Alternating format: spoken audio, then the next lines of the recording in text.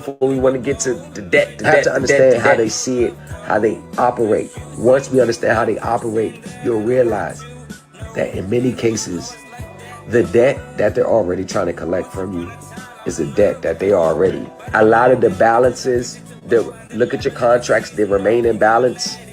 It's never what's actually booked. You ever looked on TILA, page 2 of your contract? You ever notice that what's going on before we want to get to the debt? Have to understand how they see it, how they operate. Once we understand how they operate, you'll realize that in many cases, the debt that they're already trying to collect from you is a debt that they already. A lot of the balances, look at your contracts, they remain in balance. It's never what's actually booked. You ever looked on TILA, page 2 of your contract? You ever notice that the itemization, that number is always low, and then when you get to the finance charge, it's always a bigger number? Isn't the finance charge supposed to be disclosed? The items of the finance charge supposed to be disclosed on TILA? But you know it's on page 2 or whatever the page, your itemization. It's always some amounts paid to others on your behalf. It's always a low number. But then you look back at your finance charge, when you subtract that low number from the finance charge, you be like, well, where the rest of this money at? Online, you will hear the terms accounting, ledger, books, and GAAP. The new culture has actually broken down the deep layers of advanced accounting, had his interpretations confirmed by top professionals in that field as well, which allows him to see beyond the face of the contract to find the hidden figures. There is no contract that is subject to securitization that he can't find the hidden figures. If you look around, everything he brings to this space is groundbreaking, insightful, and in many cases will be the first time you ever heard of it. He is often imitated but rarely duplicated. He is and will forever be the blueprint. I never thought I'd see You're rocking with the best.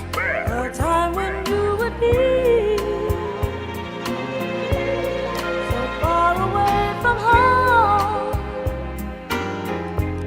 so far away from me. Just think of all the moments I'm wishing on a star. You're rocking with the DJ that keeps the hits coming. You are wishing on a dream to follow what it means. I'm wishing on a star. You're rocking with the best. Follow where you are. I'm wishing on a dream to follow what it means. And I wish on all the rainbows. Breaking off another hot explosive mix. I wish on all the people who really dream. And I'm wishing on tomorrow, praying it'll come. And I'm wishing on all the loving we've ever done. I never thought I'd see a time when you would be so far away from home, so far away from me. Just think of all the moments that we spent. I just can't let you go for me. You were meant, and I didn't mean to hurt you. But I know that in the game of love you really. You're rocking with the best. I feel it's time we should make up, baby. I feel it's time for us to get back together and make the best of things, oh baby, when we're together. You're rocking with the DJ that keeps the hits coming. I feel it's time we should make up, baby. I feel it's time for us to get back together.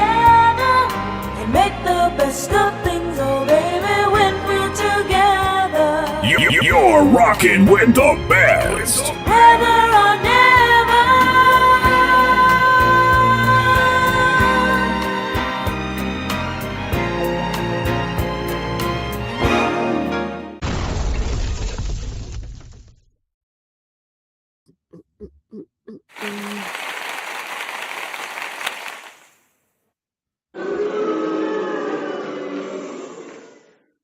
I know. This is going to start to be the new introduction for me. I know. Nevertheless, you are back in the building, and we got something. I really didn't want to talk about it, but I feel like we got to talk about it because this is only going to help you. This is really going to help you. Now, we have a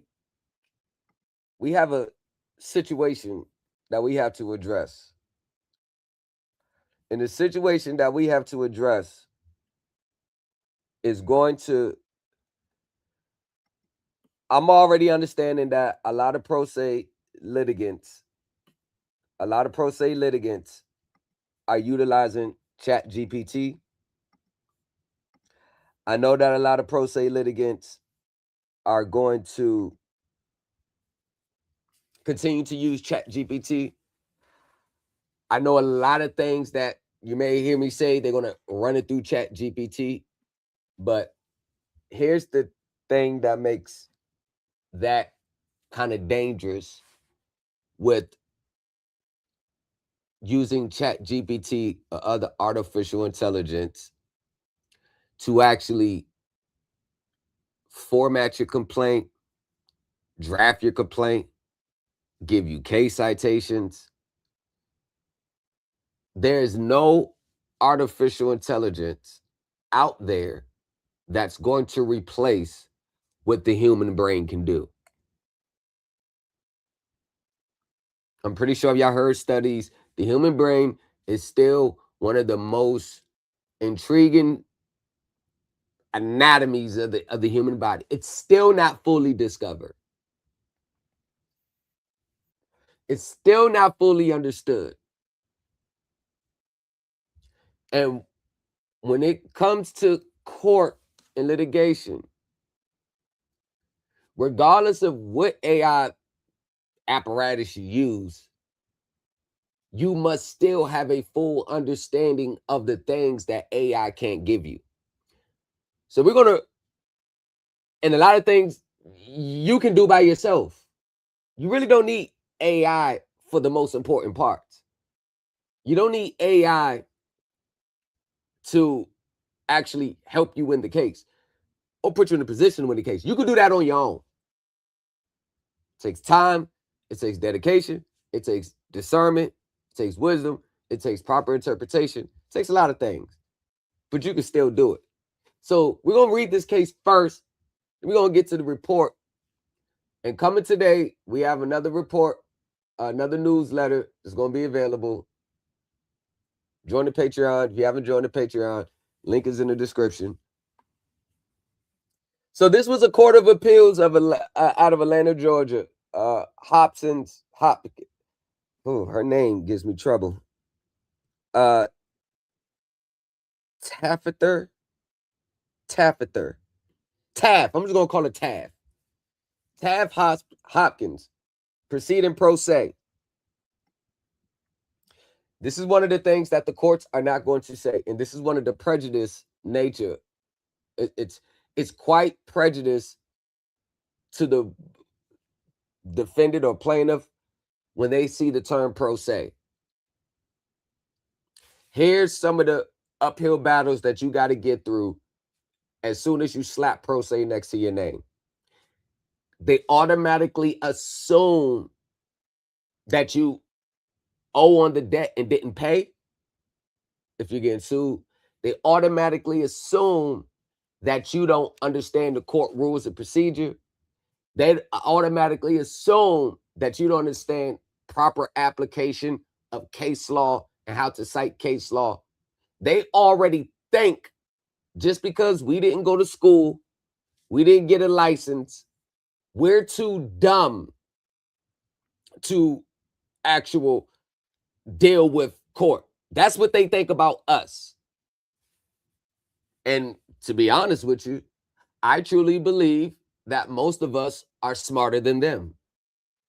They think that because they have a certificate or a degree that makes them superior.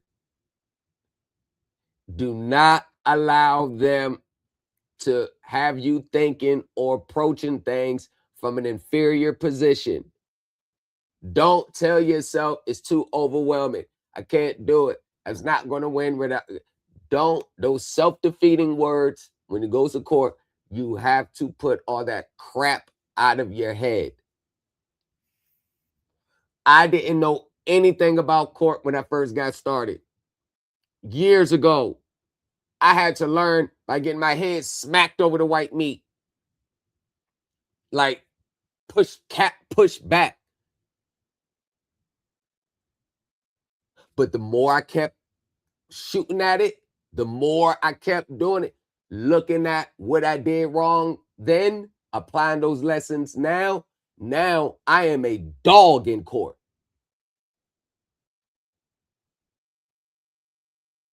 Cold-blooded animal with the litigation.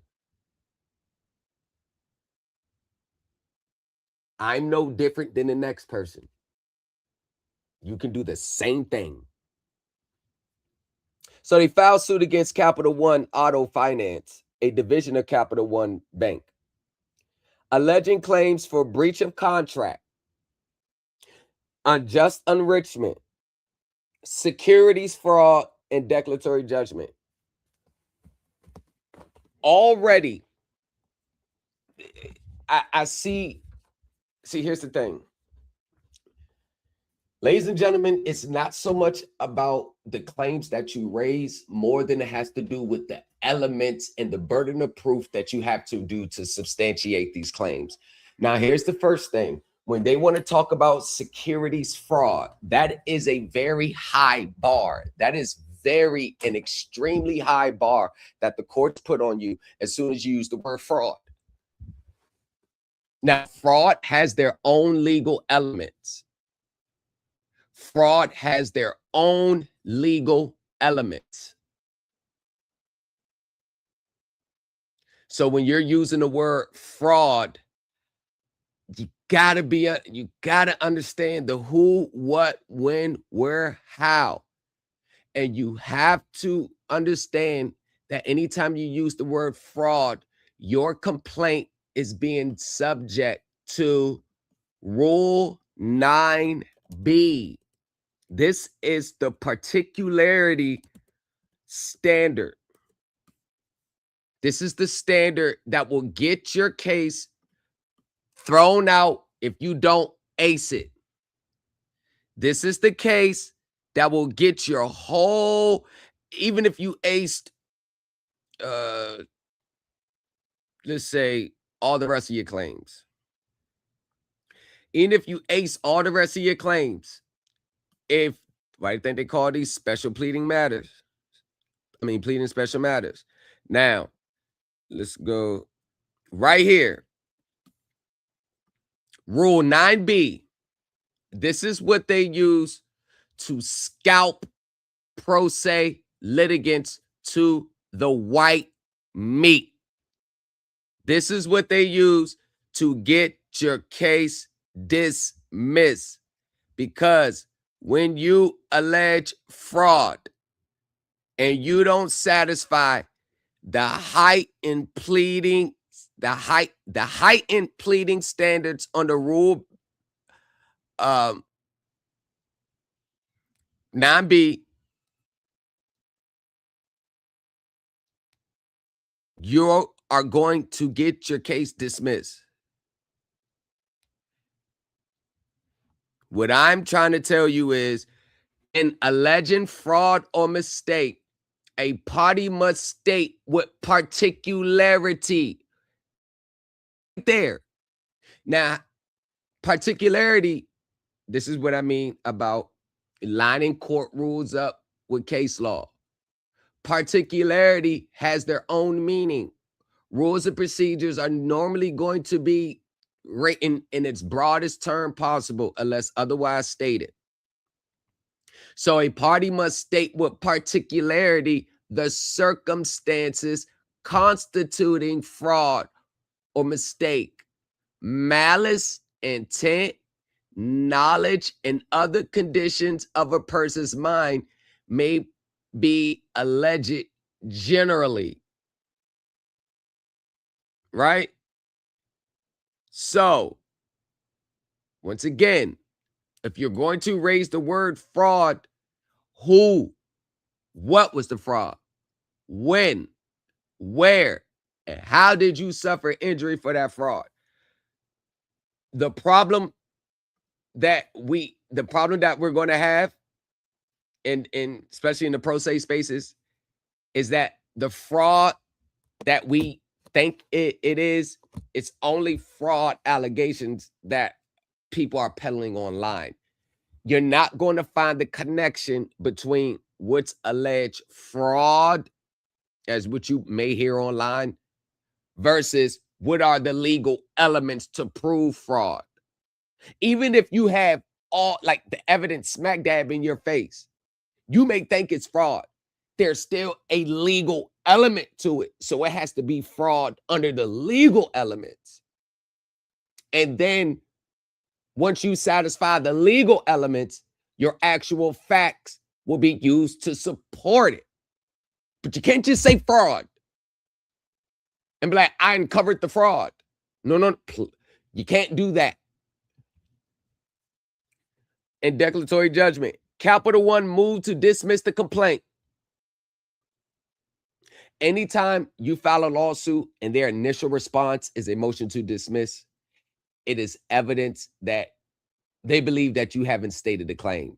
So instead of them now responding to your claims, they're basically going to use Rule 12b-6 as a way to say, Your Honor, since they haven't stated a cognizable claim in which the courts can even grant relief, you don't even have subject matter jurisdiction to entertain their claims. And since you lack subject matter jurisdiction to entertain their claims, then you can't even award them the relief that they requested. And since you can't reward them the relief that they requested, then this case must be dismissed. That is what a Rule 12b-6 motion really is. It's really an attack on the judge's subject matter jurisdiction to grant you the relief that's requested, because that's how court works. Whatever relief that you're requesting, if the courts can't even grant you the relief that you're requested, then as a matter of law, you have not stated a claim. And if you have not stated a claim upon which relief can be granted, I think that term I think it gets overlooked too much. Stating a claim upon which relief can be granted. Many people interpret that to mean the relief you can give me is right here in the pleadings. The relief that you can give me is right what I want. But the relief that the court can grant, they have to be authorized to do so. There has to be something in the statutes, the rules, the regulations that grants the court's authority to grant the relief that's requested. Sorry. And if that's not well pleaded in your pleadings, you're going to run into the same thing right here. Capital One moved to dismiss the complaint.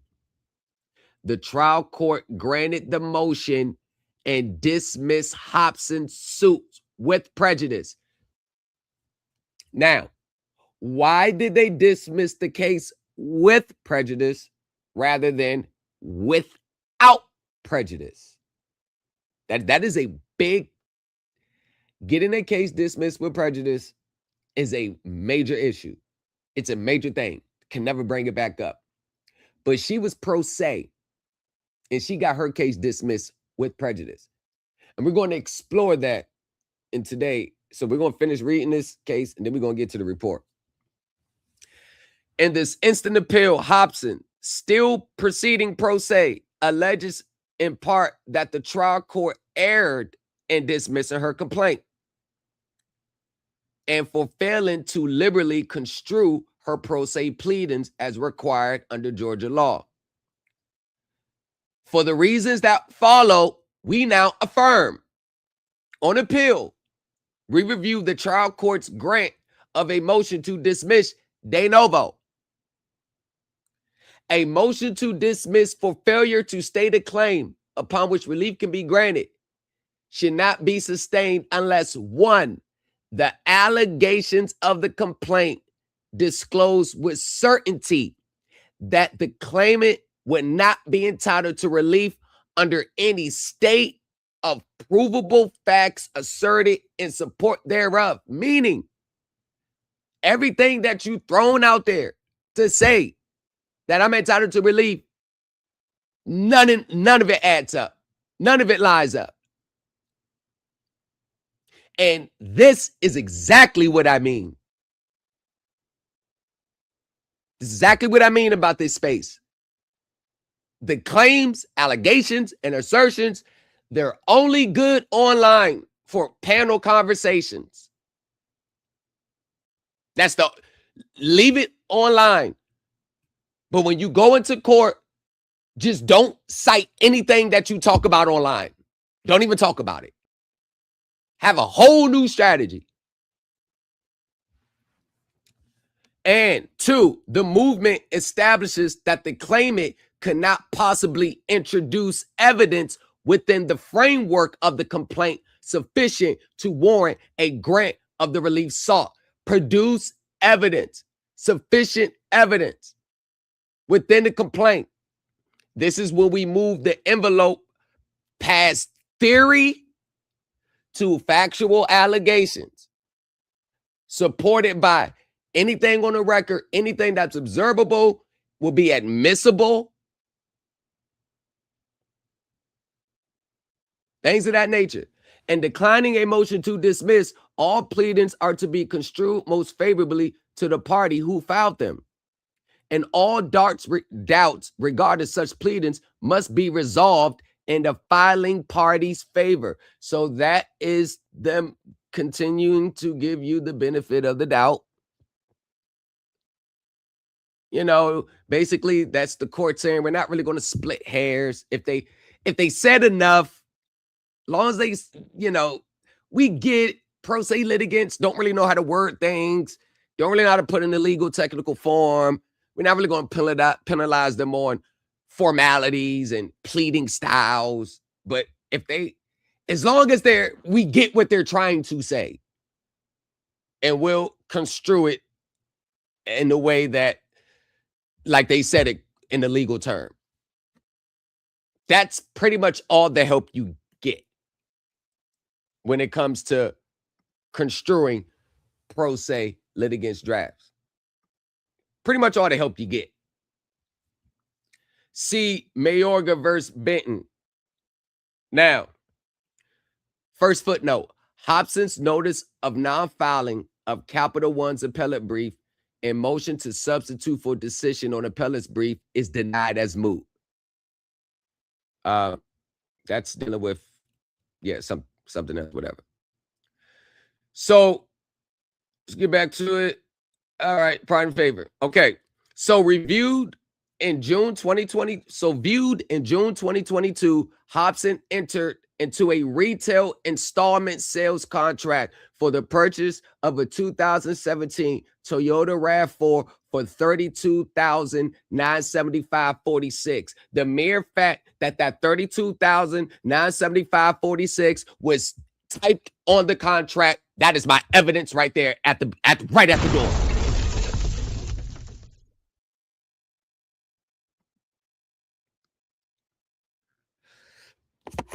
They did that to me right after removal, so I brought up the fact that if relief can't be granted in federal, what's up with the PU? Yeah. That's the normal one thing right there. It's a known tactic. It's a known tactic, and bro, you already know about it now. Spoke about it now, but that basically, like, let's say they rule and they keep it in federal court and get you to respond. See, now all we do, or whatever they dismiss, give you 14 days, whatever amended complaint. The second amended complaint is going to look drastically different from the first amended complaint. You get what I'm saying? And that's going to get you through the next door, through the stages. That's one thing I know definitely well about federal courts. To get to the next stages,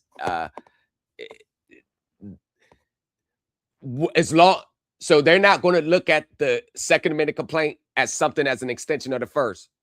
The way it's going to be drafted and crafted is going to look like its own independent, like you're raising it all new again for the first time. So that is the benefit pro se litigants get as well. They get multiple bites at the apple, except for in this case. She didn't get multiple bites at the apple for the reasons stated below. Now, first thing right there, enter into a retail installment contract. Any contract, mortgage note, retail installment contract, credit card agreement. One thing that you have to look at, the contract makes the law. Whatever process, method, mode, whatever you're going to do, before you send it in, tender payment, tender performance, the first question that you got to ask yourself, the first question that the courts is going to look at, the first question that the opposing attorneys is going to see from 5,000 miles away is they're going to look at the terms of the contract. Whatever this person now is trying to tender, was it authorized under the contract? And whatever, if the answer is yes, then your debts will be discharged in your alternative methods of payment.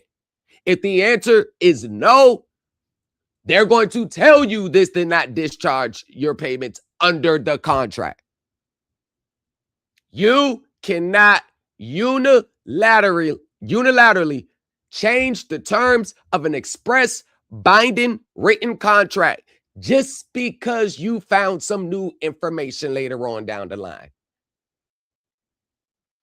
Because if they would have did it to you, you would have 2 cows and a baby.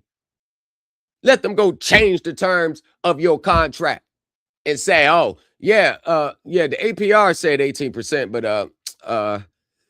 you're going to pay 30 now. You be like, hold on. It's not what we agreed to. It's not on the contract. See, equity goes both ways. Equity goes both ways. You can't always just want equity on your side, and you don't even want to give it. Goes both ways. The transaction was financed and the loan was assigned to Capital One. Under the terms of, I already see an issue right there. Under the terms of the contract, right here. Why do you think the judge, see, they're telling you, the judge says right here, under the terms of the contract, that's an underlining. Those are people that really know, they know what that means. The judge is viewing everything from the foundation of the contract. Her job, and it's a very extremely difficult thing to do, but it's not impossible, is to invalidate the contract from the beginning. That is that escapes this space. How to legally invalidate the contract from the jump. Legally. To say, hey, everything on this contract is invalid. And here's why. There's no online theory that you can use for that. There's nothing online that I've heard anybody ever say that would be sufficient in that manner. Because the only way you can actually literally invalidate, bringing the complaint first.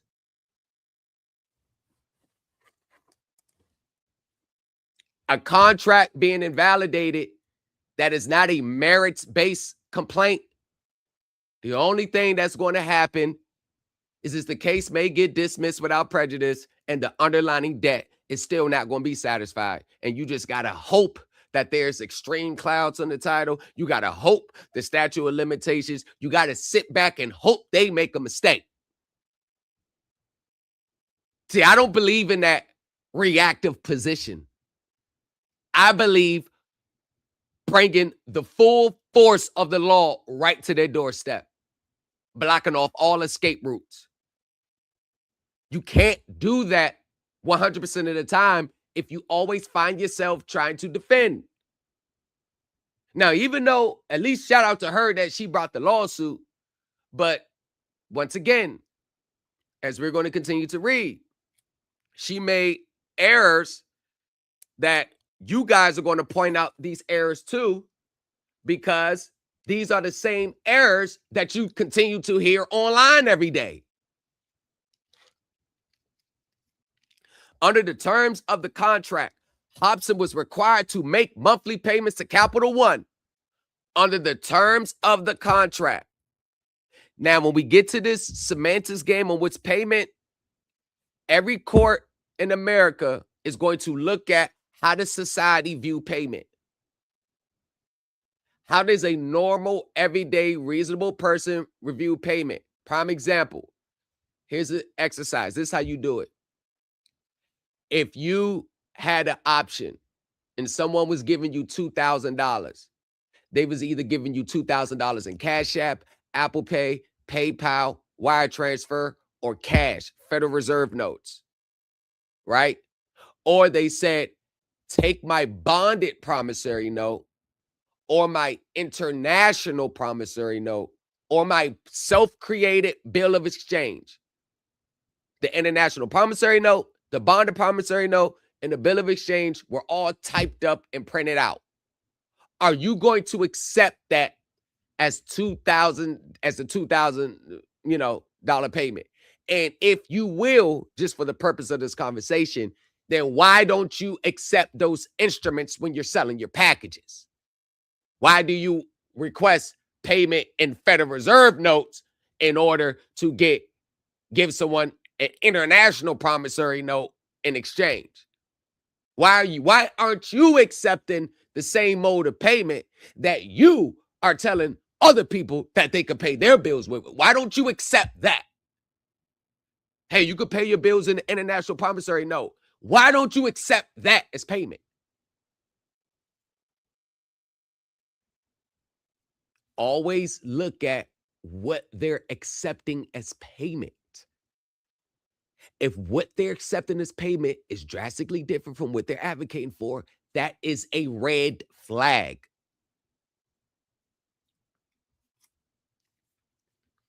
Hopson later attempted to rescind the loan by sending a bill of exchange to Capital One in March 2025, claiming to revoke Capital One's security interest. Menta, see, I'm gonna start pointing out the guru's names, what she's saying. Look, that's Menta, security interest, and invoke Capital One to pay the entire financial obligation of the contract. Hell, put them all in the pot. Hopson also directed Capital One to return all prior payments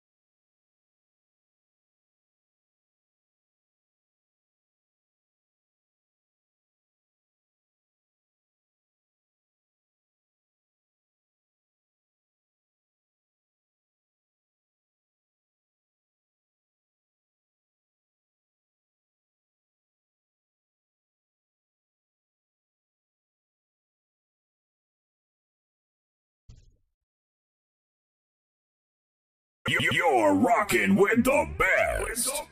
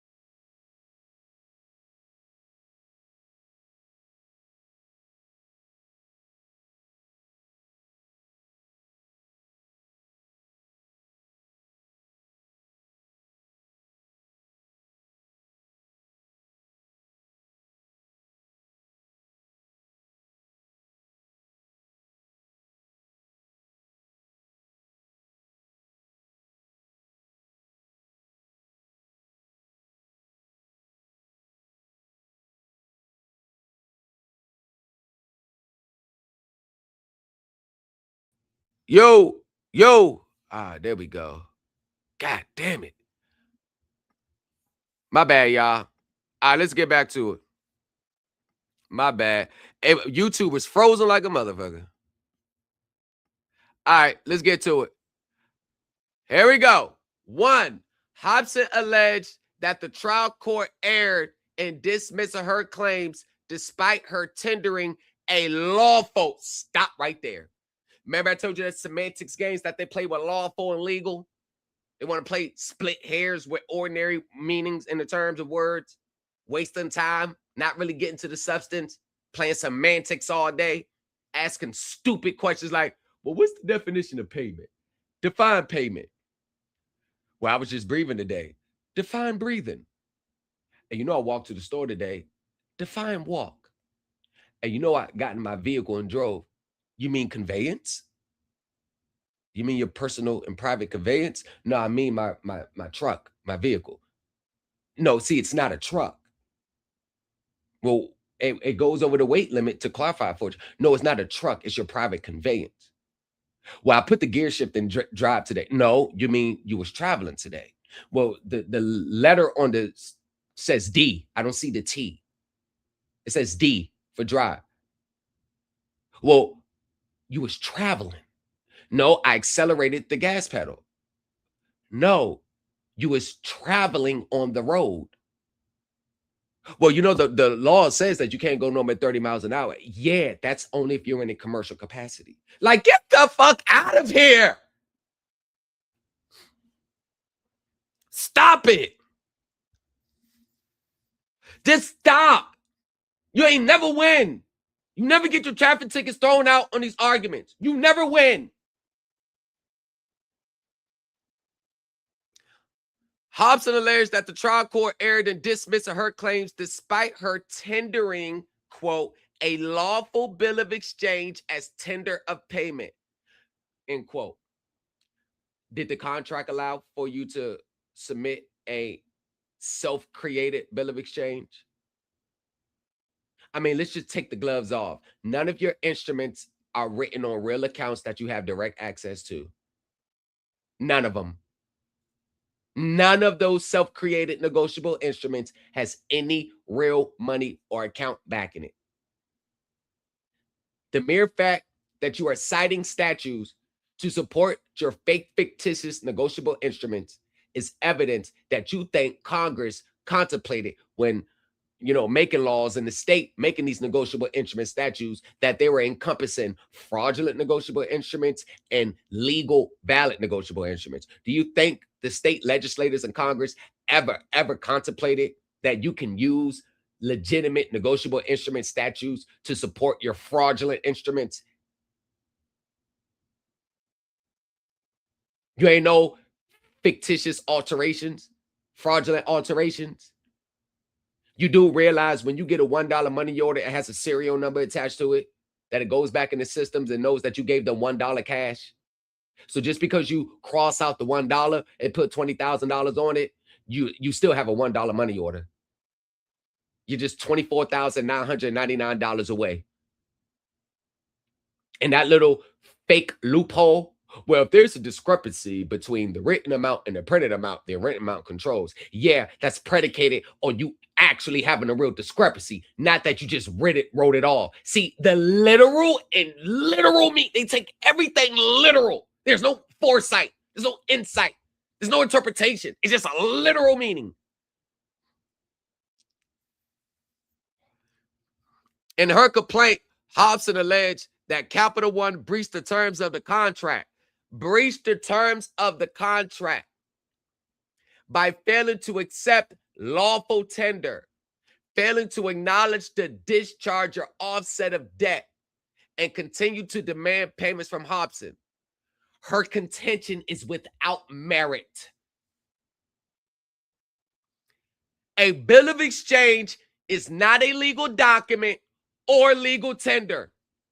CEG Hassad L versus Aldrich Pike LLP. 11th Circuit, 2020, November 24th, 2021. Holding that a bill of exchange, quite plainly, is not real money. not real money. Although it appears that we have not directly addressed this issue, Thomas versus Serbank, and there's your me, provides a helpful example. In that case, the plaintiff sent several letters asking the chief financial officer of a bank to apply the principal's balance to the principal's account for set-off. The same thing she just did. In another case in Alabama, December 7th, 2023, another person said the same thing she's saying here. You want to know where these people are getting this stuff from? You're on the app. You're on the app. That's where they get it from. You're right on the app where they get it from. And sent 2 letters of default judgment to the bank when the CFO did not apply the balance for set-off as the plaintiff instructed. Tell me every day it's always if they don't do it, you're in default. You don't do it, it is. If you don't do it, opportunity to occur. This is the response they not showing you. The response from the banks when they send that garbage in. They know they're getting the response. This is not a valid form of payment. This is not legal payment. Your account remains due under the contract. They are never going to post it. And granting the bank's motion to dismiss, the district court concluded the plaintiff's complaint was devoid of facts, plausibly suggesting any entitlement to relief. But hold on, Your Honor, this is what's circulating in the internet space. So it must be true because everybody says it's true online. Not in court. It's not true where it matters the most. This is why I say these arguments, they're only good for panel conversations and to give people who are severely behind on their debts hope. That's all it's good for. It's the hope that it will work. And granted the bank's motion to dismiss, the district court concluded, oh yeah, we already did that. Specifically, the court noted that plaintiff's claims were rooted. This is not me. This is not me. I'm not saying it. Do not get mad at me. The court noted that plaintiff's claims were rooted in frivolous sovereign citizen theories and that the bills of exchange that the plaintiff issued as an attempt to pay his debt were not valid payment, but rather a worthless piece of paper. And this is why they can only show you those text email wins. Look, y'all, see this text right here? Got never caught discharge. Look, y'all, you see this email above the screen? And the emails is always written in a conspicuous manner that it's always written in a way that a person that's legitimately happy would not be focusing on the things that's written in the message. It's always written like this. Hey, boy, you a fool. You did it. It worked. The bank said we don't have to make any more payments and that the debt was discharged. It's always the buzzwords that's going to be in the webinar or the packet. The debt was discharged. I remember when I was in your webinar last Wednesday, in which you got another one coming up Thursday that I heard you say, that you said that if we get it, it's going to get discharged. And that's exactly what happened. The bank said, just wait. They're going to call us back to walk us through the next steps. Thank you. We got this all from your webinar. I'm like, get the fuck out of here. Anybody that's really happy, they ain't worried about the webinar. Nah. It's going to be some old shit, bro. Hey, the bank just sent me this. Look. Put a trophy emoji sign. Look, the bank just sent me this. You don't never see the attachments. It's always a text email win. You don't never see the attachment. Nah, you don't never see the attachment. Nah. The fuck out of here. See Harp versus Police and Fire Fair Credit Union. Dismissing with prejudice breach of contract claim where it was clear from the complaint's exhibits that the plaintiff's bill of exchange was not valid legal tender for payment of credit card debt, and rather than a legally enforceable document noting an existing debt that defendant owed to her, plaintiff simply wrote an array of financial buzzwords on her credit card statement and tried to pass this off to defendant as valid legal tender for her credit card debt, aka the coupon method. Mm-hmm. Mm-hmm. Mm-hmm. I know. I know. I know. I know you win. I know all your debts are discharged. I know it. I know they are. Yeah, of course they are. Of course we know. Yeah. Yeah, they're all getting discharged. Every single 50 people get the document, 50 people go and get their time. Yeah, they are. Right.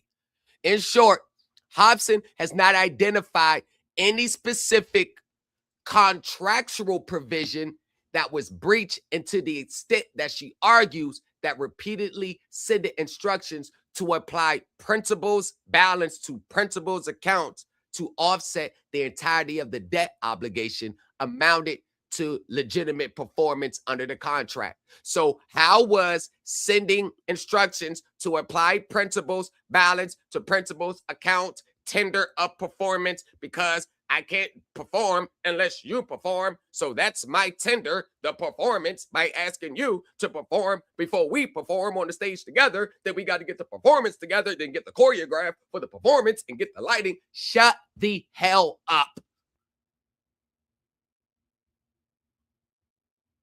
It's all a scheme. I don't care.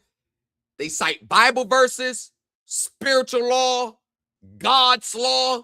They promise you a new kidney. I don't give a damn. It's all an attempt to extract money out of desperate people and desperate situations. That's all it is. That's all it is. Now, one thing that's worth noting is that the court said she has not identified any specific contractual provision that was breached.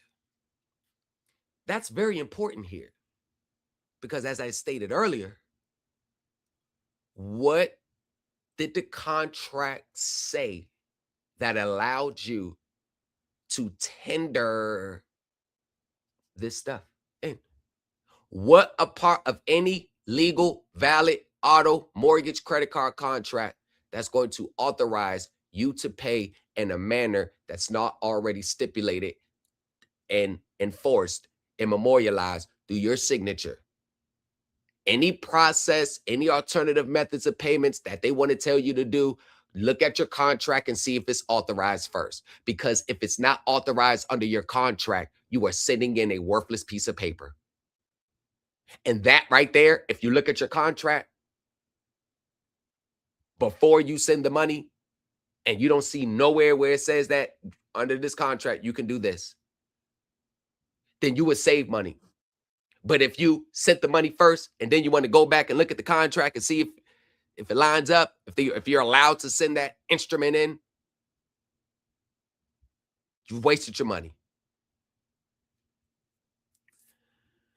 Now, to offset the entirety of the debt obligation amounted to legitimate performance under the contract. Her assertion is completely devoid of merit. The trial court therefore properly dismissed Hopson's claim for breach of contract for failure to state a claim. In a related claim of error, Hopson asserts that the trial court erred in dismissing her unjust enrichment claim, despite allegations that Capital One retained benefits without lawful basis. How many times have you heard the term unjust enrichment online? How many times you heard that being misinterpreted? I can count about 150 from the teachers down to the students. In her complaint, Hopson alleged that Capital One was unjustly enriched because it continued to demand and retain loan payments from Hopson even after her lawful tender of payment. As previously discussed in Division 1, Hopson's bill of exchange and letters to Capital One did not constitute legal documents or legal tender. Let's stop right there for a second. So you mean to tell me these documents that y'all putting together, it's not a legal document? Second, an unjust enrichment theory does not lie where there is an express contract. There you have it. There you have it. You have an express written contract. There's no unjust enrichment. See Cox versus Athens Regional Medical Center. In her complaint, Hopson specifically alleged that she entered into a valid and binding contract for the financing of a motor vehicle. Guess what, Ms. Hopson? You didn't even have to admit it. It's already going to be looked at like that, and that's exactly what it is. Because a valid contract existed between Hopson and Capital One, the trial court did not err in dismissing Hopson's unjust enrichment claim. You notice how they're taking all her claims and going straight to the letter of the law, going straight to it. So when I say your claims, oh my God, who gives a shit what they tell you online? It got the 4-part standard. Just the 4-part standard. The rule, the regulation, the statute of authority, bam. Got to have that identified. And then you have to have the case law, case citations, in which the interpretation in those cases has interpreted the rules, regulation, and the law, all that, right? Right? And then your specific facts of the case. No, I'm sorry. That's the second one. Rules, law, court, standards, all that first. Second, the facts of your case. Your specific facts of the case. Third, case law to support the facts of your case. Because the case law you're supporting, the facts and elements either line up with yours or you're citing them to make a distinction. Or if the judge denied this, you can cite that to make the distinction, to narrow your claims. That's the third. Now, the fourth is to ask the court to apply the reasoning in the case that's favorable to you and take that reasoning and apply it here. Nah, you just get a theory and just go run right to the courts with it. Because contrary to popular belief, many people think that as long as you hear it online, that it must be true. As long as this person has enough followers, then it must be true. As long as they're popular and they have a group, everything they say is gold. But I'm gonna be honest with you.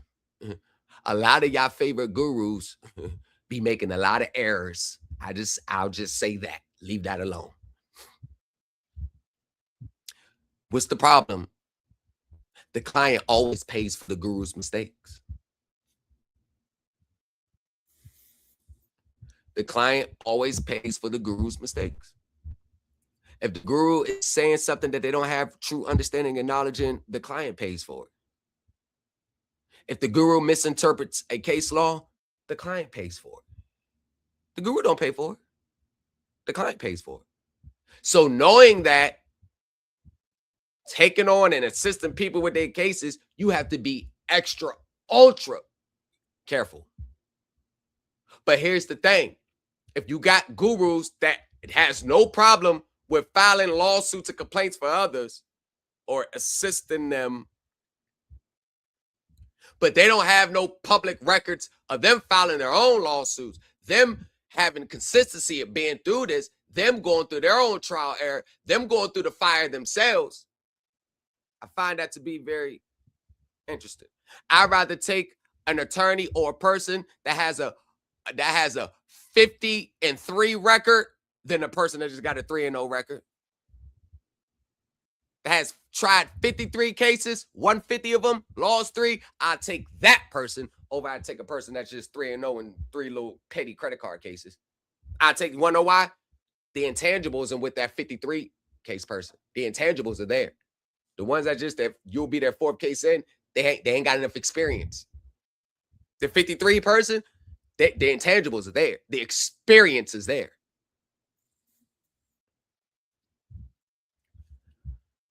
Now, Hopson's, see the ID. Hopson's unjust enrichment claim. A claim of unjust enrichment claim because of existence of a valid contract between the parties. 3, Hopson next contends that the trial court erred in dismissing her securities fraud claim under OCGA 10-551 because Capital One omitted material facts regarding ownership and lien holder status. Again, we find no error. Once again, securitization, and that's another cliche word now. There could be up as many 15 players in a securitization transaction. 15. 4 is of which important. It's 3 major transactions that are going down before you get to yours. You don't understand your contract, your transaction in full until you understand the first 3 that took place before you walked in the situation. And that is one of the pillars of Set U. Don't miss out on this opportunity to litigate like a seasoned professional. Join the Supreme Elite Team University. Thomas in the lobby. Folder thicker than a skyline. Credit acceptance on a resume. With stories in the fine lines. Securities fraud. They don't even understand what a class action lawsuit looks like.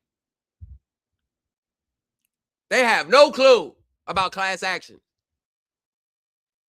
And I guarantee you, this securities fraud claim is a misinterpretation of OCGA 10-1-51. And here we go. In the first instance, OCGA 10-551 covers fraudulent acts by investment advisors. Specifically, the statute prohibits a person that advises others for compensation, either directly or indirectly through publications or writings as to the value of securities or the advisability of investing in, purchasing, or selling securities, or that for compensation and as part of a regular business issues or promulgates analysis or reports related to securities from engaging in fraudulent contract. Once again, no connection to her case. And you want to know, when pro se litigants makes claims like this that just has no bearing and connection, they start to think AI did it. They start to think AI did it. Because one thing about AI, yes, it's prone for mistakes. It still takes human eyes, human understanding. It still takes, they could cite a case all they want. The case that's cited is not always going to be the accurate case that applies. I'm telling you, pro se, and that's the basis of this live, pro se litigants are getting the false sense of confidence because they have access to AI. Sorry. These law firms, the courts systems, they don't use ChatGPT. That is an open platform. There are certain things that I don't give a damn if you speak into it. There's just certain parameters that it won't get into. Why do you think these lawyers and these law firms and these securities firms, they got custom models built? It's customized. It's built from the ground up. Hundreds of hours of stress tests. They get these things built. You know how much money they spend on AI infrastructure? Yeah, they spend millions of dollars on it. The complaint alleges no facts showing that Capital One qualifies as an investment advisor. In fact, OCGA 10-5-2-7 subsection 17F specifically excludes banks from the definition of an investment advisor. Capital One Finance is a division of Capital One Bank. In any event, Hopson failed to point out any valid legal authority to support her claim that a lender must disclose securitization or that securitization is unlawful. Right there. This is the difference between online assertions and legal and valid authority to support it. There's always going to be a disconnect. Out of 100% of online assertions and claims that you've heard over the last 5 years, less than 0.000000001% will ever have any valid legal authority to support it. Remember, this is the legal lens. C. Milner versus New American Funded LLC. Numerous courts over the last several years have squarely rejected the patently frivolous notation that securitization or non-disclosure of securitizations constitutes material credit terms or gives the borrower any recourse to avoid paying her mortgage. Once again, what have I always said? The courts just said it here. The debt elimination mindset.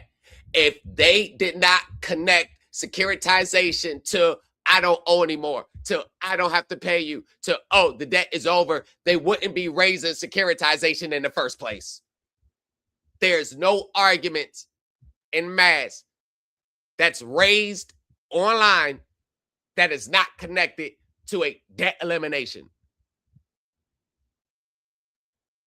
Even accepting as true Hopson's allegation that the loan was securitized, Hopson has failed to show how any such securitization would have any impact on her rights and obligations under the contract. I told you, the securitization is going to note auto contract is going to take on many new formations as it flows through the secondary market. It's going to take on many different names. It's going to be governed by many different rules, many different accounting standards.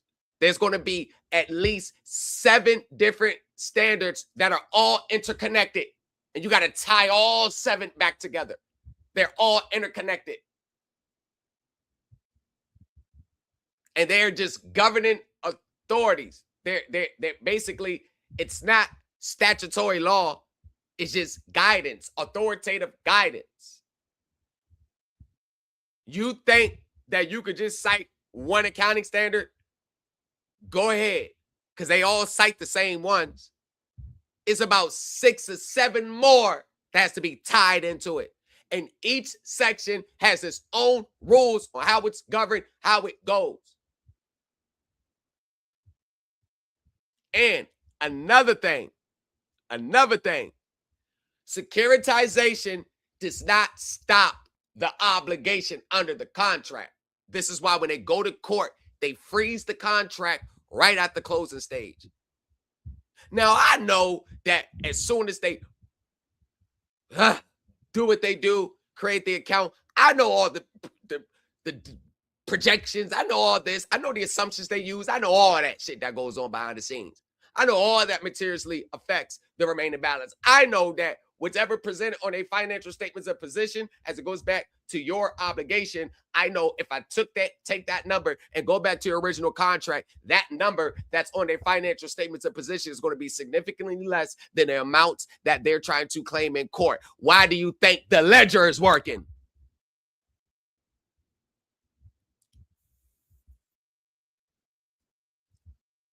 Why do you think they can't explain the numbers? Why you think they can't track the source?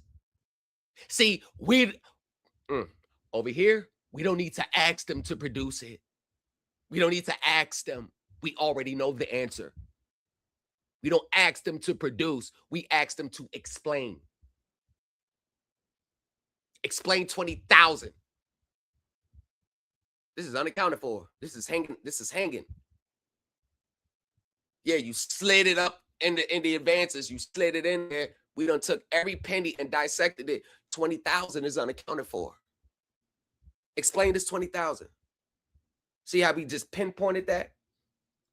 Explain making identical $77 charged on one late fee, $77 for the period. Explain 4 different charges for the same late fee period of May 13, 2023, and almost 16 months after it. Explain those 9 cent. What's the why do you got 4 just 9 cent? What you doing? You testing something? Explain these 4 charges of $77 that's way outside the late fee period, as the note says. Can you explain this $20,000? This $20,000, what charges under the contract? Remember, sign the contract. Remember, it's a binding agreement. Yeah, it's binding on you just like it's binding on us. It's binding on you too. Remember, equity goes both ways. So explain how you came up with these charges, because it's nowhere stated here. Or maybe it's that the charges are not really authorized under the contract. It's authorized under your private agreements. You're just trying to ditch it back over here. See, I know it's there. I've actually read them. Since I know it's there, I don't need to tell you the source of it. I know the source. I just need you to explain the source. Go ahead. I need you to explain how you get one set of judgment figures. You update the judgment figures. Now you got a new set of judgment figures. That's $4,732 difference. Now explain the difference right there. How you explain this difference? This is still unaccounted for. How did it jump up from $4,732? So you haven't even reconciled the first judgment figures. Now you're trying to bring a new one. Now, if you come with a third one, you haven't reconciled the first and the second. So all I'm going to do is just take the difference between that and add it to the 4,000. Now explain this 10,000. Staying adding up. See, accounting is a very tricky thing. Accounting is very intricate. One number, 1 cent, 1 penny's off, the whole balance sheet's off. It's that intricate. So if you got one set of numbers that don't add up, you can't pack a second set of numbers and think that all the numbers are going to reconcile. And the more you add new numbers, the more it's going to be a domino effect.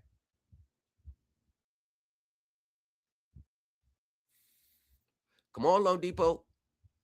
September 1st. It's around the corner. It's what day is it? Today's August 20th. You got about 12 days. You ain't update them judgment figures yet. You want to go back with those same numbers?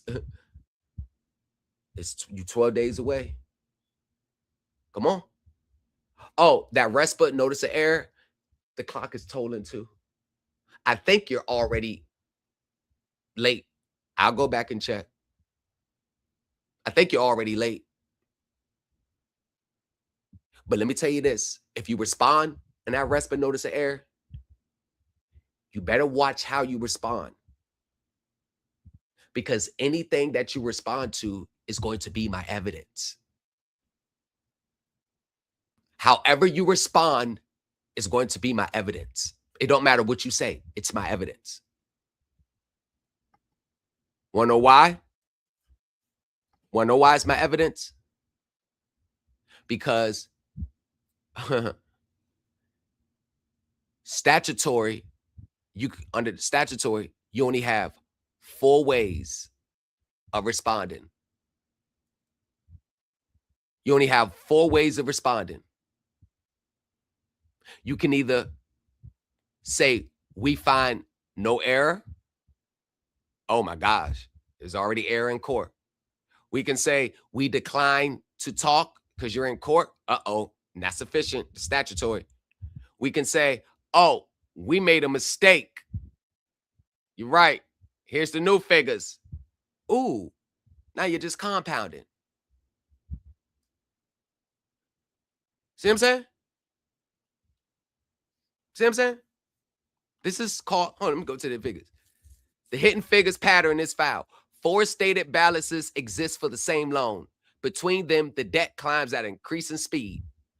April 16, 2025 through September 30th, 2025, $199,692.12 jumped to $208,392.97. Over a 160-day period, it increased by $8,700.85. That is $52.10 per diem. Annualized, you go annually, that is $19,016.83.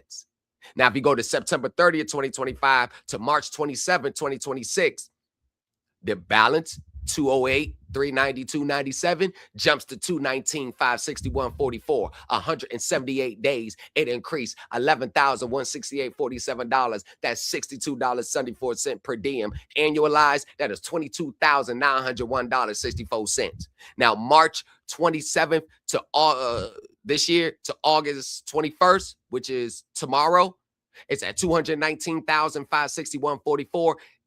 Now, by August 21st, it's going to be $240,393.88. Over a 147-day period. That's a $20,832.44 increase. That is $141.72 per diem, which annualized, that's $51,726.81. And all of this shit is after the commencement of the lawsuit. Stop playing with me. I am a numbers guy.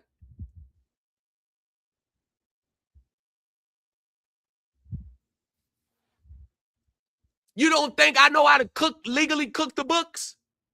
You think I'm gonna let y'all cook my clients' books? When I do the same shit?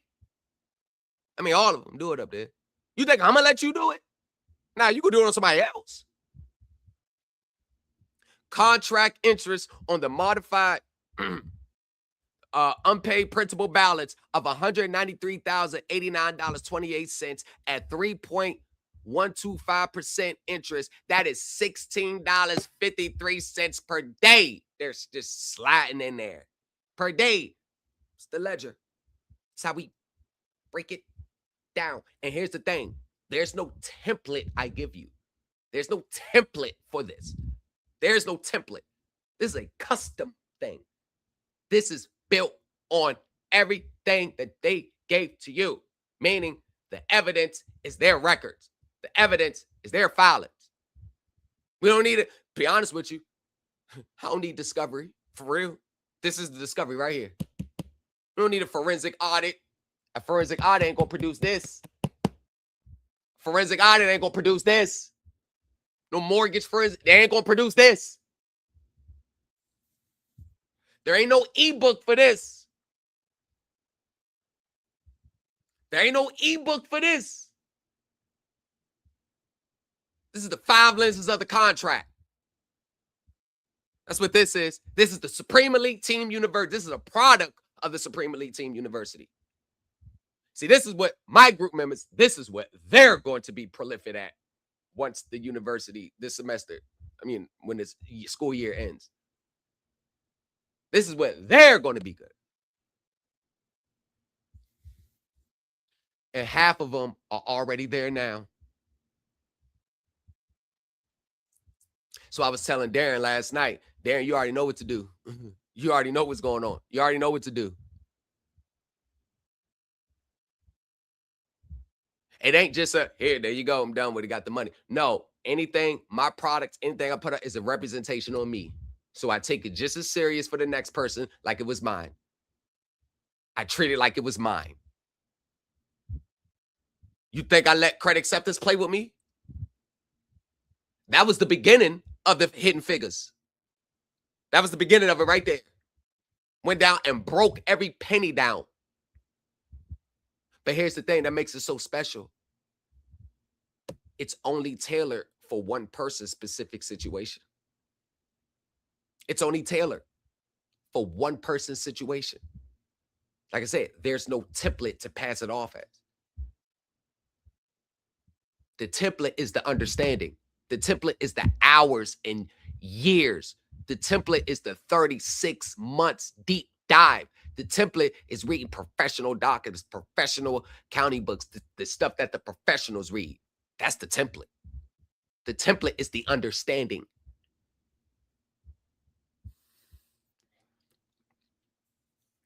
The earliest observed accrual rate is roughly 3.2 times that. The most recent is 8.6.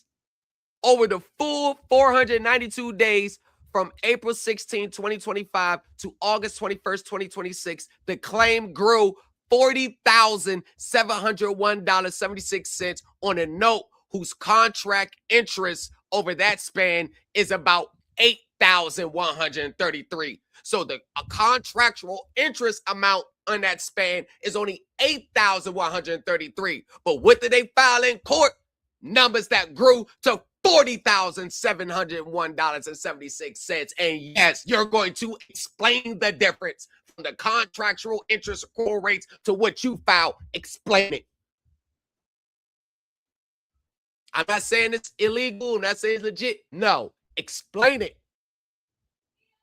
Explain the numbers. Explain the hidden figures. Explain it.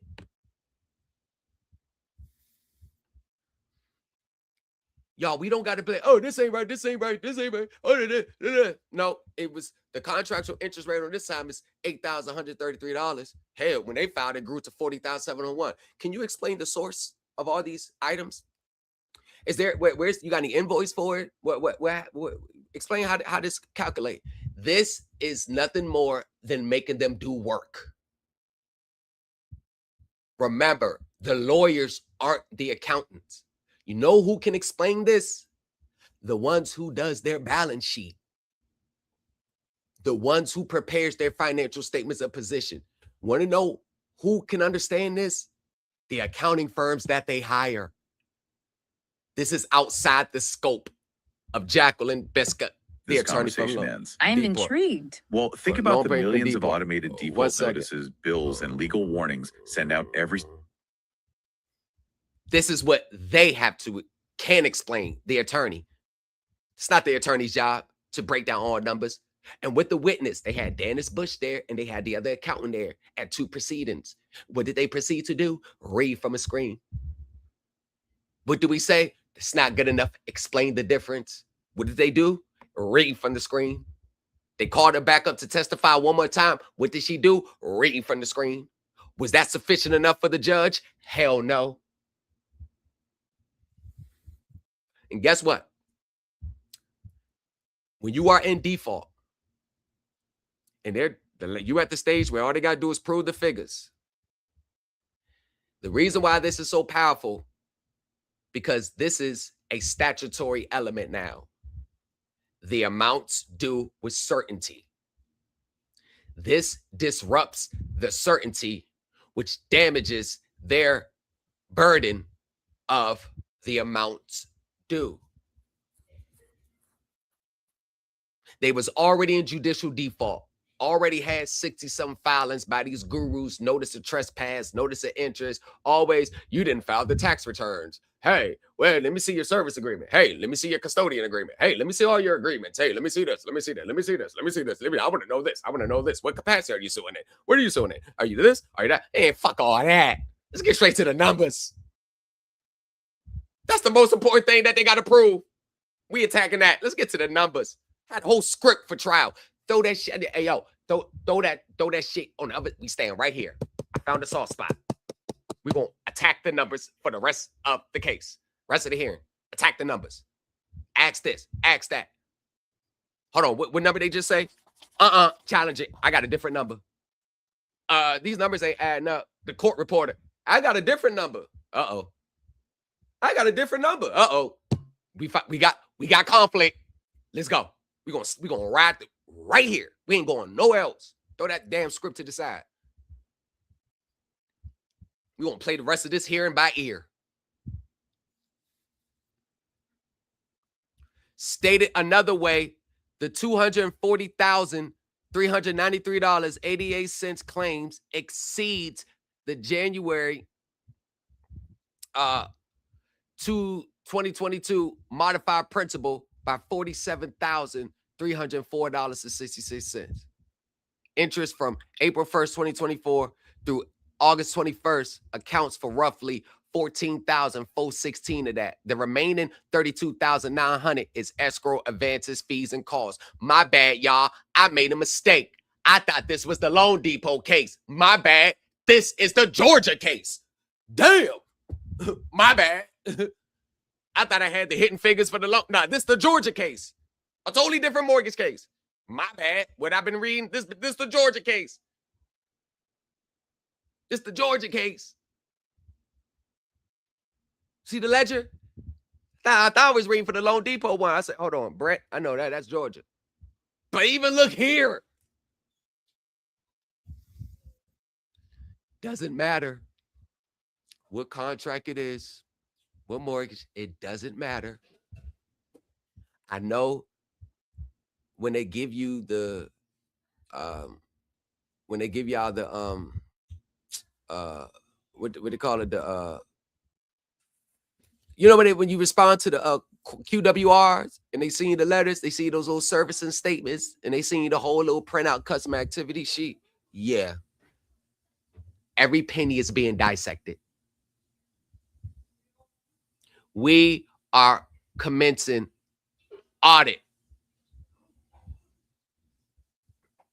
We are conducting an audit on them.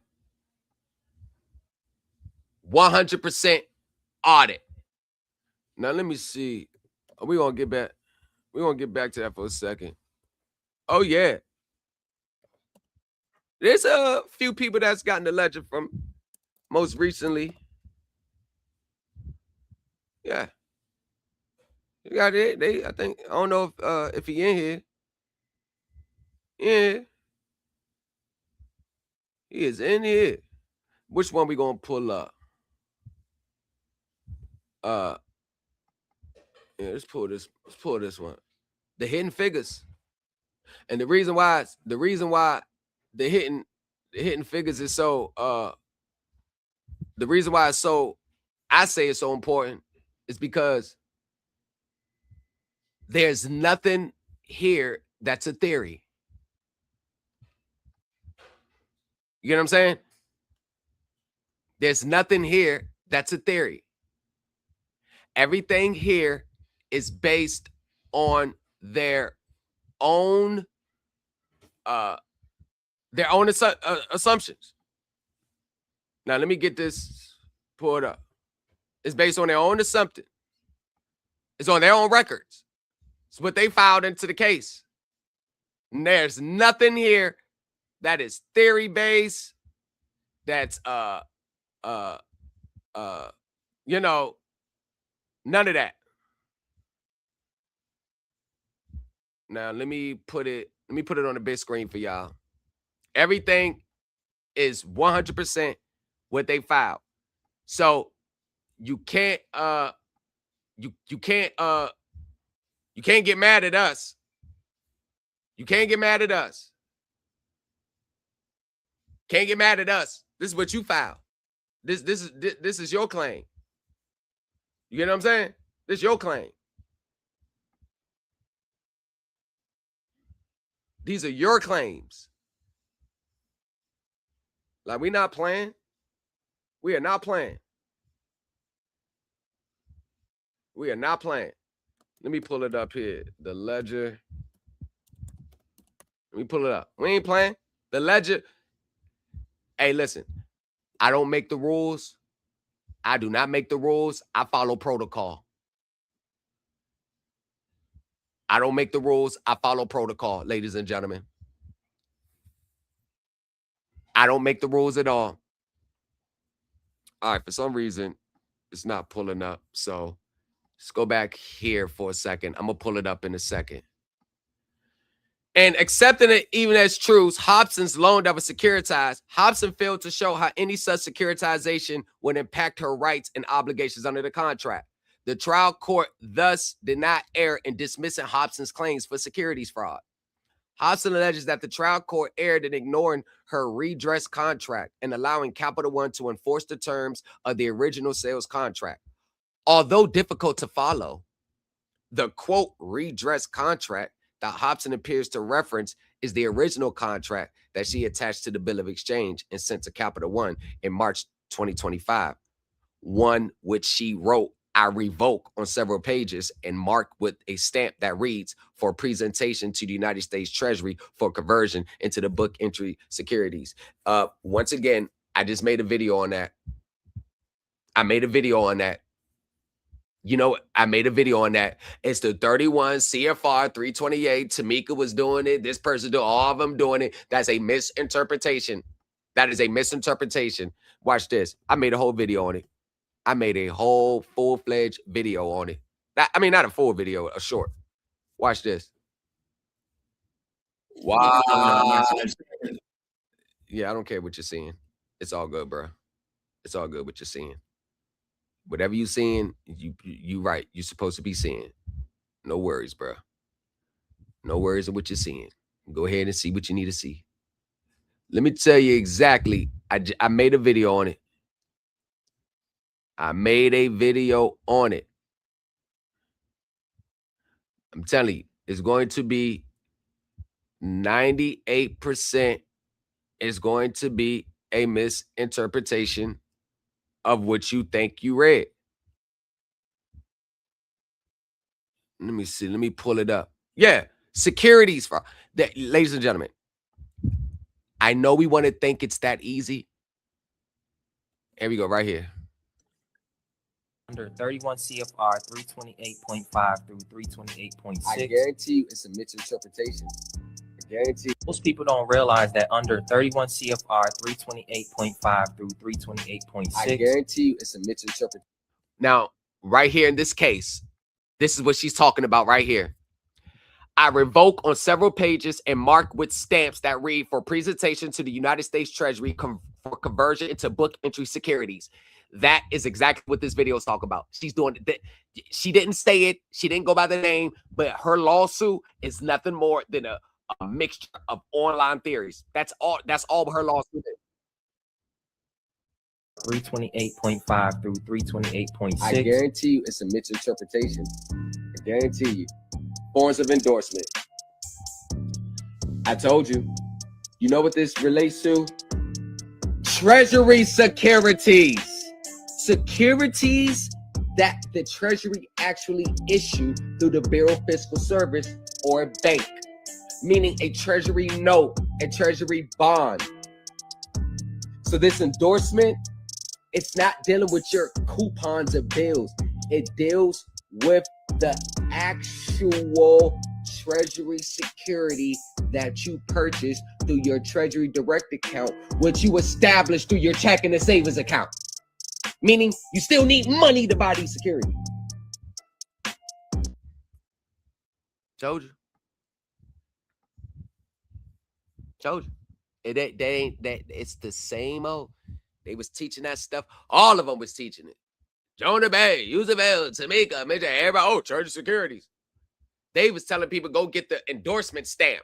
Stamp your securities. Send it to the Bureau of Fiscal Service. Well,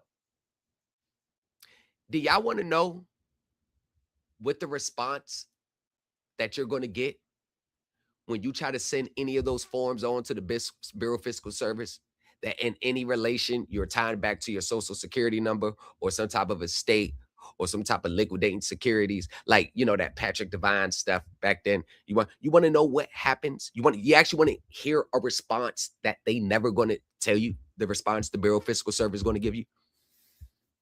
Because they're the ones that are responsible for processing securities. They're one of the biggest paying agents of the U.S. Treasury. They're the ones that actually cuts the checks, mails the check.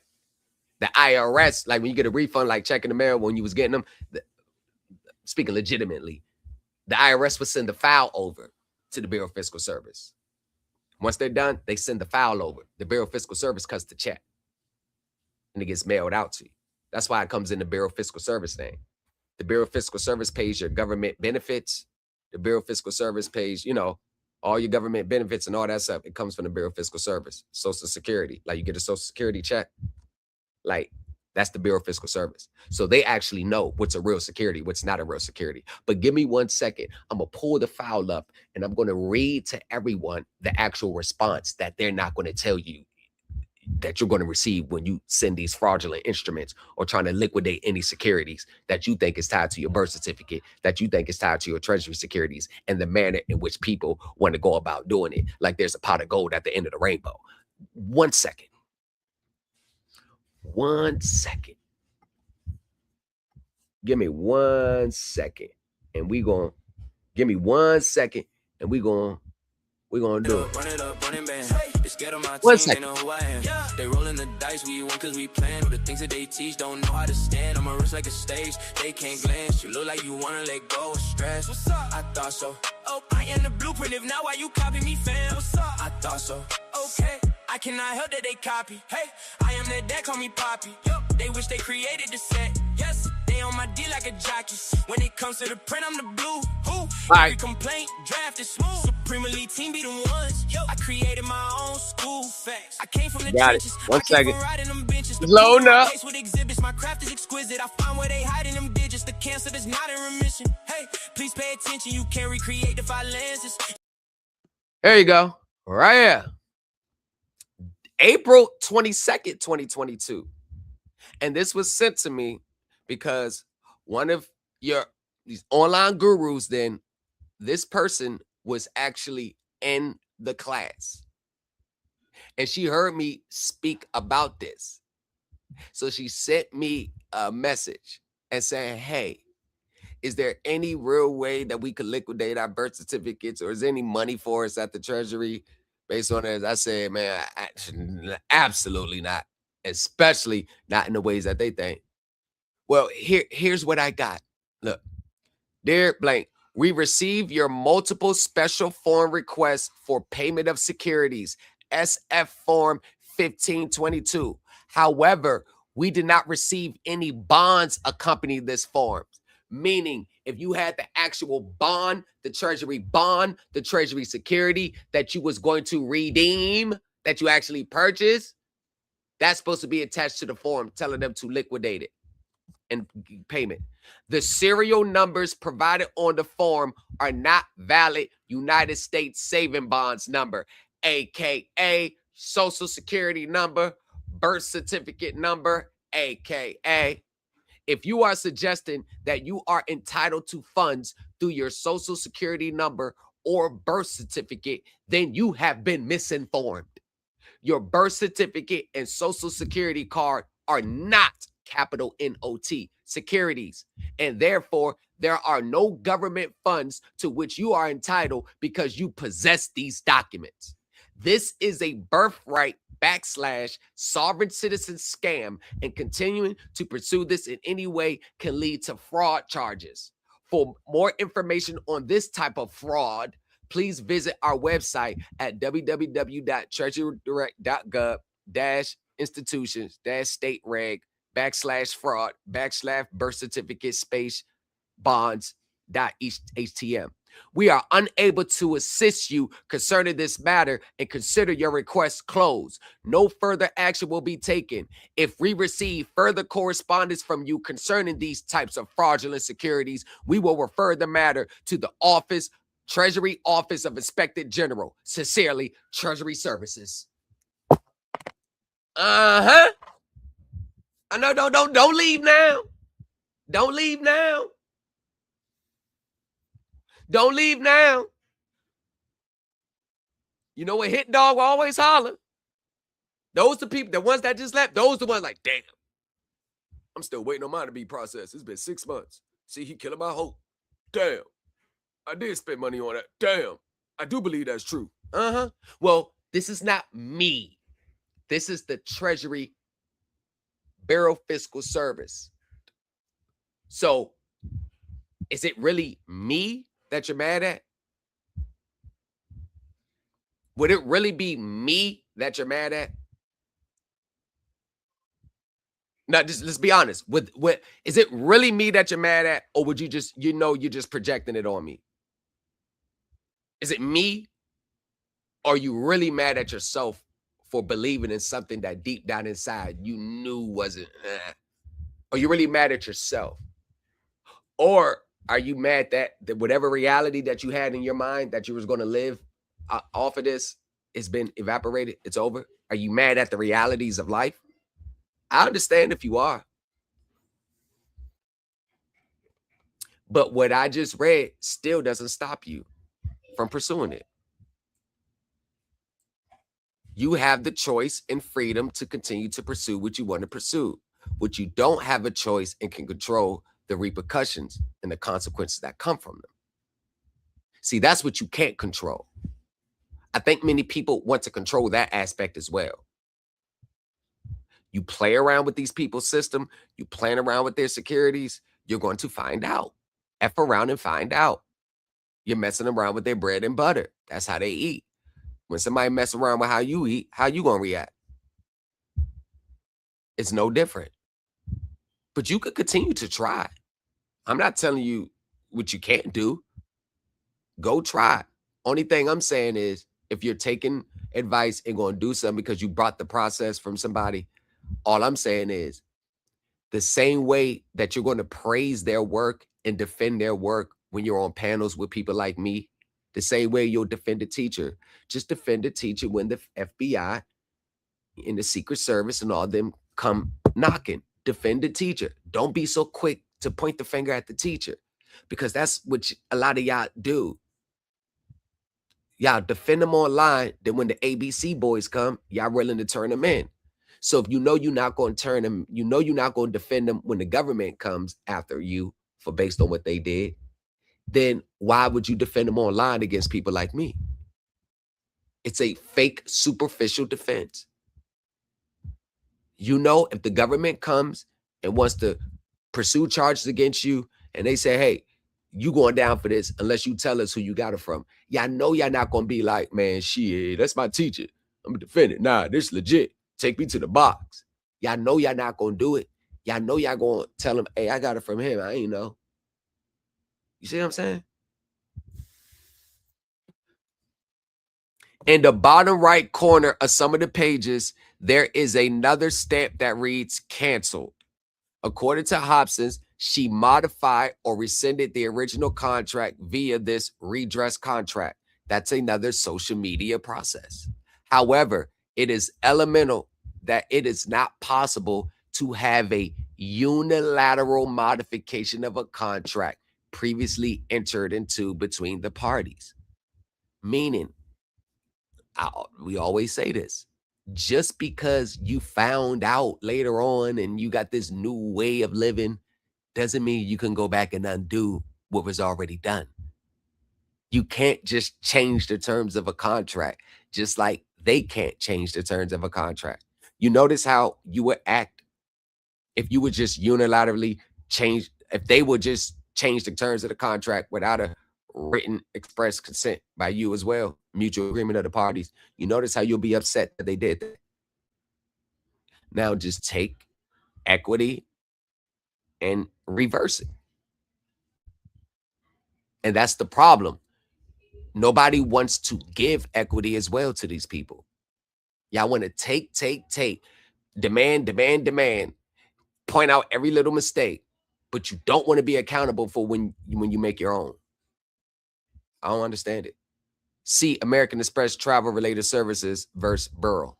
As a result, this claim is, once again, without merit.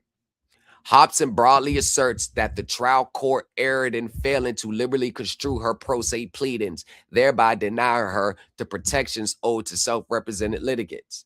That is a horrible argument. Here, as previously discussed in Divisions 1 through 4, the trial court properly dismissed Hopson's complaint for failure to state a claim for relief, and even liberally construing the pleadings, Hopson's claims were without merit, and dismissal of her complaint was wanted. Finally, Hopson argues that the trial court erred in dismissing her claims without allowing discovery, which foreclosed her ability to present evidence in support of her substantial claims and deprived her of due process. This is when you're punching at the air. That section provides that if a party files a motion to dismiss before filing an answer and pursuant to the provisions of this code section, discovery shall be stayed until the ruling of the court on such motion. You see what I'm saying? That's simple rules of procedure. That's the procedure. So she made an argument in which the procedure says something different. And this is when they know that either pro se litigant, this is the thing courts deal with pro se litigants. You making arguments that the rules and laws already settled on. So it shows that you're not really putting the real work in. You may think you're putting real work in because you raise a bunch of arguments, but you're not putting the leg work in. And the reason why they're not putting the leg work in is because AI has caused so many people to think that they can skip a lot of steps that takes real legwork. And we're going to get into that. Capital One filed a motion to dismiss on July 28, 2025, which automatically stayed discovery. The trial court dismissed Hopson's complaint on August 22nd. The court, under section 911-12J1, the court shall decide to dismiss within 90 days following the conclusion of briefing on such motion. As a result, the trial court did not err by staying discovery upon the filing of the motion to dismiss. In any event, Hopson has, quote, not articulated any evidence which she hopes such discovery would uncover that will be relevant to, end quote, the issues here. See Hawkins versus Blair. As a result, this claim also fails.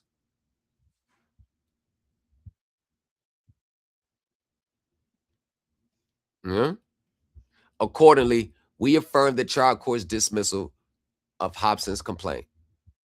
Now, this is the part that really gets to the hallmark. This gets to the hallmark of what I wanted to talk about. As Capital One highlights, Hopson briefs were replete with inaccurate citations, which due to their nature appeared to be fabricated by artificial intelligence. Capital One asserts that the use of these citations constitutes an abandonment of Hopson's claims.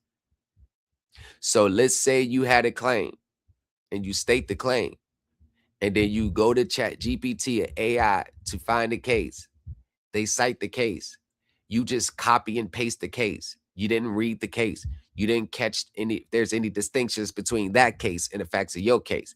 You didn't get the rulings. You didn't get the final order. You didn't see if that case is overruled. You didn't transpose that case with multiple different cases to see if there's a consistent in rulings.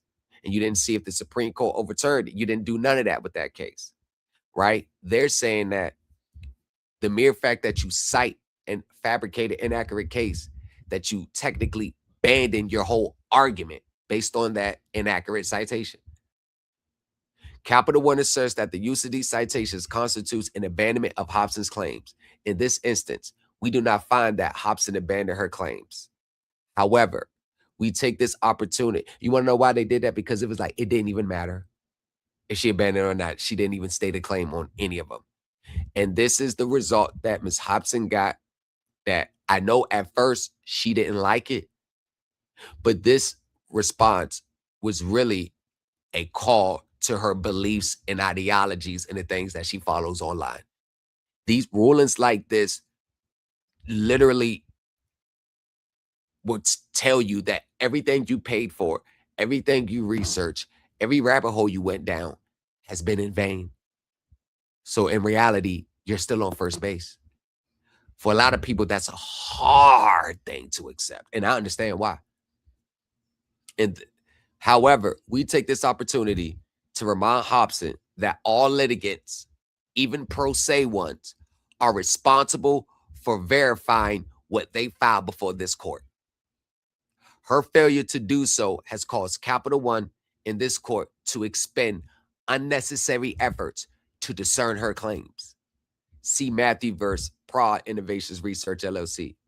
Before this court, artificial intelligence is optional.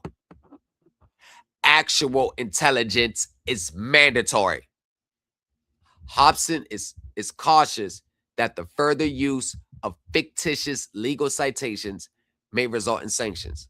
See Court of Appeals Rules 7E2.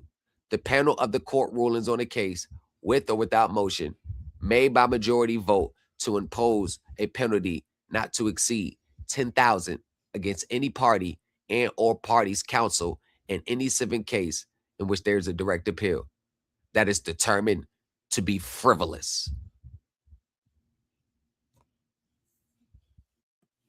So what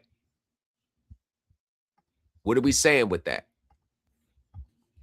Let's get into the issue.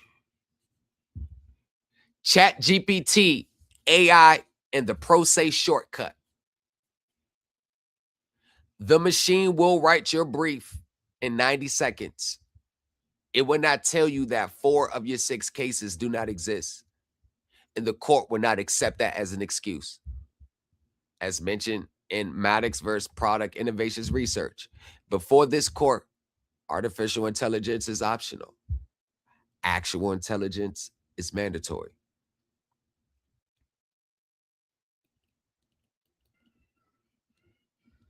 The ruling.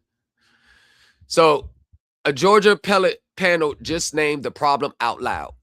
On May 20, 2026, the Court of Appeals of Georgia handed down Hopson versus Capital One Auto Finance, Division of Capital One NA.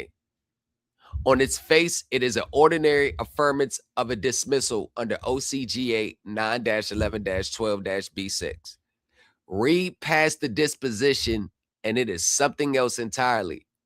One of the clearest judicial statements yet about what happens when a self-represented litigant gets a chat box. When a self-represented litigant lets a chat box build the argument. Taffeta Hopson sued Capital One pro se in June 2025 over an auto loan. Her theories will be familiar to anyone who spends time in the consumer defense corners of the internet. That a bill of exchange discharged the debt, that the securitization of her loan was an undisclosed securities transaction, that the contract could be unilaterally modified or rescinded. She pleaded breach of contract, unjust enrichment, securities frauds under OCGA 10-551, declaratory judgment, and rescission. The trial court dismissed with prejudice on August 22nd, 2025. She appealed. The panel, presiding Judge Dillard, which judges Gobiel and Pipkin, opinion by Judge Gobel, affirmed on every count. A bill of exchange is not legal tender. Unjust enrichment does not lie where an express contract governs. Capital One is not an investment advisor under Georgia law. A contract cannot be unilaterally modified. Right there. Right there. And why is that so important, but it's so subtle? Because that really destroys any alternative methods of paying your bills under a contract. It destroys it. That's why I say, hey, whatever method, whatever process you're going to do, before you look at what you're about to do, look at your contract and see if it's authorized under the contract. You can't assume that it is when you have an express written contract where it's expressed and it's right there in your face where you can confirm. You can't assume or believe that you can or think that you can. If you are honest with yourself and you look at the contract and you don't see it, that means you can't do it. This is where discipline comes in at. This is to know when. This is why people get good in court. Knowing when to concede on arguments. Knowing when to concede on certain arguments. That shows that you're not bringing a bad faith litigation. Defendants concedes that plaintiff is allowed to do this. However, defendants understands that the plaintiff need not have personal knowledge of the software system used to produce the documents. Defendant understands that, especially pro se. That goes a long way for you in court, and it gets the judge to start taking your claim seriously. It's a known fact in court now. As soon as they see the word pro se, they automatically start to think sovereign citizen. They're expecting inaccurate case citations. They're expecting sloppily drafted complaints. they're expecting a lot of things to be wrong. Liberal construction of pro se pleadings does not manufacture a claim where none exists. So she was like, the court erred in liberally construing her claims. She was basically telling the judge to pretty much, if I'm doing it wrong, you do it right for me. If I made the wrong argument, all right, you construe it and make the right argument for me. And that's not what the courts are going to do. The court did something it did not have to do. It addressed her citations. As Capital One highlights, Hopson's briefs are replete with inaccurate citations, which due to their nature appear to be fabricated by artificial intelligence. The detail most readers will skip: Hopson's losing theories. Remember, it's not the fact that she lost, it's her arguments raised. And the arguments she raised are the same arguments still being promoted. Hopson's losing theories, bill of exchange is tender, securitization as security fraud, are precisely the theories a generative model will happily elaborate for you at length in confident prose with citation formatting that looks correct. The model did not invent the pseudo-legal theory. It did something arguably worse. It dressed the theory in fake authority, which converted a losing argument into a sanctionable one. That's all she did. That's what I'm saying. When you're being biased, you already have your argument in mind. AI will make the argument for you. What the court declined to do and what it promised next time. Capital One asked the panel to treat the fabricated authority as an abandonment of Hopson's claims. That is an aggressive act, and it is detailed. Sophisticated defense counsel now understand that hallucination citations are not merely embarrassing, they are a procedural weapon. And yes, Ms. Hopson was embarrassed when she got the response, and she was hurt. I know I can see it now. She was very hurt because in her mind, she thought all the hard work she put in, all the time spent researching, all the things that she did, she thought she was on the right path. And for a judge order to come out and say everything that you thought you had right, you had wrong from top to bottom. And this is where well, if this don't work, then what do I do? And this would lead to pessimism now. And these are the people that you see online. They've already tried it so many times it don't work. So now they don't think nothing works.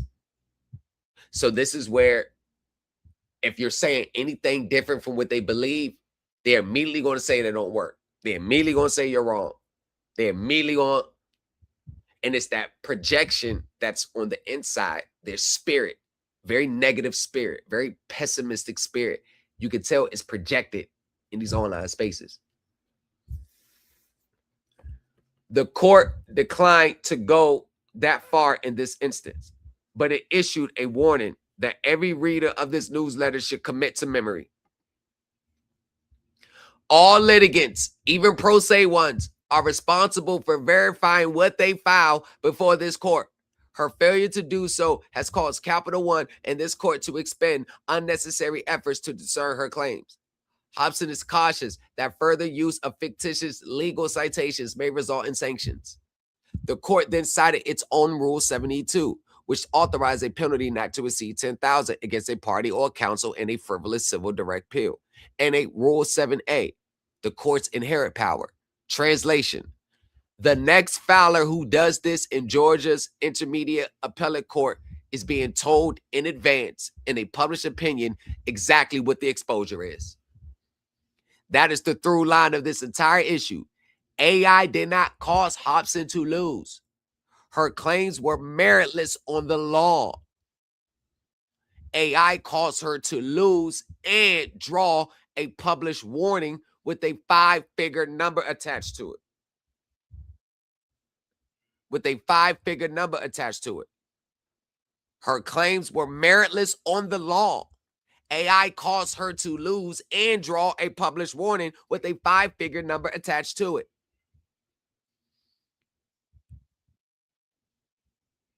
Five rulings that should end the argument. Hopson is not an outlier. It is a data point in a line of authority that has been building since the summer of 2023. And the line now runs through trial courts, appellate courts, licensed attorneys, self-represented litigants, and in October 2025, 2 sitting United States district judges. Meta versus Avanica, Inc. 678F SUPP, 3rd District, 433, Southern District, New York, 2023. Judge Kevin Castle, June 22nd, 2023. That case started it. Counsel submitted a brief citing 6 non-existent judicial decisions generated by ChatGPT. Then, when challenged, produced fabricated copies of the opinions that the model had also invented. The court imposed a $5,000 joint sanction on the 2 attorneys and their firm. Takeaway from that case: the sanction was not for using AI. It was for failing to verify and then doubling down when the court gave an opportunity to correct. And this is the part where, once it gets to the verification, this is where we're back at square one. Because if you don't already understand court, you don't know how to interpret case law, you don't understand the rules of procedure, you don't understand their applications to a particular case, you don't know the ins and outs, the nuances, the in-between. That's all the stuff AI is not going to do for you. See, it goes back to square one. Cruz versus Carlin. This was February 13, 2024. Pro se appellant. 24 citations in the appellant's brief. 22 were fictitious or misrepresented. The appellant explained they had hired an online consultant who claimed to be a California licensed attorney and charged less than 1% for normal legal fees. The consultant used AI. The court dismissed the appeal for Rule 8404 violations and imposed $10,000 in damages for a frivolous appeal under Rule 8419.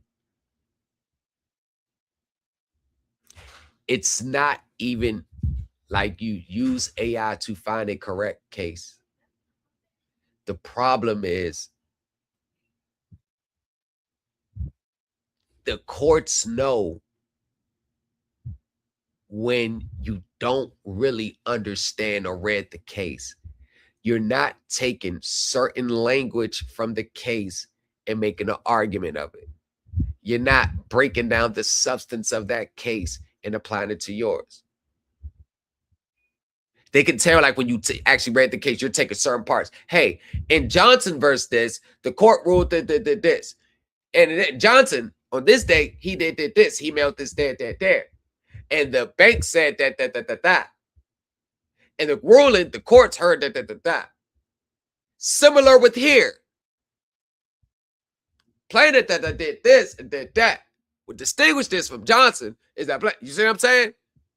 See, that lets the courts know that, oh, you actually taking it serious. You actually understand.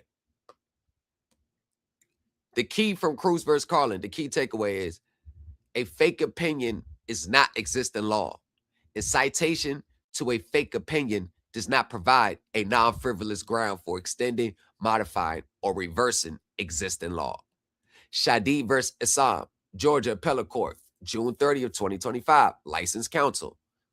A Georgia divorce case in which the trial court's own order rested on 2 fictitious cases drawn for a proposed order submitted by counsel. On appeal, the same attorney filed a brief in which roughly 11 of 15 citations were bogus. The Court of Appeals vacated and remanded and imposed a maximum $2,500 not frivolous motion penalty. Key language: the opposing party wastes time and money in exposing the deception.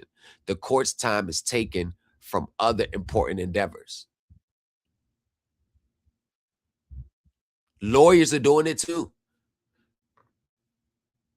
It is not uncommon to get someone to work, pay someone to work on your case, and all they do is just slap AI on it.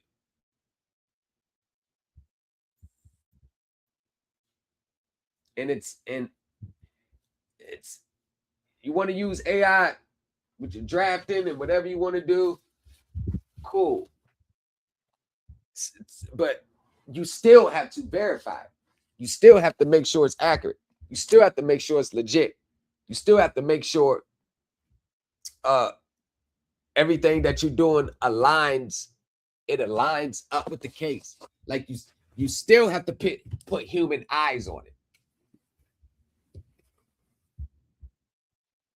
Like you still have to do that. There's still a lot of work that you have to do on the human side that you cannot rely on AI to do. It's so much work that you have to do. That's a fact. So much human work that you have to do. That's the AI shortcut. It got people thinking that everybody's a professional now. 1 second.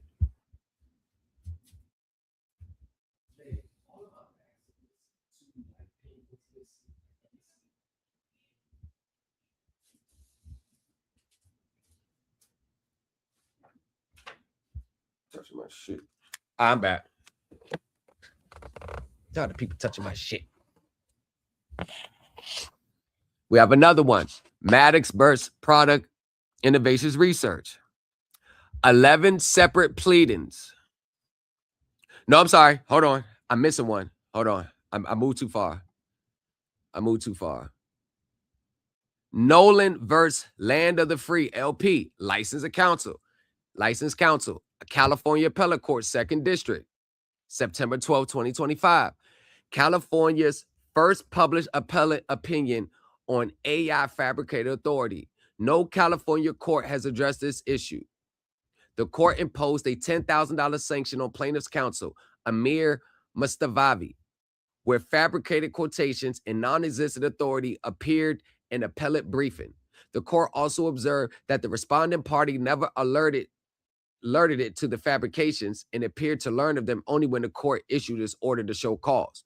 The takeaway: the fake citations survived all the way to a published appellate opinion before anyone caught them. Do not assume someone downstream will catch yours. Listen, lawyers are doing this shit day in and day out. Lawyers are doing, I've been seeing some arguments. Prime example, that last motion to continue filed by Lakeview, they made an argument on there in which the statute already foreclosed it. They made a frivolous, futile argument in which the statute says for discovery. Like even lawyers are doing it. So if lawyers are doing it, pro se litigants are doing it left and right. Give me 1 second. I got use the facilities. 1 second. What is written. You either gonna pay the tuition or pay for assistances or pay the mistakes when you case it, dismiss them. I come with everything that's under the kitchen sink. I haven't slept in a week. They scared while I'm willing to compete. These scammers are devils and I keep them under my feet. Ay, they saying they win, I never take their prescription. They never coming from the plaintiff's position. I am the blueprint, blatant admission. Check it when I talk classes in session. Professionals, even the tacos respect it. Show me a win, that's not a rejection. Tell me the truth without all the stretching. These gurus are boring and it's stretching. These students are dumb, desperate depression. Set you, yeah, I'm done with this lesson. Came from the streets, still I'm a step up. Run it up. Thank you. I mean, and it's getting crazy, man. Like, case law. See, I'm from the old school. I'm from the old school of this. Like, I'm from the old school. I'm from going into the law library, pen and paper, writing cases down and taking notes on the synopsis of the case and finding the core elements of issues. Right. I'm from the pen and paper old school. When I came on this AI technology, man, I'm just now kind of getting live from it, man. It took all the way over the last few years. I was an old pen and paper, law library, case law, pen and paper writing. I'm from the old school. I take notes now. I don't even put notes in, the little app on the iPhone. I don't even put notes there. I get out my pen and paper. I do it the old school way. I'm old school with it. I am old school with it. I'm old school. Maddox versus Product Innovations Research LLC. This is the one that the court cited. 11 separate pleadings, summary judgment briefings, motions eliminate, even a sanctions motion contain fabricated citations, quotations of law that did not exist, and misstatements. The court imposed a 6,000 punitive sanctions plus more than 23,000 in fees to the opposing party and delivered the line the Georgia Court of Appeals will quote 7 months later in Hopson. Before this court, artificial intelligence is optional. Actual intelligence is mandatory. One thing that can kill your credibility the rest of the way is citing a case that don't exist, miscite a case, misstate a case, or pretty much fabricate it. Because case law is case law. You got the opinion, you got the order. There's no way, like, if you mess that up, it's a tail. It's a tail. In October 2025, 2 federal district judges acknowledged that AI-assisted work by chamber staff produced error-written rulings. Yeah. Even the courts do it. The courts, the chambers, the staff. You actually think the court is going to read a 30-page brief? They got their staff. They're going to comb through it. Boom, boom, boom. Point it out. Take what you're saying. Take what statutes you signed. Read that. Verify the case law. Read that. But then read 3. Man, shit. Not in these, especially these debt cases where cases moving. Man, they may glance over your file the night before you got court, or when they get into the chambers, when they arrive in court in the morning.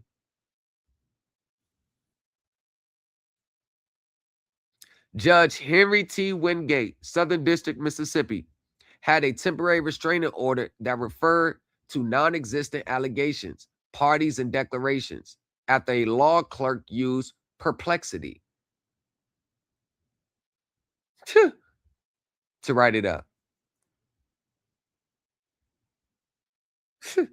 Judge Julian Xavier Niels, New Jersey, had a motion to dismiss opinion that misstated case outcomes and contained fabricated quotations after a law school intern used ChatGPT. Both withdrew the filings. Both responded to written inquiries from Senator Chuck Grassley, chairman of the Senate Judiciary Committee. Judge Wingate, it was a draft that should have never been docketed. This was a mistake. A lifetime appointed Article 3. If lifetime appointed Article 3 judges were law clerks, Westlaw subscriptions and institutional review can be taken by this.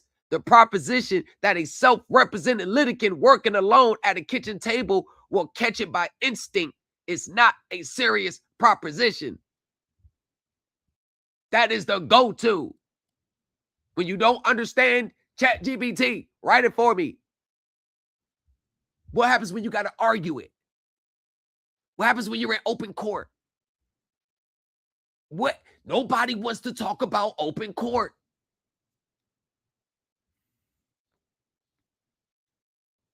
Nobody wants to talk about being prepared for open court.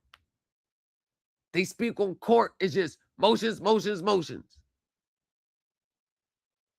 What about in open court? Cross-examination. What about arguing your motion? Arguing your motion is not reciting the motion into the record. The judge already, they know what you wrote. They know what you put in there. They get it. They got the notes on your case. Judge says it's time to argue your motion. So let's say you had 15 citations and 5 arguments in your motion. And let's say it took you 3 hours to put that together. When it gets to argument, you may have 5 to 10 minutes. Why the motion be granted? The facts and case, the facts and circumstances, case law that you're relying on, and that's when you're going to have to quote the synopsis, give judge a breakdown of that case and why the reason should be applied in this. AI can't, it's not going to do all that for you.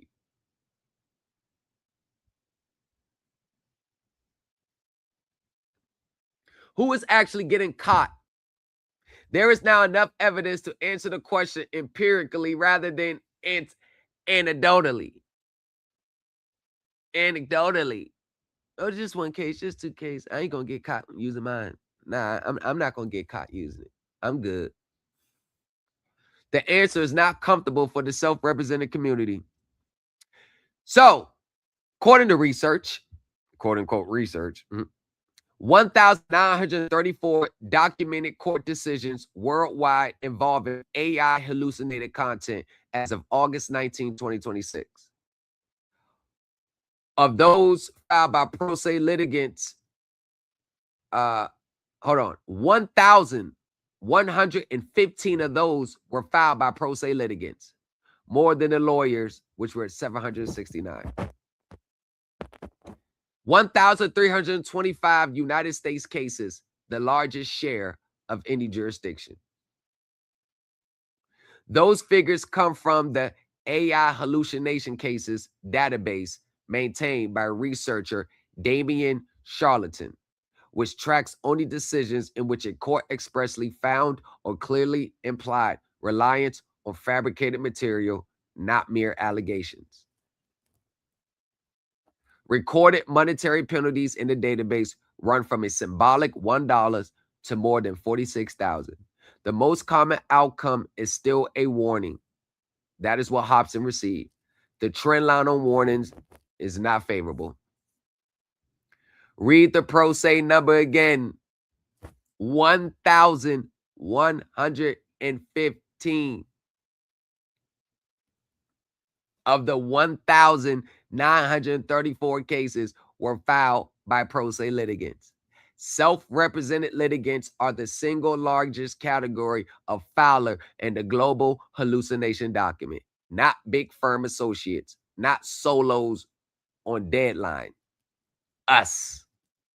How reliable is the tool actually? Researchers at Stanford's Reg Lab and Institute for Human-Centered AI in Large Legal Fictions, Profiling Legal Hallucinations in Large Language Models, Journal of Legal Analysis, 2024, tested general purpose models against verifiable questions about real federal cases. Hallucination rates range from roughly 58% to 88%, depending on the model. 2 findings matter more than the headline rate.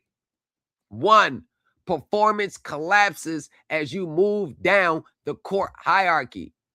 On basic tracks, the models were near perfect on Supreme Court cases and wrong as often as 83% of the time on federal district court decisions. Your consumer, servicing, or foreclosure dispute lives in exactly the part of the hierarchy where the model is least reliable. District court decisions, 83% of the time.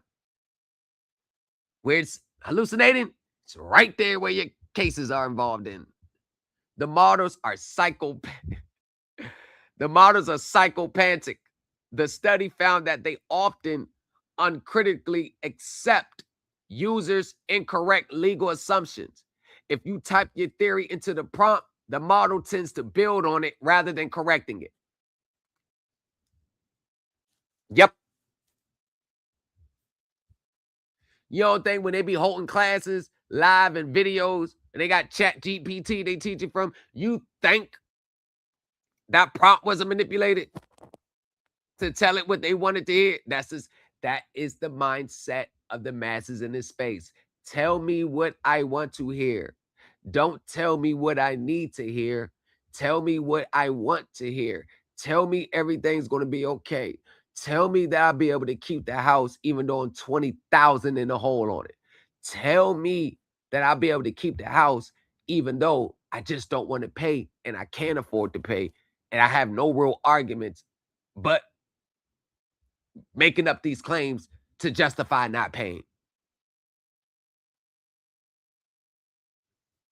The author specifically flagged the access to justice risk.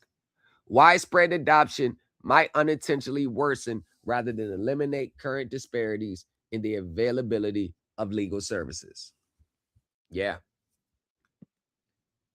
The polished penalty. The most important recent work is Orr, Cohen's, Sanctions, Artificial Access to Justice, AI and the Surge in Pro Se Litigation, University of Miami School of Law, 2026. An analysis of roughly 2.8 million federal findings.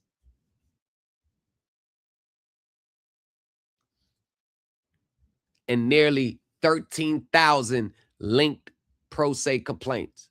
The court finding is a paradox that should be printed on the wall of every self-help law center.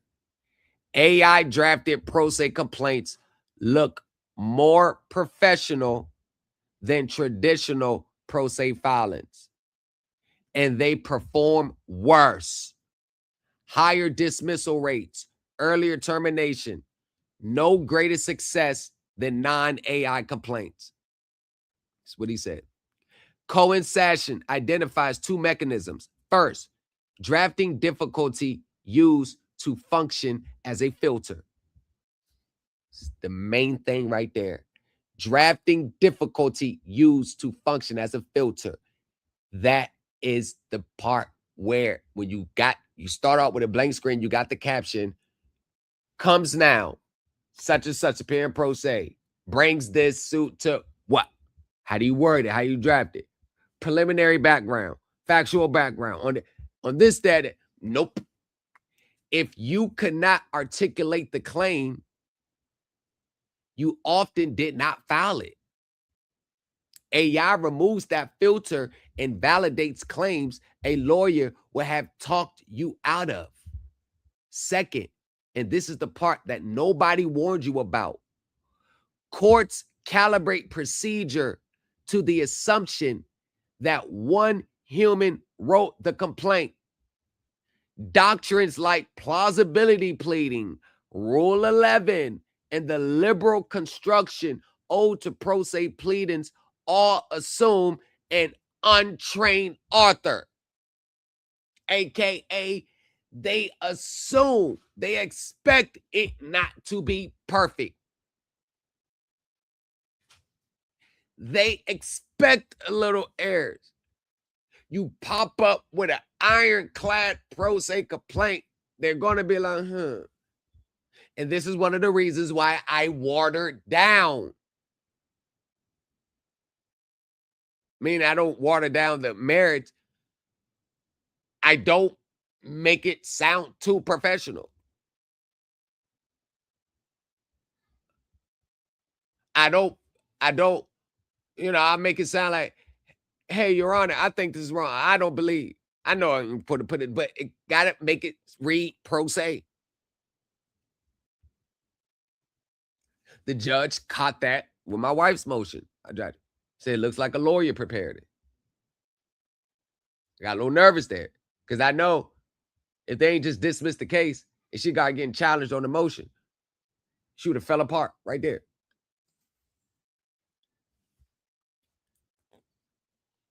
I know nobody wants to talk about that part.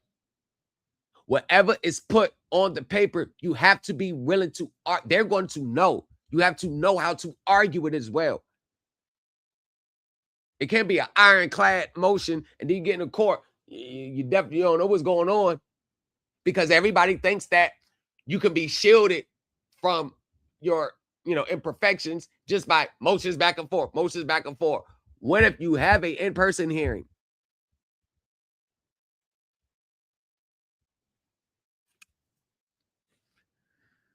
Right.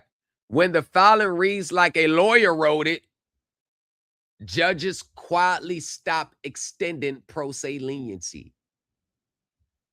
Cohen Sashit calls it the polished penalty. When your shit starts to sound like they're not on pro se, nah. That's how the judge treated me. That's how Leona Brinkman treated. She did not treat me like a pro se litigant. In Hopson, the panel considered and rejected the argument that pro se status entitled her to more generous construction. That is the polished penalty in a published opinion. The volume problem and why the courts are losing patience. Reporting by MIT Technology Review, June 2026. Yeah, these are all these files. I have these files. These are in my files. These reports, you would be amazed at what's in my library, the files. You would be amazed how much professional reports published, faculty staff, different college faculty reports. When they do their faculty, put their joint reports out. And when they get the professionals to chime in, man, I have thousands of those from everything, law, court, legal strategy, the Uniform Commercial Code, the amendments to it, everything. Do you know how much professional documents I have? That's all I study. That's all I take advice from. That's all I read from. So if you're living in a professional world, you're reading these professional findings, these professional documents, these fucking got an MB at Harvard, sits on the board of, legal justice at Yale, and you're reading their faculty, their staff, filed an amicus brief in a major bankruptcy case, goes all across the world giving seminars and teaching, and you keep reading their publishers, reading their findings day in and day out, always, you're going to start to think like them. You're going to start to argue it like them. You're going to put yourself on that level. Technology Review, June of this year, drawing on analysts of 4.5 million civil cases, found that self-represented parties rose about 11% of civil cases in 2022 to 16.8 in 2025, with filings more than doubling from pre-2023 levels because AI thinks everybody can be their own lawyer. Everybody thinks AI can be their own lawyer.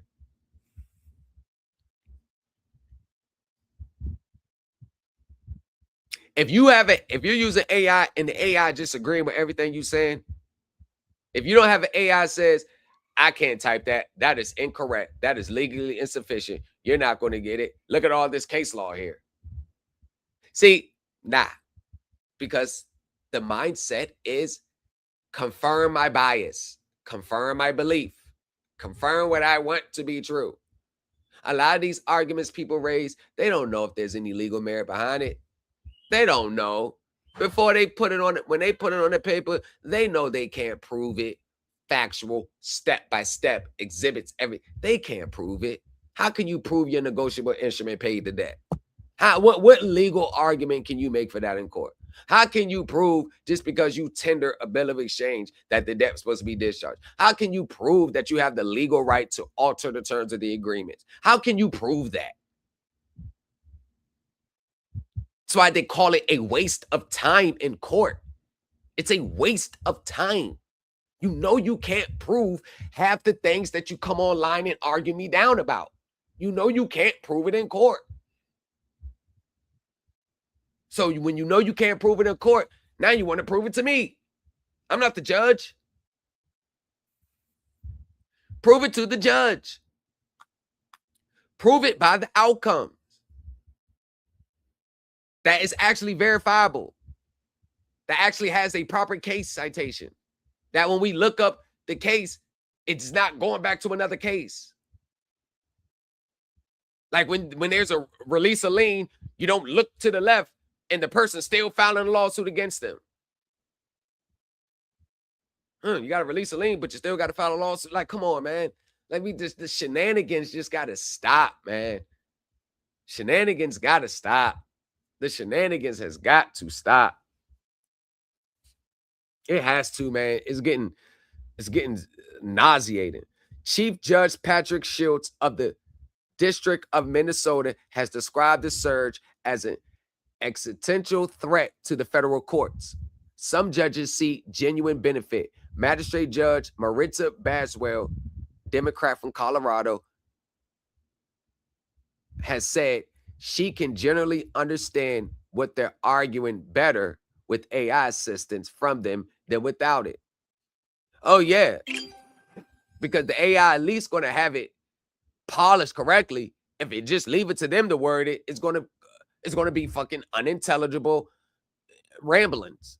A lot of court cases, they're just rambles. You're just rambling, slapping a bunch of fancy buzzwords together like you're saying something. It is rambling. A lot of pro se litigants, it's not uncommon to the judge to always start a sentence off. Although hard to follow, we can best try to construe from what the plaintiff is trying to say.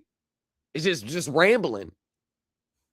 Once you start talking that equity crap and equity what it is and the equity in courts and start citing, I sent the affidavit of non-performance of the notice of the performance before the performance needed to be due of the notice. You know how they had these crazy headings?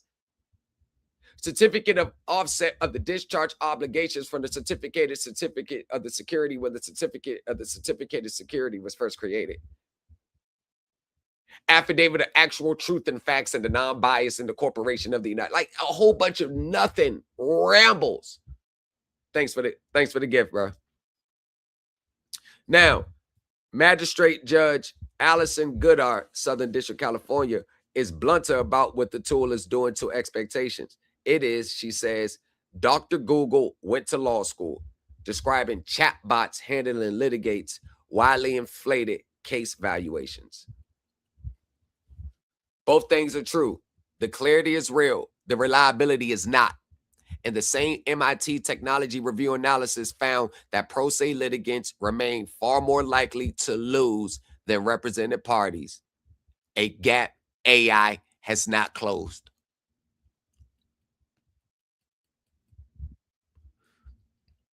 Why the machine makes you feel like a lawyer. Part 4. The false confidence is not a bug you can prop your way out of. It is the predictable product of 4 things happening at once. I just seen someone trying to use Philip versus Washington Legal Foundation. Interest follows the principal to claim their securities. There you go. There you go. There you go. Phillips versus Washington. There you go. Someone out there, yeah, I had 50 students. If I had 50 students accepted promissory notes for $1K each, I had $50K in receivables. I couldn't sell that note to a buyer or even a line of credit. It depends on what the market. You will have a market for. Let me see, for the promissory note, but it's going to be the collateral. It'll be if it's unsecured collateral, it'll be a risk. You probably would get like you probably got to discount the hell out of it, to be honest with you. Because you gotta look at the risk associated. Like if I want to buy it, what's the risk? Now here's the thing. If it's a legal binding agreement, then if it's unsecured, then you have court to enforce it. You get what I'm saying? So you can sell the debt. Yeah, you'll be able to, yeah. You'll definitely be able to sell it, but you might have to discount it a lot. Oh, yeah. You can still make some money off it. And that's another thing about monthly payments. Sometimes monthly payments is good. You can still enforce the contract, whatever, get a judgment. Once you get that judgment, you can immediately send that to your employers and get a garnishment. So there's ways to collect. 1, the fluency reads as authority. Human beings evaluate legal writing largely by its form, the caption, the reporter site, the parenthetical, the signal, the confident declarative sentence, like that confidence. You see what I'm saying? Like, you know, the confidence sentence. A language model is optimized to produce exactly that form. It generates the surface features of authority with near perfect fidelity, while the underlying fact, does this case exist? Does it say this? Is a separate question the model is not reliably answering. You are grading the rapper. The rapper. You are grading the rapper. I'm sorry. So basically, you're grading the outside of it. But when you look to the substance, it's nothing there. 2, it agrees with you on purpose. The Stanford finding on contrafactual bias is the whole ball game for self-represented litigants. I'm going to say it again. The Stanford finding on contrafactual bias is the whole ball game for self-represented litigants. You arrive with a theory. You ask the model about your theory. It builds on your theory. In an adversarial system, the single most valuable service anyone can perform for you is telling you your best argument is weak. And that is the one service these tools are least inclined to provide. Opposing counsel will not perform it for free. The judge will perform it once at the end in an order. 3, and there you go, right there. That goes back to they don't want to be told what they need to hear. They want to be told what they want to hear. They don't want to restructure their theory. They want to go with the theory as is. And they will fight anyone that remotely disagrees with the theory. Because that's what it's all is online. It's a theory.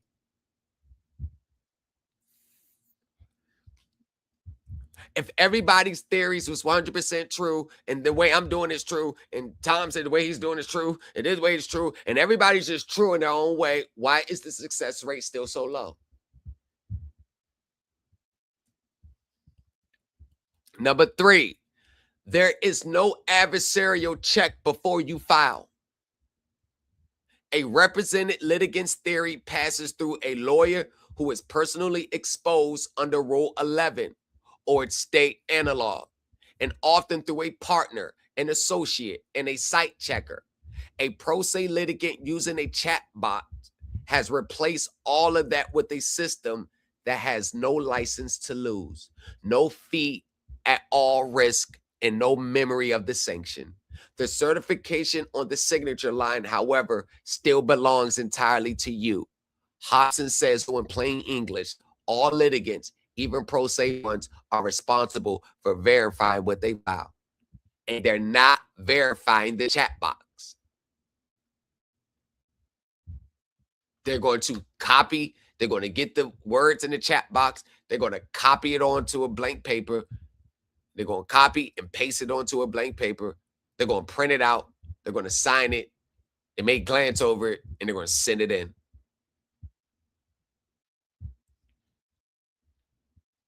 4, the theories most likely to be hallucinated are the theories most likely to be wrong. The model is least reliable on district and trial court authority, on state-specific doctrine, and on novel or fringe theories because there is little real authority to draw on, so it generates plausible-sounding authority instead. That is precisely the terrain of consumer defense, service and disputes, securitization arguments, and every discharge to debt theory circulated online. The emptier the doctrine cupboard, the more the model invents. Hopson's bill of exchange argument is the textbook case.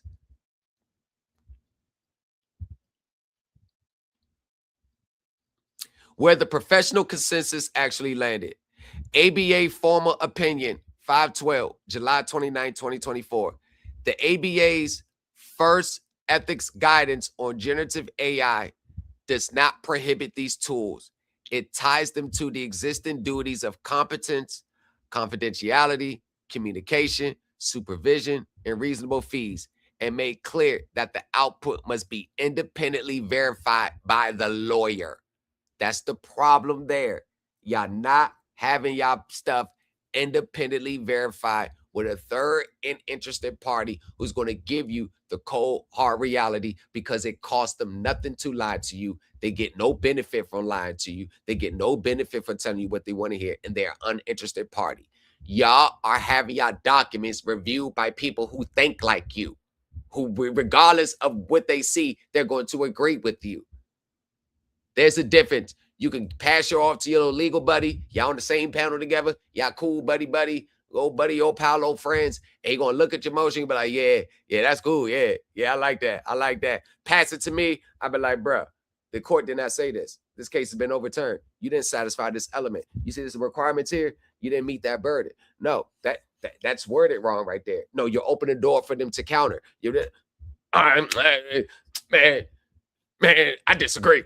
I think it's right. I've done it to people already. Very few has been like, oh shit, man, appreciate you keeping 100 with me. Now I'll be like, here's the citations. Here's the source in which I relied on. Here's the authority here. You want more? Here's the authority. Here's the case law. Here's the updates. And that's and besides the few people that do that, the rest, now I disagree with your finding. And it's not because they actually disagree. It's because to them, I'm attacking their belief system. To them, I'm telling them, you're not going to win. To them, I'm being negative. There's no such thing as, oh, be positive or you're being negative in court. It is what it is. If it's either a legit argument or it's not, there's no hope. That's what y'all want. Y'all want hope. Then when you get the orders you don't like, now you want to claim the judge's conspiracy theory. Oh, they're out to get you. You're doing it to yourselves. Dozens of federal judges have entered standing orders requiring disclosure of AI use and certification that citations were verified. The District of Kansas issued one in 2026. Several state courts, including Oklahoma, have adopted formal rules. Note what none of them say. No one says the tool is banned. Everyone says the human signs for it. The professional consensus is not don't use AI. It is you are the verifier, and there is no one behind you. Not saying you can't use it, but God damn it, you better be careful. How many times have y'all used AI to draft your response and it didn't go as planned? See, that's another thing. Nobody wants to talk about the losses too. Nobody wants to talk about, they don't even want to pop up online when they got to win. They only want to post about what they just filed. They never post the other side's response. But when they respond to what the other side just said, oh, now they want to make a video about it. What about what the other side saying? So you get their side, you get your side. I'll make more of a good showing. This is why I don't have a problem reading the responses from people like Lakeview, Lone D. I don't mind reading their response too. As I do. I don't just show you what I filed. I show you what they filed too. So we can track. We can see what's going on. Everybody is scared of the one thing that you cannot control in court. Everybody is trying to protect the stigma of a guaranteed win in court. You play around court long enough, you're going to have to end up going on appeal in one case. That's the risk. That's the gamble. That is how the game is played. There is no such thing as a 100% wins in court. There are lawyers who've been doing a lot of this shit before a lot of us was born, and they don't have 100% wins.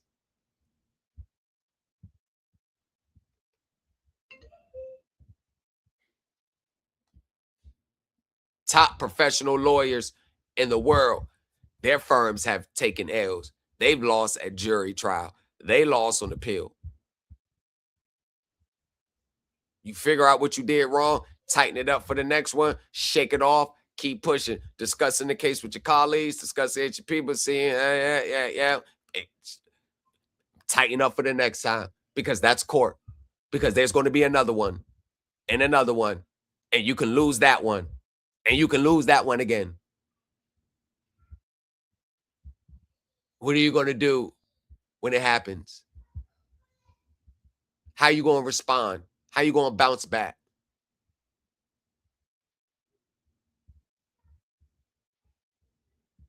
This fake 100% wins. It's lies. It's a scam.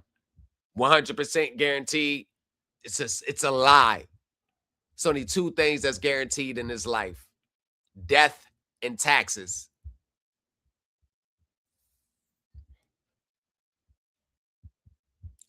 The former is more guaranteed than anything.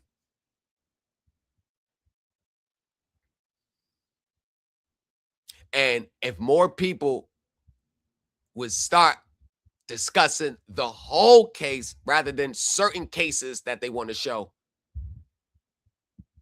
just one, they will never show a lost case.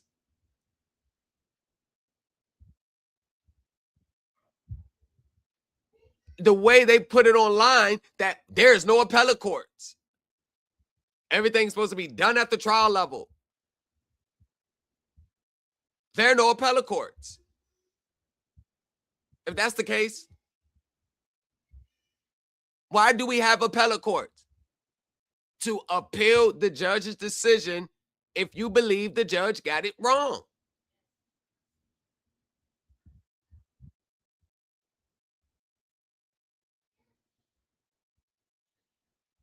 You got to be realistic when it comes to court. You got to go over all possible outcomes. You can't just rely on a theory and then base your proposed outcome on the theory that you want to argue. And that's what I mean. You ain't been around court long enough if you don't understand what I'm saying. You ain't been around it long enough. I done seen cases flip on top of their heads. One hearing. I done seen all out, toe-to-toe slugfest between both parties. Countering, volleying, back and forth.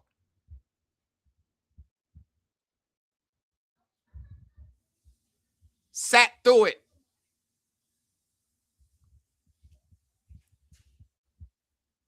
There are times where the judge is going to rule against you, no matter what.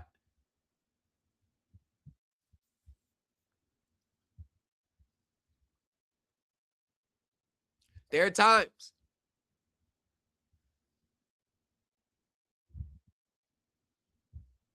Where they just gonna be like, whatever, yeah.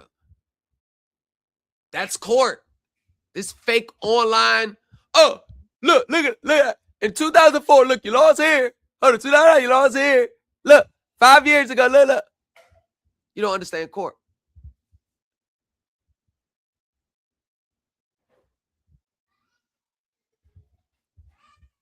Everybody's so quick to hide for the expose. Transparency exposes itself. Trust me, you don't need to expose it. It's already exposed.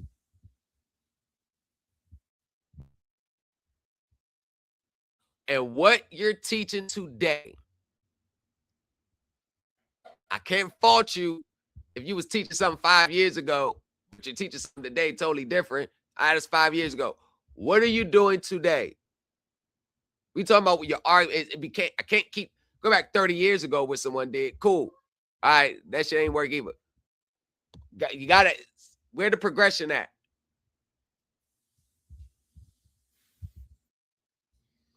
Because if it's a person that started their career out, lost their first 5 cases, and you look at them today, they like 78-7, won 20 cases in a row.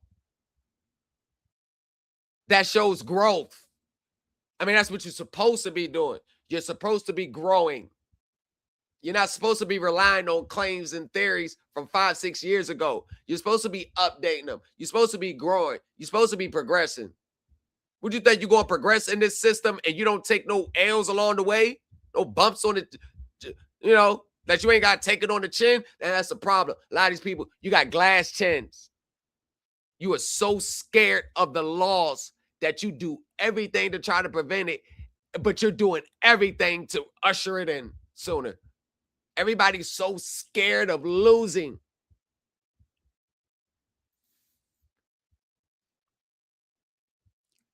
They're so scared of being looked at as a failure.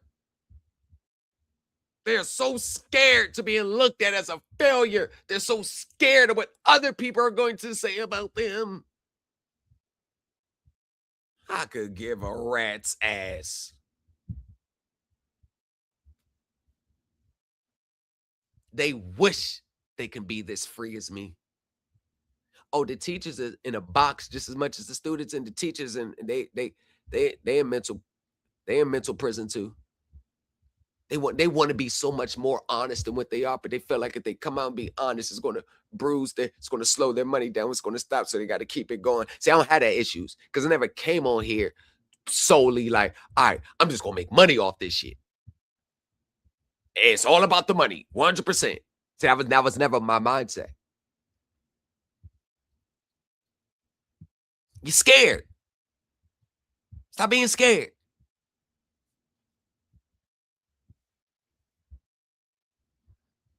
How to use it without getting sanctioned. Nothing in this issue is an argument for abandoning the tool. It is an argument for demoting it. A language model is a drafting assistant and an explainer. It is not a source of authority, and it must never be the last thing that touches a filing. The 7-step verification protocol.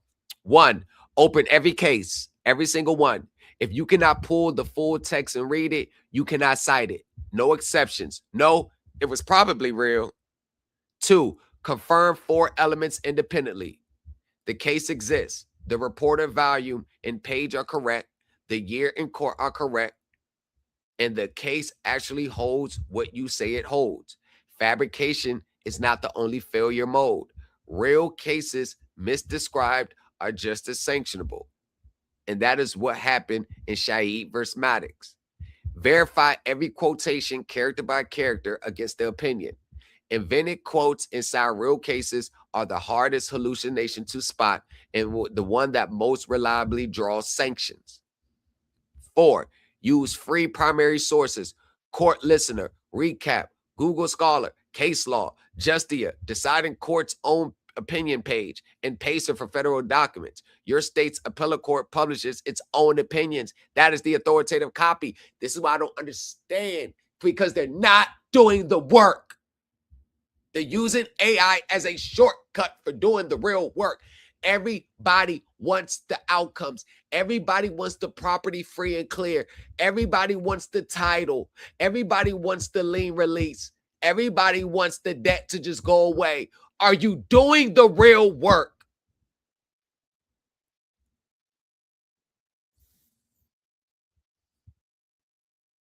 That's the difference. The bigger and grandiose the outcome you want, the more and the harder you got to prepare for it. The bigger and grandiose the outcome you seek, the more and the harder you got to prepare for it. You want a house or vehicle free and clear, title, you got to work your ass off for it. You got to prepare for it. Nah, I see the document output. I see, you ain't taking it serious. You may think you are. It's only serious when you're being sued. That's why I said you was so important, because it's more of a mindset thing rather than a reactive defensive thing. How many times do you see people get interested in this stuff only when they're being sued? Only when there's a judgment, only when there's a summons. Why isn't the same way you're going to start studying, trying to learn this stuff like your head's on fire? Then where was the same fire and desire when you were current?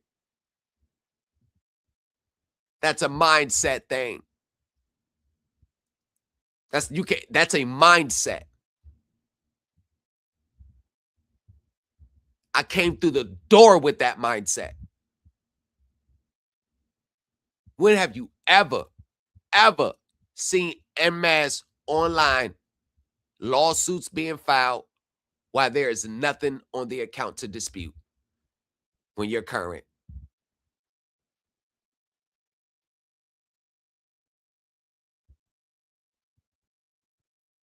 Oh, when you're current, there ain't nothing to argue. Factually wrong. Nope. That's where all your some of your best arguments is at that position right there. Number 5, check that the case is still good law. Existence is the floor, not the ceiling. A real case that was reversed, vacated, or superseded is a different kind of problem. 6, never accept a citation the model produced without being asked. If you did not supply the case and then verify it, treat the citation as fabricated until proven otherwise. Ask in the chat box, are you sure these are real? Is not a verification. It will confirm its own invention. Read your own brief aloud before filing. If you cannot explain what a cited case held in your own words without looking at the AI output, remove it. You are certifying it. You will be the one standing in the courtroom. See, this is all the things that people think AI is going to do for you. Want to replace AI with the real legwork.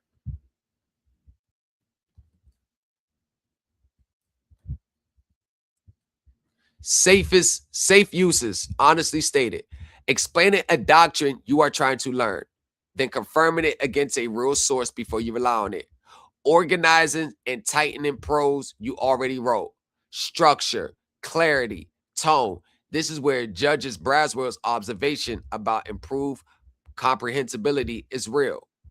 Producing a checklist of what a rule or statute requires, then reading the actual rule text yourself. Stress testing your own argument. Stress testing your own argument. Stress testing your own argument. But only if you explicitly instruct it to argue the other side hard and you take the results seriously. So stress testing your own argument necessarily is you looking at your own complaint, looking at case law, looking up adversarial case law, looking up the other side. How do they usually respond to these claims? Let me see what lawsuits they've been involved in. They respond to these claims. What they gonna do? How they say being given a 100% clean and honest observation of your own case. You cannot be real with anyone else unless you're real with yourself first. The unsafe uses, equally honestly stated. Asking it to find cases supporting your position. This is the single behavior that produced nearly every case in part 2. Another unsafe use. Asking it whether your legal theory is good. It will most likely tell you yes.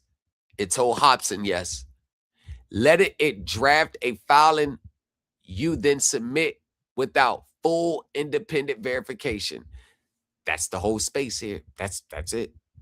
Paying an online consultant who is doing exactly this on your behalf. This is the Cruz versus Carlin, and the 10,000 landed on the litigant, not the consultant. The one sentence to carry out of this issue, the chat box does not sign the certificate. You do. And when the court asks who is responsible for what was filed, there is only ever one name on that line.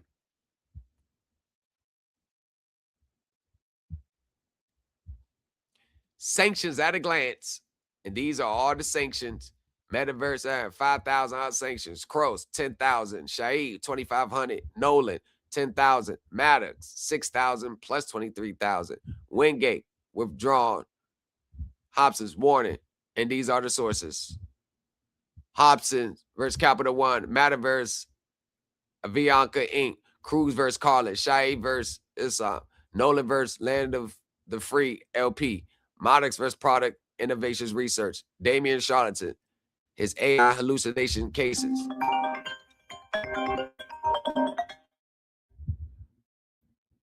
And yeah, case. So this will be uploaded. This will be uploaded. This will be uploaded on the Patreon. As far as the newsletter series, that will be uploaded on Patreon as well.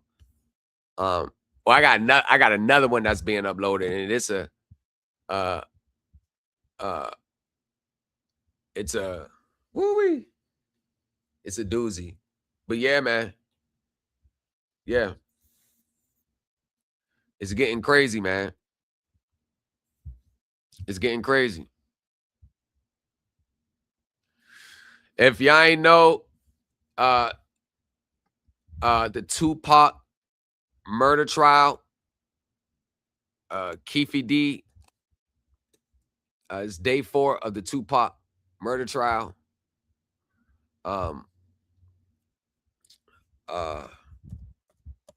Just in case, it looks like there may finally be some resolutions in that case, which is almost 30 years old. So let me see how this plays out.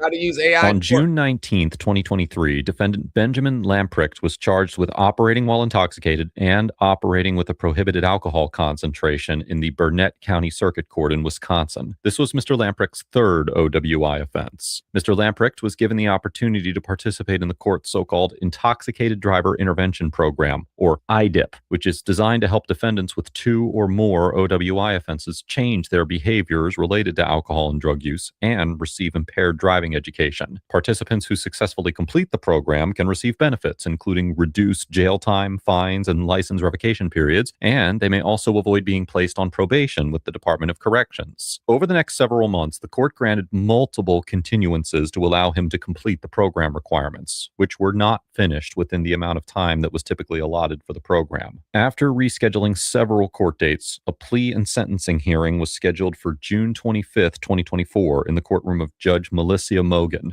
Now, again, you understand that I'm not bound to follow any recommendation, and that would include following the IDIP guidelines. Yes. I could sentence you all the way up to the maximum possible penalty, again, if I thought it was warranted. You understand that? Yes. Do you have any questions for your attorney or the court before we proceed? Sorry. And that's all kinds of fun today. Sorry about that. Any questions? Just one. It's just kind of a math question. I just want to know if it's fictional or a fact. Math is usually not fiction. Fun, it's math. And yeah, so I'd just like to be explained, like, how the math works. So I'm pretty good at math. You want me to get a math professor in here to explain it? Because I'm not a mathematician. That's what he said. That he's not a mathematician because he's not. Because quite honest, we go to law school, so we don't have to do math. But we have to do math in our job. What's your question? There you go. They go to law. That's what I said. You're rarely ever going to find any person that knows securities law, accounting, consumer transactions, autos, mortgage, and legal. Not all in one. A securities law person, he gonna know securities. An accountant knows accounting, math, legal, law, they do that. Rarely ever do you know a lawyer that also knows accounting, that also knows securities. You get what I'm saying? It's different, separate industries, but they all interconnect. Just to know if this is fictional or factual. I don't know what this is. Would you like me to? No, what is this, Mr. Keene? Your Honor, I think it's made. The issue, and it's been up with Ms. Anderson, is he had a question about the grams per 100 milliliters. Dude, and that's a scientific question. You can call up the scientists or the lab analysts that do that. I'm not in charge of that. And the legislature makes up the laws. I'm in charge of following and enforcing the laws. Okay. So what's your question? You think that you were below the limit, above the limit, beyond the limit, how they came up with the limit? According to this, I was not above. Okay, and that's like a AI chatbot thing, right? Yeah. So yeah. Maybe it's wrong. Yeah, it is. An AI chatbot? But are we using? So he used an AI chat box to contest, I guess, the grams or whatever, the drugs or what he was drinking, his levels. So he put that in AI. I told you, the first thing that people run to is goddamn AI. They run to ChatGPT and try to decipher what's being said in that. No, it doesn't work that way. Yeah. Maybe it's wrong. Yeah, it is. An AI chatbot? But are we using artificial intelligence? It's just that I was measured in thousands, and the law goes by hundreds. You can have a trial if you want. I am so great to have a trial. I love having trials, especially when the lab analyst comes, and especially when then it completely opens up to the maximum penalties. That's great and fine with me. Is that what you wish to do, and have a lab analyst up here to explain all of the scientific reasoning behind the calculations and behind their testing? Just take me to jail. There you go. See? Well, ChatGPT said that my levels was lower. You think ChatGPT is going to override that scientist, the one from the lab that goes on there and explains it? You think that ChatGPT is going to be more credible than that person from the lab that's going to come and explain? That's probably been there forever. You think ChatGPT is going to overcome that? Huh? Tell you, ChatGPT. Okay, I think that's his way of saying he's not rushing to press the point, Your Honor. All right. Did you review the criminal complaint with your attorney? And it has all of those facts that says what happened that day from the officer's perspective and from your perspective, because you said, I only had 1 or 2 beers, which we know isn't factually true. No, I had 0.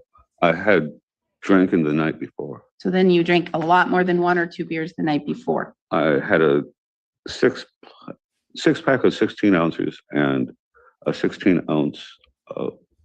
And yet you blew a .221 allegedly in the criminal complaint. Yeah, and that's what I'm saying is that 221 is thousands, not hundreds. Oh, Mr. Lamprecht, it's .08 in Wisconsin to be legally drunk.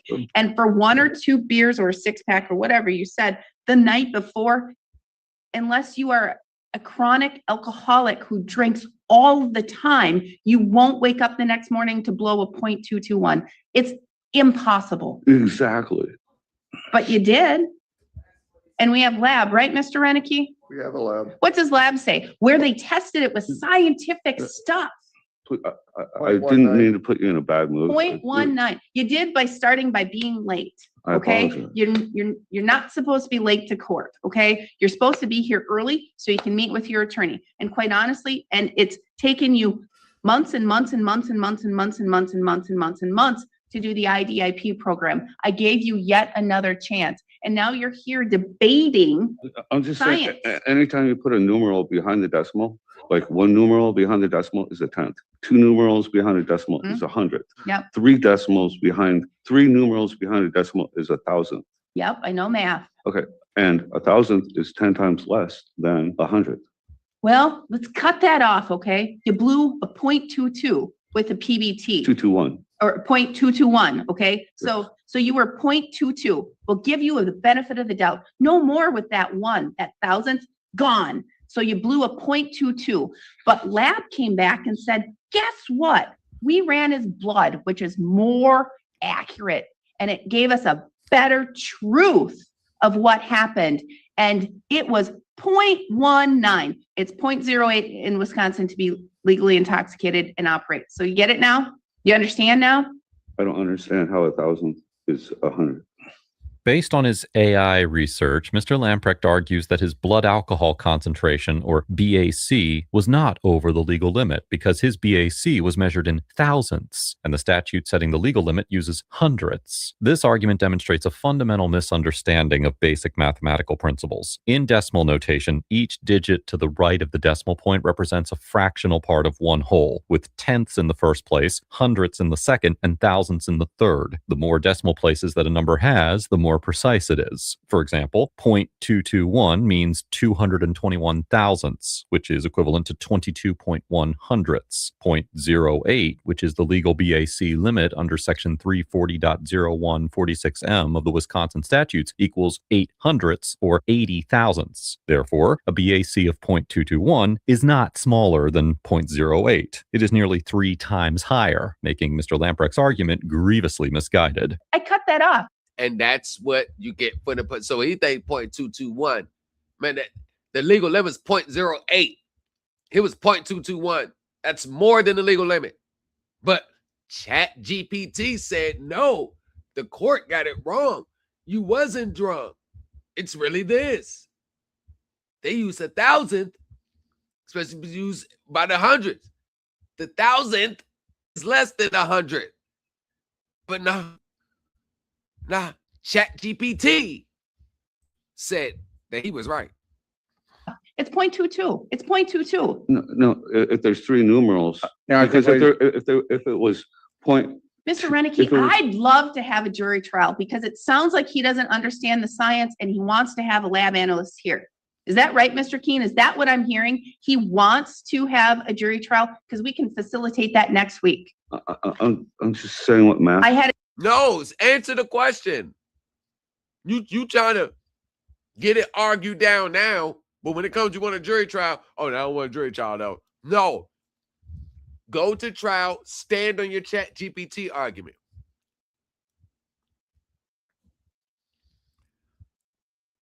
And you sound like you're drunk. You look like you're drunk now. You know you was over the legal limit, but ChatGPT, stand on it. Had a jury trial come up, not next week, the week after. We can get a jury trial. Is that what you want? You want to fight that issue of this extra thousandth in the decimal point? It's not an extra thousandth, though. It's 1,000th or it's not. Okay. Answer. Oh, this fucking idiot. It's 1,000th or it's not. Yeah. You want to go to trial over that and have the lab analyst explain it? Because I'm going to tell you, she is far smarter than I am when it comes to science and to explain it to you. Then maybe you'll be able to understand. You won't be able to ask her questions. How about this? Can I just go to jail and I'll give you this copy? I don't need the copy. Okay, and then just give me the knowledge because I like math. And here's what you can do to gain knowledge. Call up a lab analyst, have them explain it to you. Because that's what happens in a jury trial. And I hear it. It goes on for hours. I'm not trying to piss you off. Just take me to jail. I'm fine with that. I have the money finally at the last moment. You've been very giving, lenient with me and giving extensions. You're fair. And I'm here. And I'll go to jail. Get out. I got a job. All right. So are you admitting that you at least blew over a 0.08 or at least 0.08, at least blood alcohol content was in your blood at the bare minimum? I agree that I blew a 0.221 and I agree that my blood alcohol was at 0.190. Okay. All right. I agree with those. And idiot. It's oh my God. Do you agree that you operated or drove a motor vehicle in that state? I agree to that, yes. All right, Mr. Keen, may the court use the probable cause section of the criminal complaint to find a factual basis? Yes, Your Honor. Has anyone made any threats to you, Mr. Lamprecht? Any promises for you to plead guilty to this charge? Has anybody promised you anything? Hey, we're going to give you $1 million if you plead guilty. Or we're going to give you some kind of benefit if you plead guilty, other than this offer of guidelines.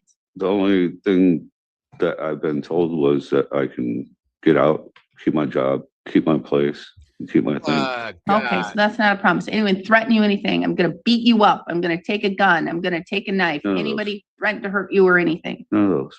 Okay. You're pleading guilty with a full understanding of what you're doing here today? Yes, I'm pleading guilty to blowing a .221 and having a blood alcohol content of 0.190. All right. And count one, how do you wish to plead? Guilty. Court will find your plea of guilt is done knowingly, intelligently, and voluntarily. I'm going to find that you understand your constitutional rights and what it means to waive and give up those rights. I'm going to find a factual basis to accept your plea of guilt. Based on that, I will find you guilty of count one. Count two will be merged and dismissed with count one. A judgment of conviction will be entered today. Mr. Renicky, argument, please. This is kind of amazing, but in any event, this is an OWI. There was bad driving, but no accident. As the court is aware, it's a 0.19 BAC. This is his third OWI. He did complete the IDIP program.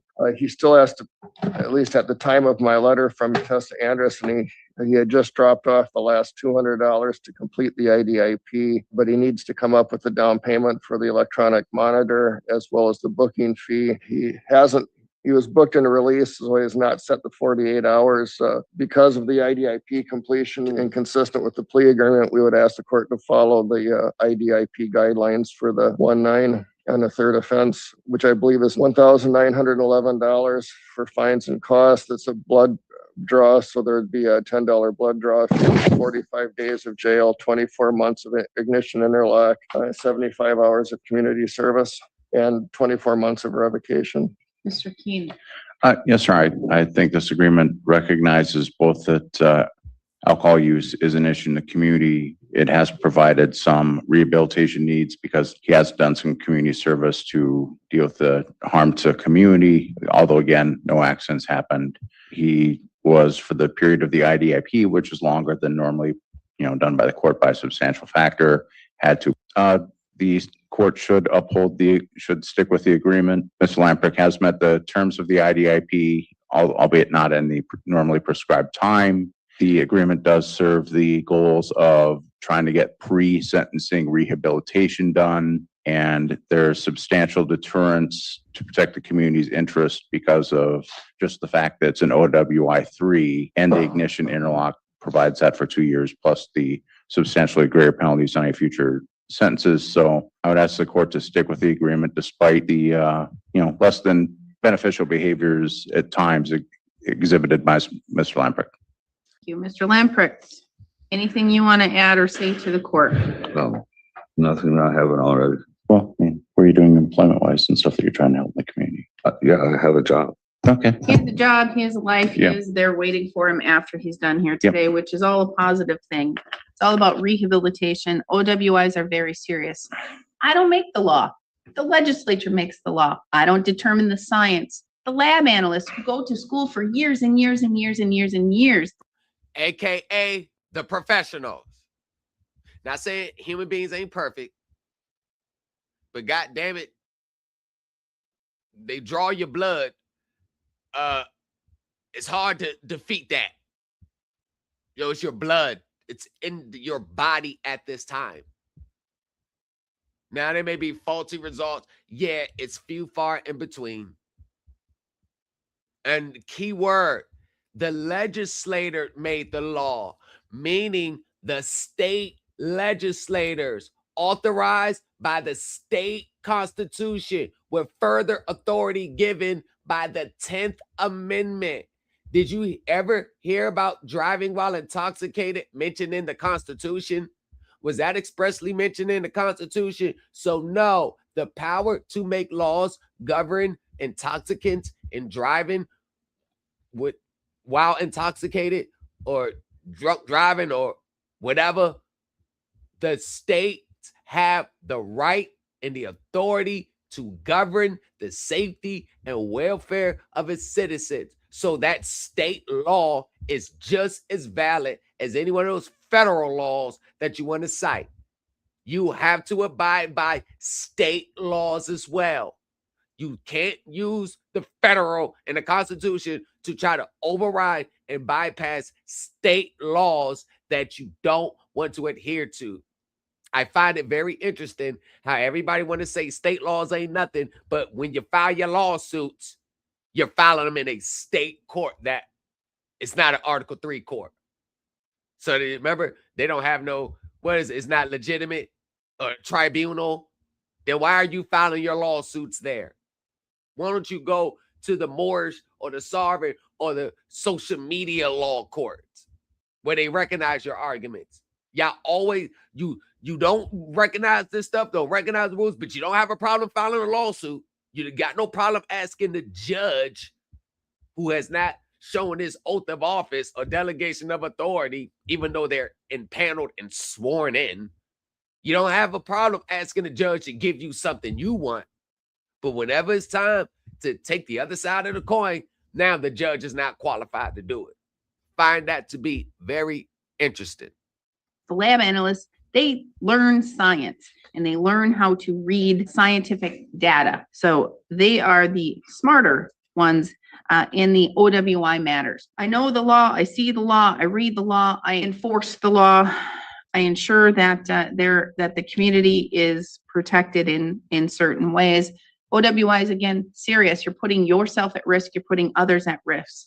The fact that you blew a .221 at blood alcohol content from blood at 0.19 is serious, especially given 190. Sorry for interrupting. Don't interrupt me again. You interrupt me again, and I will hold you in contempt. I will hold you in contempt, and I will ensure that you have more jail time than what's being sentenced here today. All right? I like you, and you're a fair judge. I'm not trying to piss you Then off at all. stop talking. Okay. I need to ensure that the public is going to be protected, and that means to ensure that you've learned a lesson, you're rehabilitating, you've done the IDIP program. That's a positive program. It's taking. Anytime someone says, I'm not trying to, and it's followed by the same act that they say that they're not trying to do, yeah. More than most to do that program, but you've at least completed the program, which is positive. You're going to have the ability to get your license back or get an occupational prior to the end of your revocation. Your attorney is very correct. The next OWI will be a felony. The one after that is mandatory minimum prison sentences. So it's very important that you figured it out now and that you're not going to engage in this type of behavior before or again. Judge Mogan explains to Mr. Lamprecht that if he is convicted with a fourth OWI, it will be a felony offense. Under Wisconsin law, the penalties for operating while intoxicated increase sharply with each subsequent offense. The first 3 convictions are misdemeanors, with increasing fines and jail time for each offense. However, under Section 346.65 of the Wisconsin statutes, a fourth OWI is classified as a Class H felony, punishable by a minimum fine of $600 and at least 60 days of imprisonment. In addition to these criminal penalties, a felony conviction can also carry lasting collateral consequences, such as the loss of certain civil rights, restrictions on employment and housing opportunities, and limitations on firearm possession. This escalation in penalties reflects the state's intent to treat repeat OWI offenses as serious criminal conduct, marking a clear distinction between misdemeanor and felony level drunk driving. What I will do. And no, you can't run to the federal courts and say, federal court, I don't like that. I got to serve the consequences for this felony. I want you to do something about it. Federal courts is going to say, shit, we ain't got no jurisdiction. You better go deal with them. Since federal courts always trump state law. Right. Of course. Is I will follow the IDIP guidelines. Despite all of the issues in this case, I'm going to follow the IDIP guidelines. I'm going to assess $1,911 in fines and fees with an additional $10 blood draw fee, 45 days in jail, 24 months of ignition interlock device to be placed on any vehicle you drive. Doesn't mean you need to own that vehicle. If you're going to borrow your mother's vehicle to go down the street to the gas station, it must have the IDIP in it or the interlock in it, or you may not drive the vehicle. 24 months of revocation of driver's license, OWI assessment and driver safety plan, 75 hours of community service. If you wish to convert the 75 hours to additional jail time, you can do so. Talk to Ms. Anderson. She will ensure that the court gets a letter, and you must pay for it's an additional 8 hours of community service for 1 day of jail time. So it's an additional $18 a day that you would need to pay if you wish to convert any community service to additional jail time. Immediately report to jail. And that means that you will have to go sit 48 consecutive hours before you are eligible to be released on monitor. I'm going to tell you, this is where I'm going to be very clear with you, Mr. Lamprecht. I take no excuse. If you are going to be released on monitor, you must prepay at least if you are even 1 day late on payment for a 30-day advance, you must sit in jail. You don't get additional time. This is where I'm very serious. You blow even a 0.00000001 with anything with alcohol, that's a violation to me. You will be immediately terminated off of the monitor. You will immediately report to jail, and you will sit the whole sentence. No good time, no Huber. I was near rubbing alcohol. I ate bang bang shrimp, okay? I take no excuse. It is an immediate report. No good time, no Huber. Judge Mogan sentenced. She is not playing. She is not playing.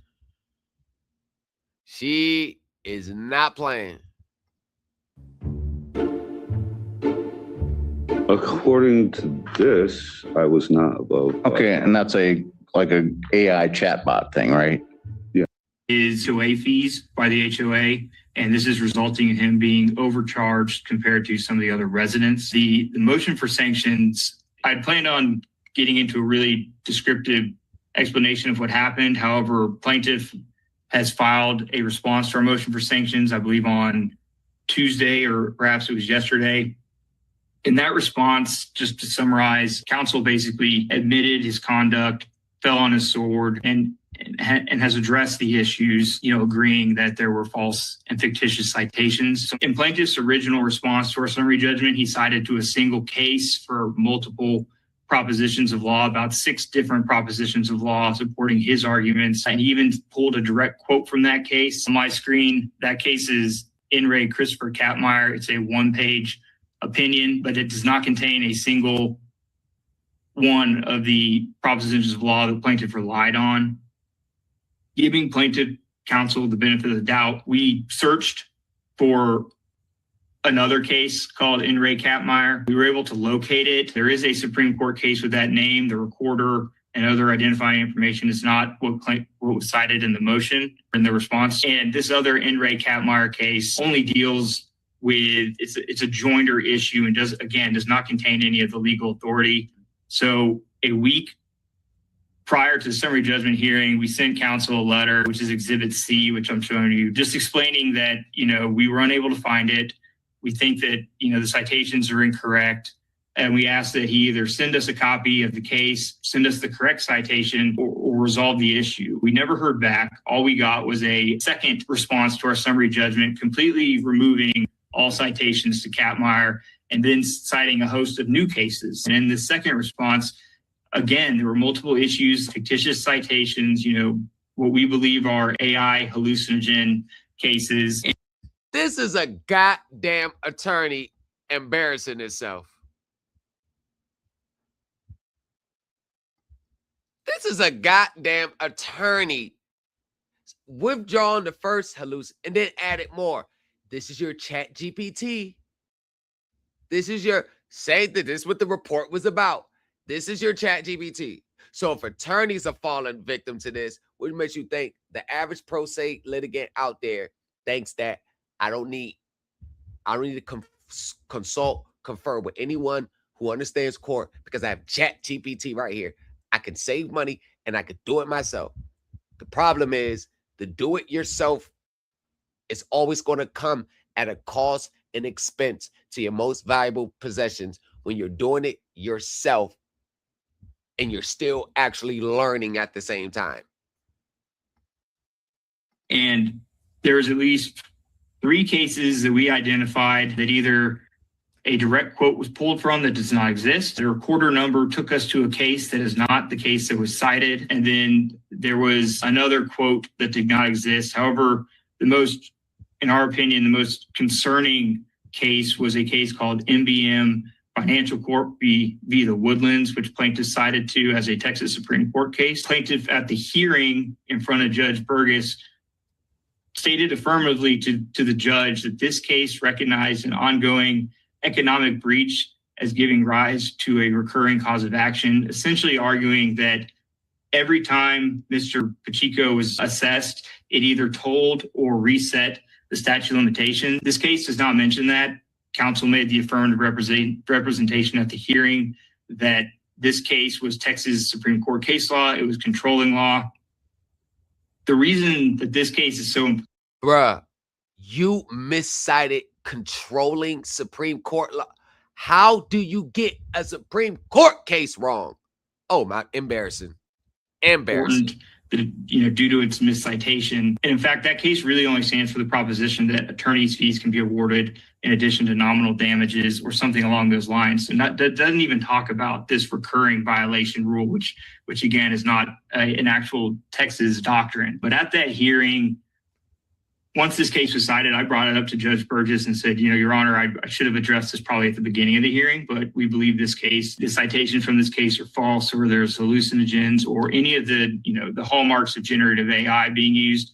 I don't think the judge understood the allegation that I was making, because his next question to me was essentially, well, do you have a Supreme Court case that rebuts that proposition of law? And then shortly after that, he denied our motion after we had a discussion about whether the continuing violation doctrine existed or not. So, Judge, I want to address it directly. I put it in my response. The earlier filings did contain citations that I didn't verify properly. It shouldn't have happened, and I take responsibility for that. The issue is twofold, however. One is the citations may have been wrong, but the principle of law is correct, and that's addressed in the response to the MSJ on the merits.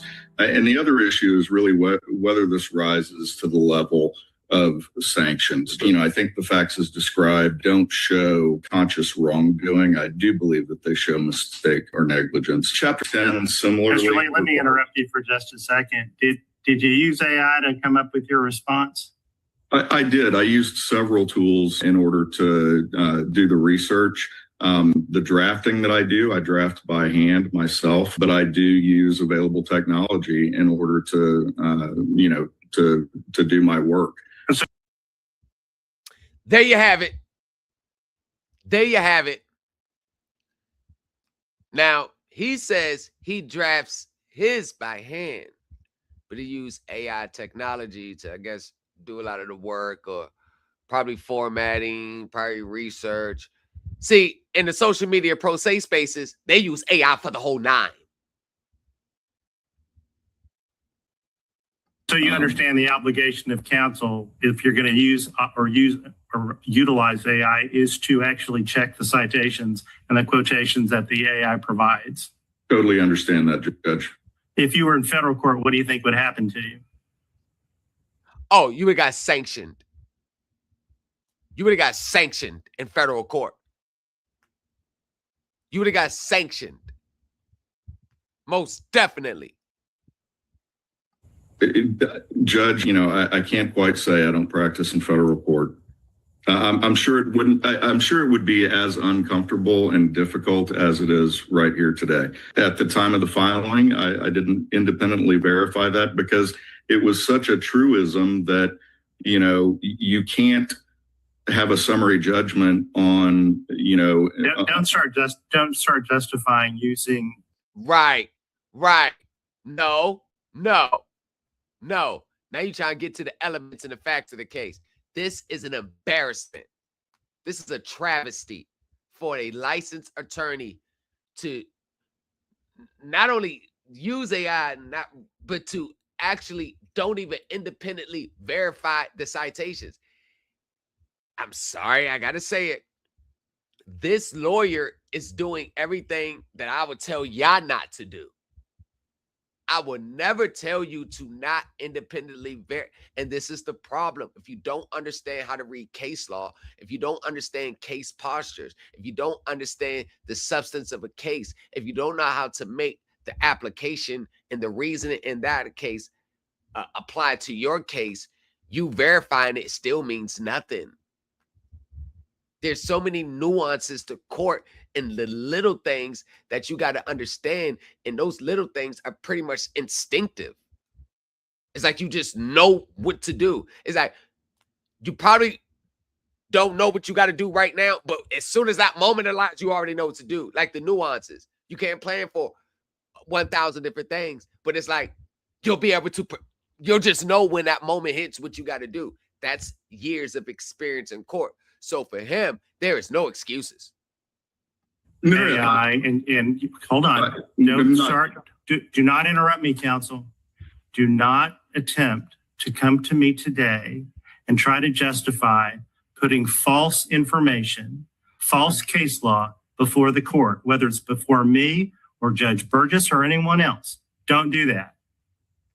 I just need to know. Understood. The basis for even having this go on further, because the sanction issue is real. Okay? I'm definitely considering sanctions. I don't think it's appropriate that you come now today now saying, well, yeah, that was incorrect. I didn't do it right. That is a fundamental issue for lawyers. I mean, the public's trust in the justice system. Exactly. It should have never happened. No excuses. Pro se litigants, I can understand. If y'all did, I get it. You're not lawyers, you don't know. But as a lawyer, that is a unspoken rule. As a licensed attorney, you are never supposed to cite any case that's invalid, misstated, wrong numbers. You are never supposed to do it. There's no excuses for it. You know how we always got excuses like, well, there is no excuses for it. It is a must that you do that. I even know that under every 50 states, I got the code of ethics, professional ethics for lawyers. I even know that in all 50 states, federal circuits, state and local judges, civil attorneys, insurance attorneys, corporate attorney, any attorney. That is the bare minimum that you have to knock out the park. Ace, Poon Coon 100. Now, the court may disagree with a lawyer's interpretation of a case. Now it goes back, and that's not a sanction. But actually citing it and misciting a case, putting a case that don't exist, this is a lawyer and lawyers across America, and this is what I'm saying. I know it's run rampant in the pro se space. Lawyers across America are taking shortcuts and earning their money. Lawyers are using AI to do all the dirty work for them. They're not putting the legwork, the real it's hell to the no. Is that the lawyers will do the information. It's a fundamental issue for lawyers. I mean, the public's trust in the justice system is that the lawyers will dutifully provide case information, court precedent, and cite it correctly. That yes, you understand that. And so it's very difficult for me to stand here today and listen to this and not think that the sanction should be very severe to you. I understand, you may continue, Judge. okay? Thank you, Judge. I'm not going to minimize it. I started out the conversation by saying I'm not going to minimize it, and I'm sorry that it came across that way. That was not my intent. I'm going to do this. One, I'm going to vacate the prior summary judgment rejection by the court. I'm not striking pleadings. I'm going to order all attorney's fees incurred by the defendants to have their hearing on the motion for summary judgment, not the preparation of it. Not the first one anyway. They're not going to need to be reimbursed for that. But I do need the attorney's fees incurred from the hearing date itself, because before that hearing, y'all gave him an opportunity to clean it up. So I'm not going to incur that. I'm not going to charge that. And then they sent him a private email as a professional courtesy. They didn't even bring it to the courts first, because even though they're on different sides of the fields, they're still attorneys. They are part of the same like organization. So let's just say, like, if it was an attorney respond to a brief and I caught it, to be honest with you, I probably would have sent the email to him like, yo, email say, hey man, you sure this is the case you're relying on? This we don't weren't able to find it. Can you send me another case so I can accurately respond to you? I wouldn't just run directly, hey, Your Honor, look what they did wrong, because it's pretty like it's called professional courtesy. Like, now, before I take this to the court, hold on, we got him soon, but let's just give him a chance to get it right. Because once again, I've had to do my own negotiations, my own settlements with another attorney. So I understand professional courtesy. I understand being professional, even as pro se. I know I understand it. So I'm not looking at it like I'm just trying to bear it, but I would have did the same thing. Seek some type of, hey, before I respond to this, you got any more? Because this ain't it. Because I thoroughly research every case the other side cites. I thoroughly checked the case. Anything that they put on the arguments, and that's another thing in the pro se space.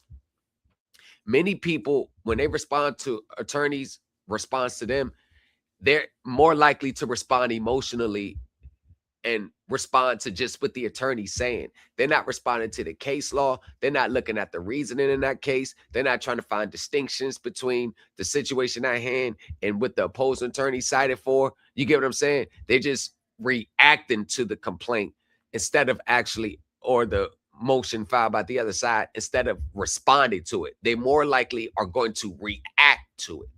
And if the other side says that their claims are wholly without merit, that's where you see the response is just 100% emotional. But it's the fact of the matter is, they gave him an opportunity to get it right before they put him on blast in court. So they gave him the professional courtesy, and he doubled down and still got it wrong. And he used ChatGPT or whatever thing to fabricate these cases, and this is what the hallucination gets you. Those fees or assess those fees, but the fees incurred for the hearing itself and the subsequent hearing prep for the hearing today, the instrument to file, and today's hearing, those fees need to be put into an affidavit. I'm going to award those fees, assuming they're reasonable and necessary. I'm going to have y'all reset, have another rehearing on the motion for summary judgment. So we're going to reset it. I'm striking the response to the summary judgment that was filed by the plaintiff. I'm going to reprimand counsel, Mr. Lee, for utilizing AI and not actually researching any citations that were submitted to the court. For the response to the summary judgment motion, every single case you cite, sir, you shall include either a link to it electronically or the physical copy to both the opposing counsel and to the court. Damn. They make him go overdrive. So he can't just put the citation on there, because normally all you need the citation and you can look it up. He's making up provide the link and or an actual copy of the case. That's more work. But here's the thing. If that judge, if all the courts of the United States of America came with that rule, that all you got to, if you were citing a case, you got to provide the case and you got to provide the link. With your arguments to support it, a lot of pro se litigants will be lost in the sauce, because they will have very few cases to support the arguments, the securitization arguments, the unjust enrichment arguments, the lawful tender of performance of the certificated arguments. You notice how it's never uncommon when you see pro se litigants and they file their complaints or they respond to a motion and there's just no case law, nothing. It's all, this is what happened. This is what I believe happened. And this is how wrong they are. And this is how they violate the statute. You notice how arguments that you hear online that's never really supported by case law. Like, you notice that, right? You ever notice that There's no case law that these teachers will hold up to support 100% everything that they're teaching, like this discharge package. You notice they'll never find no authority to support that discharge packet, that discharge template. Yo, go get this template for $20. You notice they never got no binding authority that's legally recognized, verifiable, or case law to support the packages that they selling. Oh, let me guess, administratively. Because they think administrative is the end of the game, that you never have to go to court. Like, you're going to resolve everything administratively. Well, what happens when they don't respond to your discharge packet? What if they do respond saying that's not valid payment under the contract, your account remains due? What do you do then? And this is where you get the opportunity to secure affidavit of non-performance, affidavit of non-response. Hey, you got 10 days to cure. You got 10 days to cure. You got 10 days to cure. Now I'm taking you to court on a legal theory that has no merit.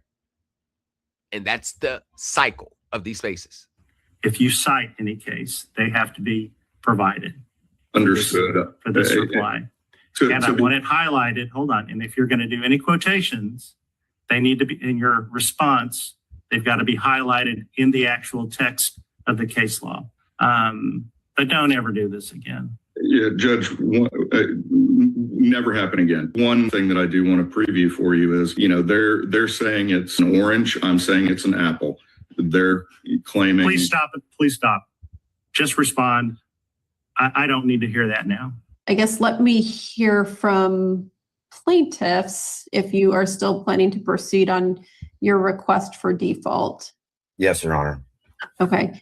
Did you receive the defendant's answers and affirmative defenses? Yes, I did. Okay. So then go ahead with your reason. This is a pro se litigant now. Pro se. Need for requesting default. Okay, Your Honor, defendants claim they lack proper notice under CR 55A3. Their own Exhibit 3 directly refutes that. It contains the June 20th email notice I sent. Due to the logistics of obtaining estimates and bids, I will need approximately 2 months to complete the damages evaluation. Thank you, Your Honor.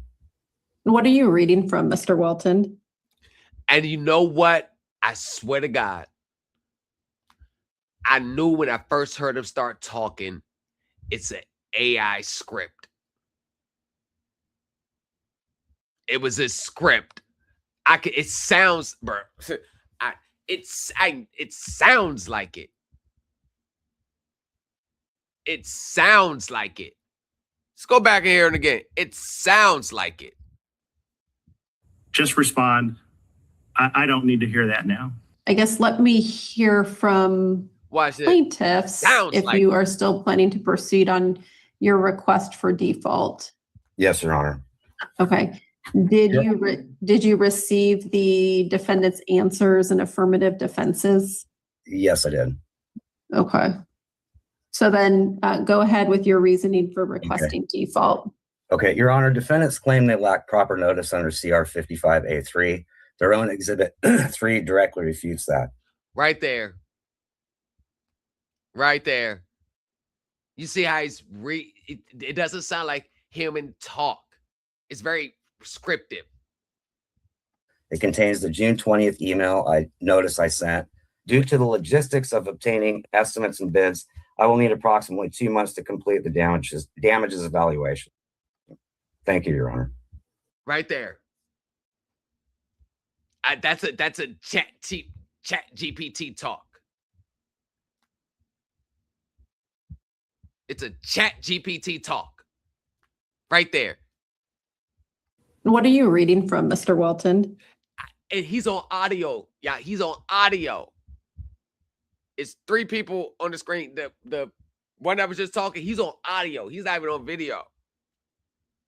And she asked that question. A thing that I prepared for this hearing. Okay. How did you prepare it? By putting everything together. And how did you put everything together? By reading all the documents, all the filings. I spent hours putting together dates. It took me probably about 3 hours to get this prepared. Make sure it was edited so it wasn't too long. What sources did you use? The documents and research, RCW 2.44, the court rules. What type I've been of? involved in numerous lawsuits, so I'm familiar with how to research and look up case law and things like that. But my position right now is that she doesn't buy it. She doesn't buy it. Not saying you ain't been familiar with lawsuits, not in case of research. I just don't think she's buying it. they are in default. They didn't file a valid answer. According to CR 11, every pleading must be signed by the attorney of record, and that simply didn't happen. The lawyers, Thank you, Mr. Yep, thank you, Mr. Walton. I appreciate it. All right, for defense, I don't know who wants to take the lead. I will start, and then perhaps Mr. Conroy can address the answer, the second answer. I mean, we're here, Your Honor, because for no good reason, right? As the court is astutely aware, the answer has been filed. It was filed on June 25th. Every other argument Mr. Walton has made to this court, presented to this court, violates CR 11, and reflects a profound misunderstanding of the rules. There you go. There you go. That's the social media. I've been in lawsuits. I filed 50 lawsuits. I know what's going on. Yeah, all you got to do is come on there and go in there. Yeah, challenge the business records. Yeah, file your motion to limit it. Yeah, I've been in lawsuits. I know. Don't know jack shit. Read their fucking complaints. Don't know jack shit.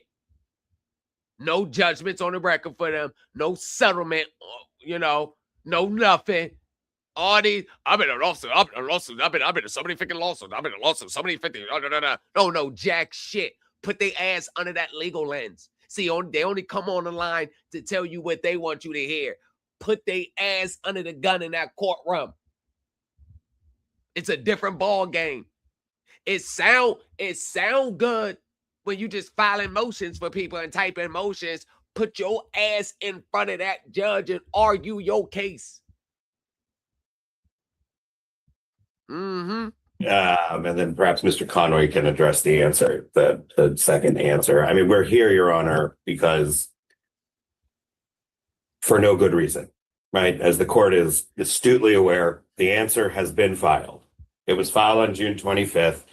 Every other argument Mr. Walton has made to this court, presented to this court, violates CR 11. You notice how he's talking? You could tell, even though he's attorney talking, you could tell that he's not reading from a script. Like he already has the understanding of court. He already understands the rules that's been violated. You notice how when he's arguing his case, he can still talk and still talk robotic. See how the pro se, the first one, he was sounding robotic in his talk. Notice how he's very familiar, very calmly, very just going with it. That's the thing. Y'all be sounding too robotic in your responses, too robotic in court. And reflects a profound misunderstanding of the rules. It is parties who appear in litigation, not lawyers. There you go. Told you. But he's been in a lot of, I told you, these online, I've been in all these lawsuits, legal beagles. They don't even get the fundamentals down pat. That's why there's always 5,000 different amended complaints that they got to file. You notice that? All these virtuous legal beagles, it's always 50,000 amended complaints that they got to file. You notice how it's never one complaint that they have to file, and that one initial complaint is good enough to get the ball rolling and we move. You notice how it's always a second amended complaint, a third amended complaint, a fourth amended complaint. It's always the same sequence. File your complaint, get it dismissed before the other side is even ordered to respond. Bam! Within a week of the order coming down, they got to save face online, so they file a new complaint. So now it's, oh, the case ain't over. It's still pending. No, it's pending now because you filed a second amended complaint. Oh, that gets dismissed on the judge's own frivolity determination. What do? They go file a third one. Oh, no, the case ain't over. It's still pending. The hell out of here. You can fool everybody else that wants to believe the stuff that you're saying is true. You cannot fool the new culture empire. Because I'm around too many professionals who do this shit in real life. And my own real life experiences of being inside courtrooms. Absolutely not. Parties appear, lawyers do it on behalf of parties. Once the party has appeared, they have to be given the notice. The fact that Mr. Volovovic or my office subsequently associated on behalf of these clients does not change the validity of the answers that have been filed. There is absolutely no legitimate reason we should be here. How Mr. Rosenberg and how those first cases that on the docket this afternoon, that's how this situation is supposed to be handled. The fact that Mr. Walton... 1 second. Hold on, y'all. Shout out to the GOAT. Shout out to the Hearts. Shout out to No Caps. Yes, sir. Y'all get like the No Caps and send the GOAT, send the Heart, send the fire thing. Hey, what's that one thing where the person come down from the sky and it's the shield and the knife hits the ground and it just kills everybody? Whatever it is, that should look cool. Tap the screen, hit the screen, share the screen, do whatever you gotta do. Has ChatGPT or may have it on behalf of parties. Once the party has appeared, they have to be given the notice. The fact that Mr. Volovovic or my office subsequently associated on behalf of these clients does not change the validity of the answers that have been filed. There is absolutely no legitimate reason we should be here. How Mr. Rosenberg and how those first cases that on the docket this afternoon, that's how this situation is supposed to be handled. And the judge is shaking their head like, I totally agree. And this is the problem with pro se legal beagles who thinks they were smarter than what they really are, who thinks they know more about court than what they really do. Just because they file 50,000 lawsuits a year and lose every single one of them, gets their case always dismissed for failure to state a claim. That means that's real life. But online, they're the lawsuit experts because they file 50 frivolous lawsuits a year. And none of them go nowhere. But come on the panel, as soon as they hit the panel, they always want to tell you what to do or how to do it. The fact that Mr. Walton has ChatGPT or may have ChatGPT and has read it and doesn't understand the rules isn't a defense here. There is no good reason why my client should have had to pay to be at this hearing. The answer was filed by an attorney of record back the day after he filed his motion. Had he sent an email and provided the notice before filing the motion saying, hey, if you don't give me your answer, I'm going to file a motion for default, we would have said, oh, geez, here's the answer. See, you want to know what that's called? Professional courtesy. Remember, pro se doesn't mean I don't have to know how it works between lawyers. That's why lawyers hate dealing with pro se litigants. Y'all are unprofessional. You don't know how to communicate with them on professional terms, on professional levels, to send professional courtesies. Some things you don't always have to go and slam it on a record. Some things you can send to them in an email. Classic example. I would have done the same thing. Hey, I noticed that you haven't responded before I send this motion for default, and just giving you a heads up that I will be filing the attached motion for response to that due. So I'm just giving you the heads up. That's what I did. I always gave them a heads up. Hey, I'm preparing to file this motion here. Here's a copy of it. Hey, I'm preparing to do this. Oh, why are you preparing? Listen. Once it gets filed on the record, they're going to respond anyway. There's no blindside or surprises in court. Well, except for that Scud missile that we dropped on Lakeview. So instead he files the motion. We say, hey, here's your answer. Please strike your motion. And then we get these meritless arguments. That's the problem. That's the problem. They don't know when to hold back. If they got the answer, classic example. As soon as I spoke to their attorney, CAC's attorney, I immediately moved for a motion to withdraw a pleading I filed. Here's a copy, y'all. Hey, storming out. I ain't gonna be able to get to the courthouse. Maybe I get there Monday. But here's y'all copy so y'all know that I ain't trying to be on some other stuff with y'all. Y'all ready to email? Thank you. We appreciate your good faith shown through that filing. We appreciate. Yeah. Nah, I'll get the. I'll strike it. That's professional courtesy. That's what any attorney would have done. Oh yeah, y'all responded. Oh, all right, come on. I'll remove. That's all right. They about to make an appearance. Hey, Your Honor, don't worry about that motion I filed. We good. Nope, not in the pro se space. I'm telling you, they think they understand court rules. They think they understand how proceedings go. They think they understand the orderly fashion of court. These fucking legal beagles, they think they understand how court works. They have no damn clue. I filed many lawsuits before. I know you don't know how it works. Sorry. So instead he files the motion. We say, hey, here's your answer. Please strike your motion. And then we get these meritless arguments that reflect a profound misunderstanding of the rules. The court is well aware he is supposed to be held to the same standard as an attorney. The fact that he is pro se doesn't excuse this. I gave him plenty of warning that I would be asking for sanctions if he didn't strike this here. There you go. Y'all think that those people think that just because you put it on a paper that it has merit, just because you type it up that it's legit. It is meritless. You can't flood the courts with meritless complaints after complaints after complaints. The other side has to respond to that meritless complaints.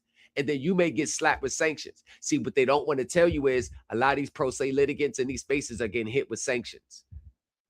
There was one guy on Facebook who tied a UCC 1-308 group lawsuit, and he got hit for sanctions.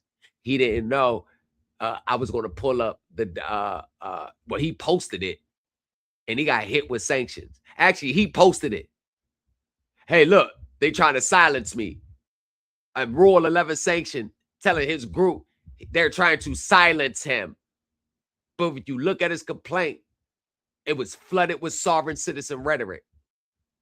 Told you, whenever the courts reject these beliefs with reality, it's always like they treat them like they're Edward Snowden. Like they make themselves like they're some fucking martyr. Oh, they're trying to silence me. They don't want the truth out. They don't want the truth to be exposed. Let me ask yourself this question. Why can't it be that maybe they're asking for sanctions because these are sanctionable offenses under Rule 11? Why can't that ever be a doubt, or not a doubt, or something that just creeps in their mind? Why can't that may be the answer as well? Oh, no, it can't be that. I got too many people that I'm teaching in this group for that not to be right. Right. And he has refused. He should be sanctioned. This type of behavior should not be tolerated. None of us need to be here right now. Mr. Conway, go ahead. Yes, Your Honor, nothing too much to add. We have, and I know that this is probably the first the court has heard on this, but there has been a long, tiring history of AI, appeared to be AI-generated motions and responses and challenges to everything. And most of what we do is met with, threats of CR11 sanctions. And we did get the answer in, and Mr. Mooney did, and I think he included the emails, but he did remind Mr. Walton several times of the rules here and how much it would cost us to come in and sit on this docket. I've now been here almost an hour. Mr. Walton, anything briefly further that you want me to know? Yes, Your Honor. As far as their arguments, the rules are the rules. I don't know why they keep misstating the rules. I'm not required to serve them notice before filing a motion. The plain language says 5 days before the hearing. So I don't know where that's even coming from. But first, CR 55A3 notice was fully satisfied. Their own Exhibit 3 shows that my June 20 email with the motion blah, blah, blah, was received, given 25 days notice. Second, appearance is undisputed. Mr. Conway appeared for all defendants on April 13th and never withdrew. No other attorney filed a notice of appearance. A notice of association is not the same as a notice of appearance. It's right there in the rules. It's pretty basic. Third, none of the answers are valid under CR 11 or RCW 2.44 because none bear Mr. Conway's signature. Finally, no valid answer to the First Amendment complaint was filed by the June 11th deadline. These arguments about that I'm required because other attorneys withdrew their motion and all this nonsense about frivolous misunderstanding the rules. I know how to read, Your Honor. Apparently, I don't know why they are. It seems to be purposely misleading, trying to mislead the court. Okay. So regardless of today's argument. And everything that you're wholeheartedly, you're wrong. You're wrong. It's not how it goes. You're wrong. Yes, everything, all your years of study, you're wrong. It's not how it goes. Sorry. Yes. The procedural posture is unchanged. Notice was proper. Appearances are clear. Signatures are missing, and no valid answer exists. Default is appropriate. And I find it very insulting, this AI stuff. He's accusing me that I didn't write this stuff when I did. If you look through my whole history with this court, I mean, before AI was even a thing, you can see that I'm consistent. I read the rules, I read the law, and you know. Right, but your interpretation of them is still off. That's the classic. All you got to do is just read Civil Rules 26. Just read this statute. Just read. That's all you got to do. And your as soon as you read it, you're going to have the interpretations, how the court see it. You're going to have multiple cases already in your brain that that rule was applied to, or you're going to have all the updates and the amendments to the rules. You're going to have all the procedures and how the rule is implemented. Or you're going to know all that just by reading the statute, reading a broad rule of civil procedure. All you got to do is just read it. That's all you need to do is just read it. Oh, now you got to comprehend it. Well, how you going to comprehend? You going to use your own comprehension, or you're going to use the consensus of the court's comprehension? So they try to simplify the technical, nuance, itty bitty, teeny little things that means the most in court. No, you just simplify it by just read it. Of course. You know, except for right now being accused of what they're accusing me of, it's kind of frustrating. But with that, I'll leave it to the court. Thank you. Yeah, so the reason that I called this case at the time that I did, Mr. Walton, was that I was hopeful that you would see the other cases that were on for default that frankly were in very similar position, and actually probably a worse off position than yours, because there was an answer filed and then by one attorney, and then there's an answer filed by another after notices of association of counsel. AKA, she was trying to get you to withdraw. That's why she wanted you to sit and see everything else. Once again, you can read the rules, you can read the plain letter of the rule, but you don't know how the procedure goes in court. Procedures are governed by rules. We get that, but you don't understand the nuances on how the court does things. If they filed an answer, if it's a day late, whatever, strike your motion for default, because that's what professional lawyers do. Pro se. You're trying to force a default on them, and the courts are not going to allow it. That's pro se litigants for you. Oh, they late about 1 day. All right, default, you're on a default. Oh, I asked them for 75 things and a notice of error or arrest report. They were 1 day they responded and filed a lawsuit. $1,000 per unanswered question. Let me go get the lawsuit on now. Y'all have no goddamn foresight, no insight, no professionalism. And this is what happens when you use the court systems to chase money.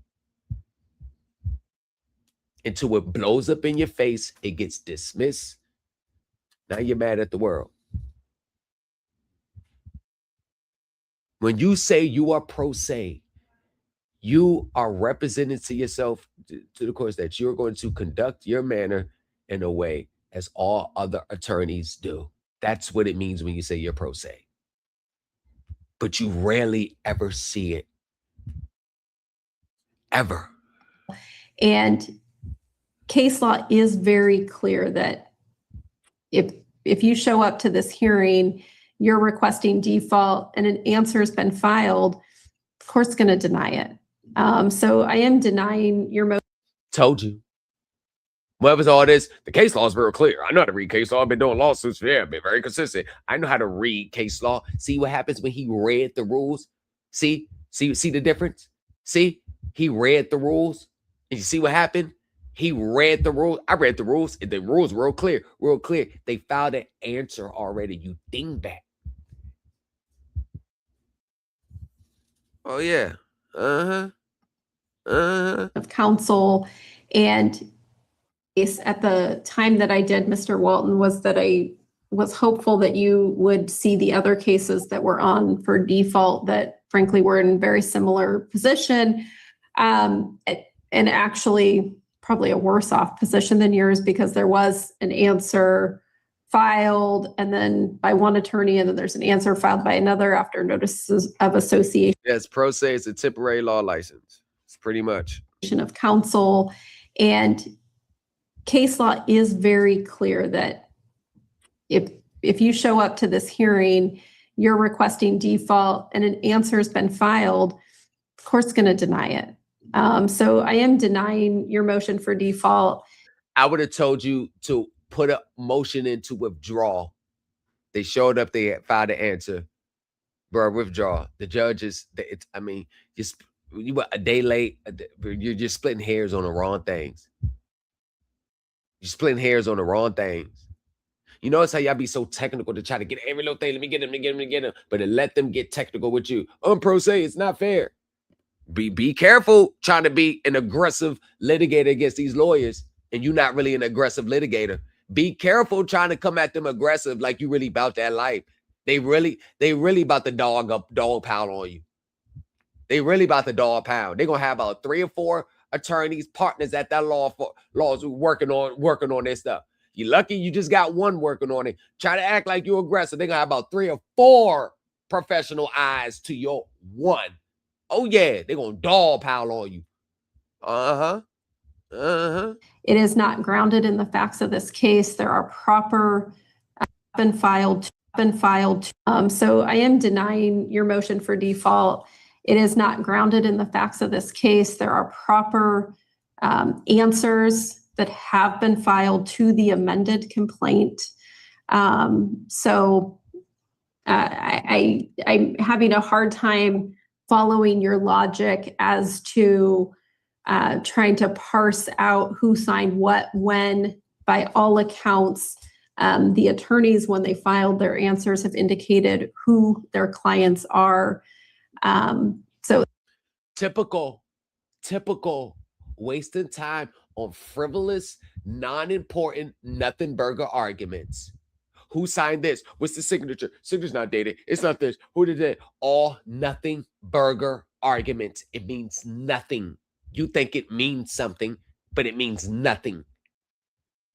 See? We wouldn't even had this hearing. No, wouldn't be no need for it. There's simply no grounds for default. Again, the reason I called this case when I did was I was hopeful that when I came to you, Mr. Walton, you would acknowledge to the court that answers have been filed and you were striking this request. And you know what? If I was giving him advice, I'd have told him, tell the court you want to withdraw or strike this request now that the other parties filed. No, she's going to deny it, bro. Like, they're already here. They're on the record. Like, come on, man. That it seems like, no, you're going to get further down the line. You want to know why? Because I know that professional courtesy, understanding how court works, when he would have struck that motion, the courts would have took him seriously, like he understands courts and understand how court works and understands the rules and understands how it goes. That means you're going to be, Your claims are going to be taken more credible. It's nothing frustrating than a professional attorney than dealing with a headstrong, hard-headed, pro se litigants that thinks they know everything under the sun, but every time they put it on paper, they're always getting it wrong. It is so frustrating dealing with those type of pro se litigants. They always get it wrong on paper, but they'll tell you how much they know. Of course. Because that hasn't happened, I am required to deny your request. And I am going to grant CR 11 sanctions for the attorneys having to be here and argue against default. Damn. You got sanctioned. This is that. I've been doing this, filing lawsuits forever. Can you imagine how those lawsuits turned out? You got sanctioned by your own stubbornness, thinking you know more about court, how it works, and you really got sanctioned because you failed to show professional courtesy. Now you got sanctioned. Okay. This filing was a serious mistake. My clients apologized to the court, to opposing counsel and their clients, and certainly to their own client. Law clerk used ChatGPT to draft the court filing, and it hallucinated bogus cases. The attorneys filed it without checking, got caught, then hired this attorney for today's sanction hearing. They are embarrassed about this. They are disappointed in themselves and in the failure of their normal process that led to the filing of this petition. I don't know how much you want to hear from me up front, but I'd like to explain what we think happened here and what the firm has done to measures it's taken to make sure it doesn't happen again. And if I may, I'd like to add a little bit of background about Mr. Daveno and Mr. Bednar that leads up to the filing of the petition. What happened here was that Richard asked a law clerk in their office to prepare the initial draft of this petition. Richard then did some work on it, and he and the law clerk exchanged drafts back and forth as those things go. And ultimately it was filed. He did ask that those case citations be checked and later learned that didn't happen. But Richard did not do that himself. He does not point fingers at others. I'm simply trying to add context. He takes responsibility for this. He is the licensed lawyer who signed the petition and it was filed with the court. So do I infer then that it was the law clerk who used ChatGPT to generate some portion of the filing? Yes, that's correct. That's correct. Is the law clerk licensed to practice law? No. Oh my God. Oh my fucking God, man. What a travesty. And they had to hire this lawyer. He just playing damage control and character control. This is bad. This is really bad. This is really, really, really bad. Yeah. He can only do but so much. This is horrible. Oh my gosh, I feel for him. Golly, this is bad. No, and that's why I say Richard takes responsibility. He's the one who is licensed. They work together on the document, of course, but ultimately the lawyer who signs and files it is the one responsible. We all know that. And Richard's not trying to hide from that responsibility today. I'm happy to. Was Mr. Bednar aware that ChatGPT was being used to draft the petition? No, he was not. And thank you for. Wow. So your law clerk, who's not licensed, they just held to help draft, use ChatGPT. Oh my, that is the last thing that you want to have drafting your complaint through and through.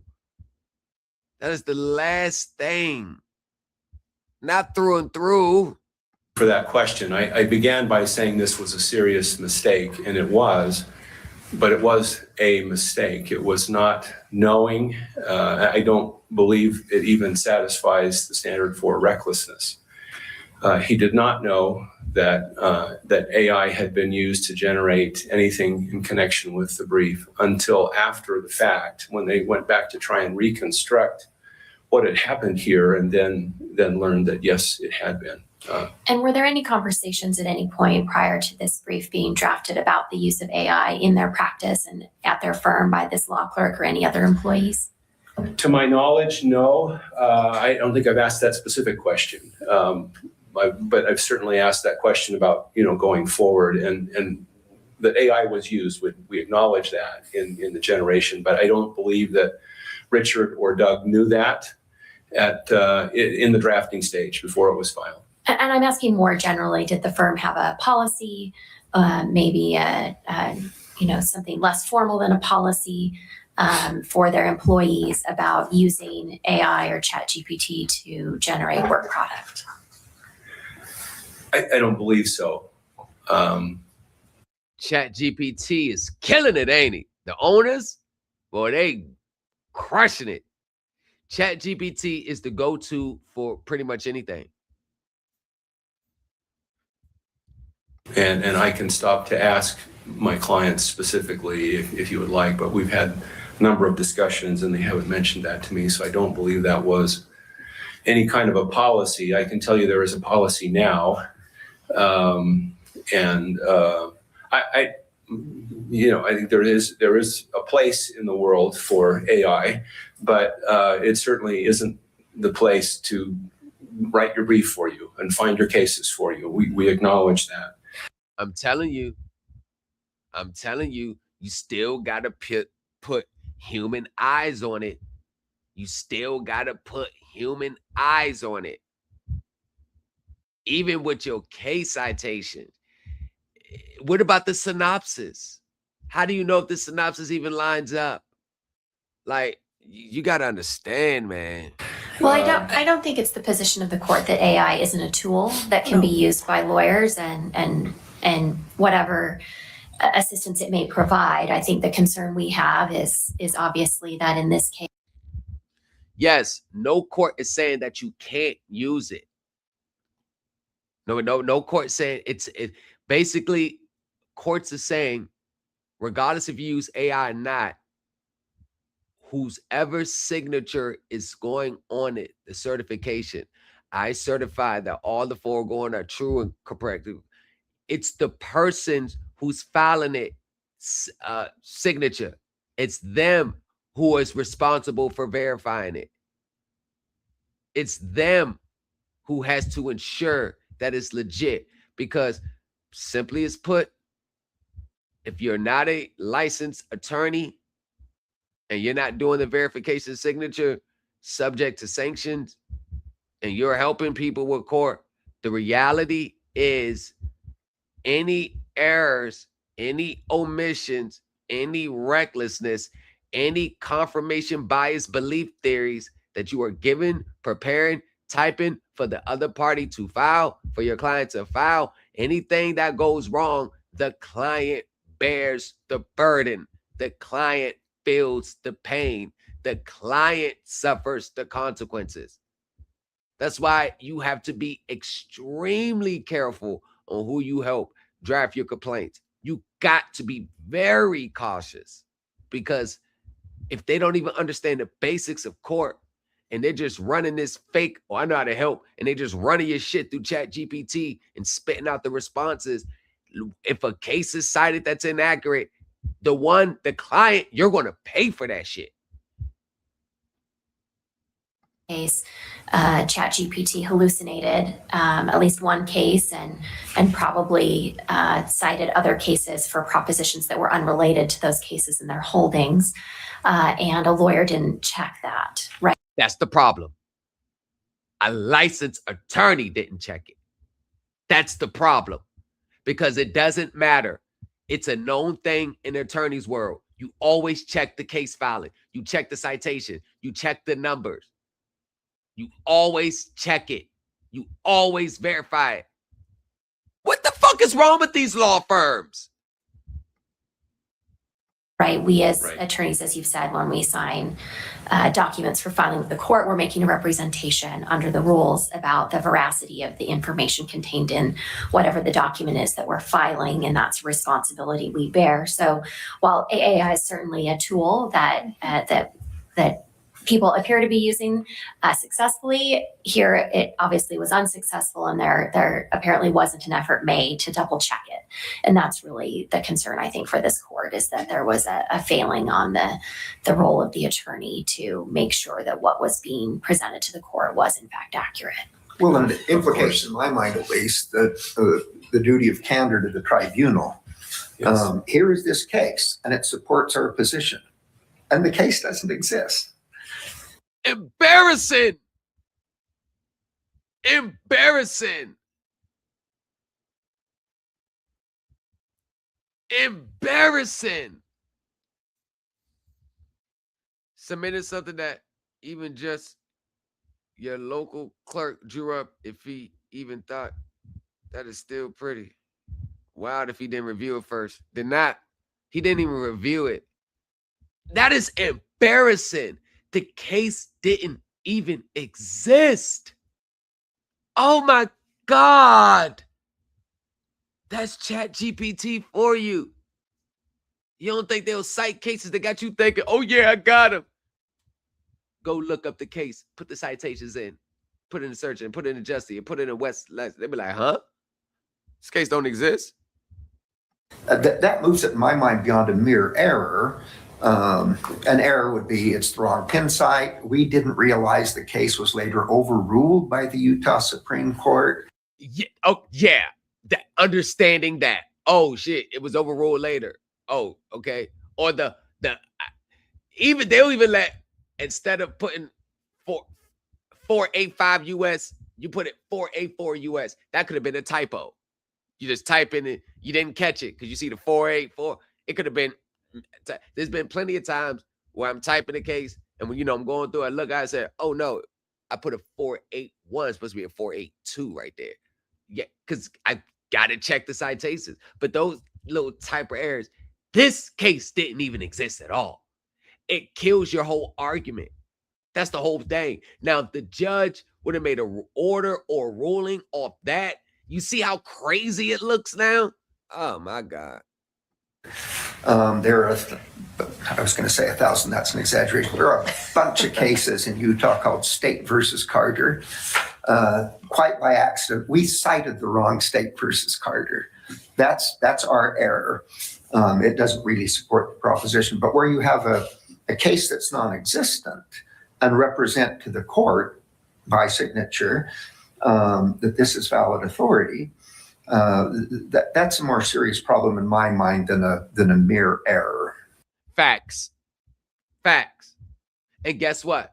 No, the other courts, if let's say that was the former was the issue, the latter was the issue, you probably wouldn't get sanctioned for it. You probably wouldn't get in trouble for it. It's just a little error, like an error in the citation or something. Or the court was overruled. The court would be like, yes, such and such cited this. But however, this case has been overruled by this. Cool. It is what it is, a little error. But when it doesn't even exist, that's horrible. That is horrible.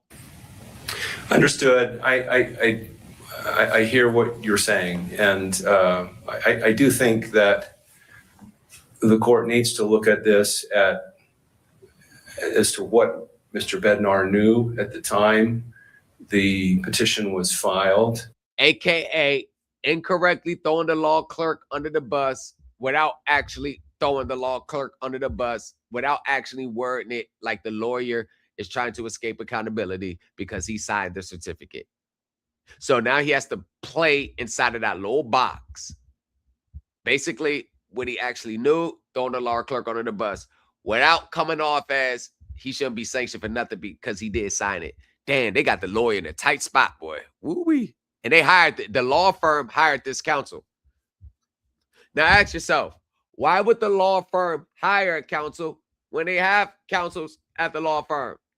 Because Abraham Lincoln said, he who represents himself has a full client. I know in all cases that may not be true. My case is one of those, but that's the normal consensus. Lawyers even hire other lawyers to represent them. That's kind of what it is, though. He did not know, and by imposition of duty, he should have known. We acknowledge that Royer versus Nelson is a non-existent case. It actually exists in Indiana as a table citation. There's no content to it. It is a fake citation. Oh my God! You had a fake site. Oh, man, that's the problem, law firms. Y'all keep going with these fucking cheap ass little law clerks. Yeah, you should have got one of us. We would have spotted it out.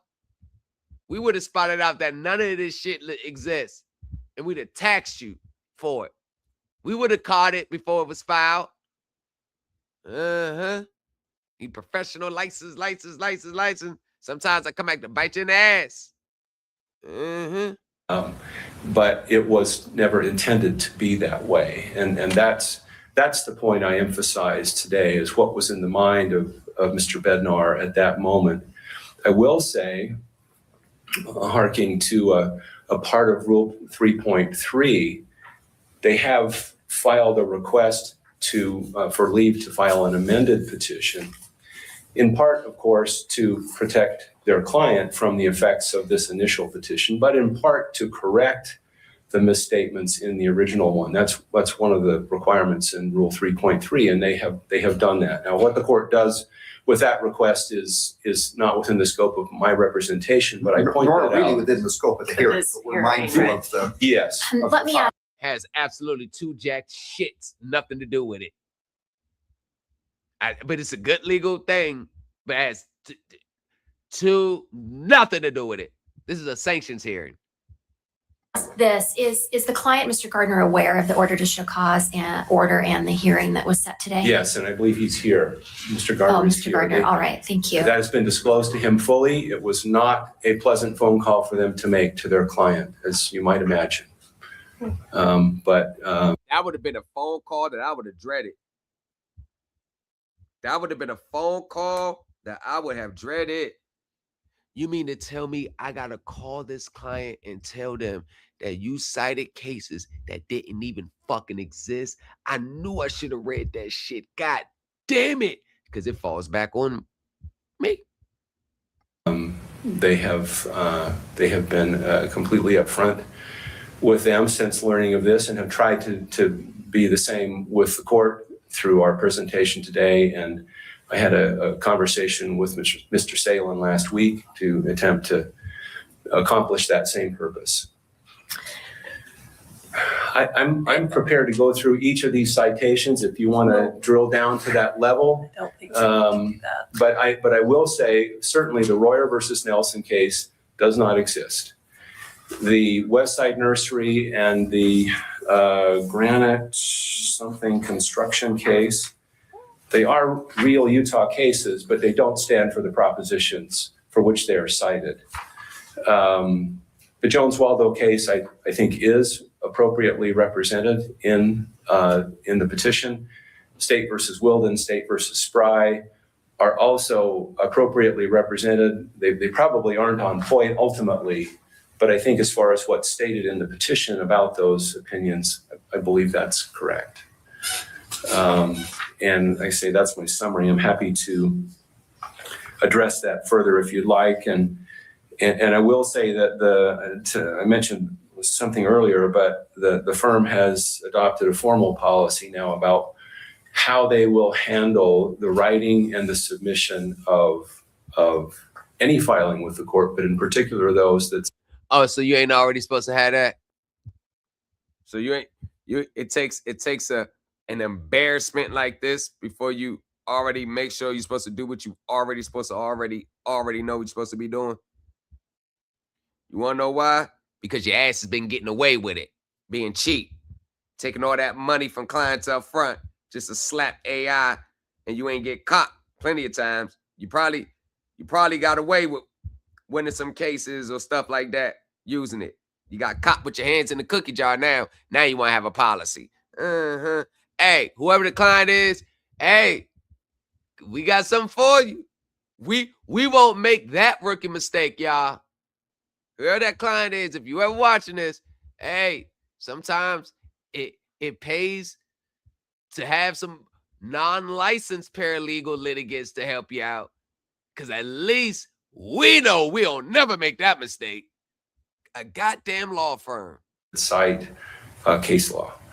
I'm happy to walk through that with you, just a 4-step process, but I want you to know that that is something that they have done. It's a small firm, but it is a formal policy. Makes sense. Makes sense. Figured that. See, now they don't ever want this to happen again. And an offer has been made. I know Mr. Salen and his clients have considered that. The offer is still open, and I think Greg and I can easily communicate about that more if they're interested. But the offer is to pay all of the legal expense incurred in responding to the initial petition. I suppose more if that is deemed to be warranted. What would be your position about a monetary sanction above and beyond making the other side's attorneys whole in view of the misrepresentation to the court? I know around the country we've Judge, you asked him a tough question. That was a very put you on the spot question. That is a very tough question. Because look how he's looking. You already know it warrants a monetary sanction. You want him to say it? Oh, yeah, Your Honor, my client. That was a very strategic question. The Judge Grimmett, you ain't shit for that question. You ain't shit for that question, Judge. Oh, shit. We did a little research, and where this has come up before, this is not the first time it's happened in the country. This is happening all the damn time. Sanctions of You hear that? It's happening all the time. It is the new phenomenon. It is the new phenomenon. Have AI cite your cases. AI draft your complaints for you. It's the new phenomenon. But what happens when you got to take your ass in open court and argue those cases? Whatever happens to you in open court?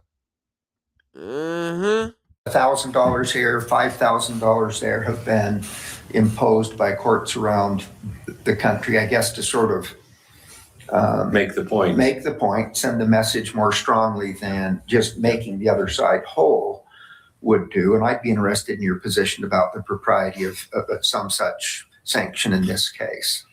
I think that's well within the scope of Rule 40 and what the court can do here. That's certainly not something my clients would love to hear, but they understand that is a potential outcome of the hearing today. Rule 40, is it C or D? I've forgotten. That I think gives the court fairly broad discretion in imposing sanctions. And obviously neither that sanction nor the attorney's fees to be paid to the other side, those wouldn't fall to the client. The attorneys would be responsible for that personally. I assume there's no issue on that. They would be responsible for the attorney fees for sure. They would not charge their client for that. The attorneys would pay those attorneys fees, and I assume the same would be true if the court imposed a monetary sanction as well. I don't think any of that. They got insurance. It's what they're licensing and bondings for. They got insurance for negligence, liability. They got insurance. The premiums might raise, but they got insurance. They'll be able to pay it. Law firms, they get insurance for this particular reason. They get insured for this particular reason. So, yeah. Be passed on to a client, right? I guess I would. Sorry, Judge Oliver. Yeah, I would just like to say, I think a concern I have in general, and this factors into at least my view of whether sanctions should be imposed and what amounts they should be, is that we had the benefit here of opposing counsel who pointed out to the court the use of citations that were hallucinations that didn't exist, and case citations that were incorrect as a proposition of law. We as a court system, as everyone knows, we're very busy. We have more work probably than we can do as quickly as we would prefer. So when you're attaching 335 pages of an SEC filing and being like, here, the judge figure it out, they're not reading it. So you make 50-page ramblings, efficiency, judicial efficiency. Get to the point. Get to your point. 5,000 pages of what they did, what you did, what you sent, what notice, what they didn't do, ramblings about the elements of the cause of action, not necessarily stating the cause of action, making 5,000 legal conclusions before every period. It's a goddamn it. And because they did this, they violated the law. Oh, because they did this, they violated this. Because they did this, they violated that. Because they did that, they committed fraud. All bunch of legal conclusions with Bell Atlantic versus Twombly and Ashcroft versus has told you don't do. But what are you going to see in 98% of responses? The same thing the courts tell you not to do. There ain't been a goddamn case yet that I've read from a pro se litigant that doesn't have at least 3 legal conclusions. Legal conclusion. What's the legal conclusion? Go make one and hear the order. You'll know what a legal conclusion is in the judge's order. You'll know what it is. And so it can't be that the judiciary is the backstop to double check and triple check every citation that's made in a filing that's presented to the court. We simply don't have the resources or the time to do that. And so what we do is we depend very much on the honor system of those attorneys who practice before us. And that is part of our rules, Rule 3.3, Rule 40, that when a document is presented to the court with a signature of a licensed attorney, it's presumed to be 100% accurate. So there's no need for the courts to go double check and triple check with a licensed attorney.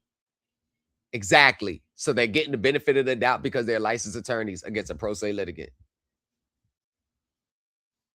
You know, when they be ignoring you, you ever know you request things from them, they just ignore you? They don't say nothing. They don't do nothing. They'll never do that with another licensed attorney. See, they respond back in email. Because some preliminary matters don't always have to take a fucking letter, a motion, a fucking 10-day demand, a fucking demand this, do this by this, do this by this, judicial default here, opportunity to cure. Some of that shit could be handled with a professional email.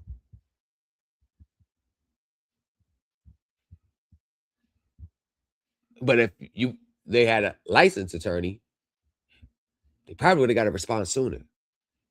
Pro se litigants, they could stall them out. And there's not really so much you can do when they stall you out. As long as they're a court deadline, but they can stall you out. Trust me. Pro se litigants, it takes a lot for any document to get escalated to compliance or get taken serious or get like, oh, respond back. Respond to this. It takes a lot.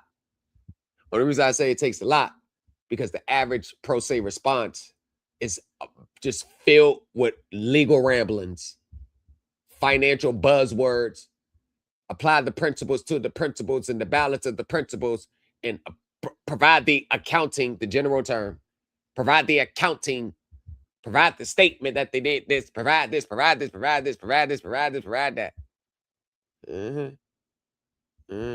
That we can trust that what's being argued in there is being argued in good faith and based on real cases and case law, and is a valid and good argument for the extension of the law.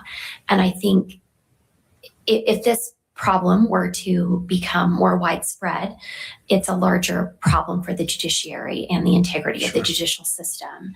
And so I just want to say for the record, this is why they're scrutinizing your legal documents even further.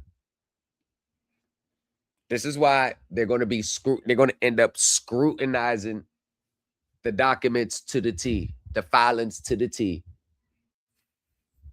It's getting to the point where you damn near got to be a wizard to get a motion through the door now.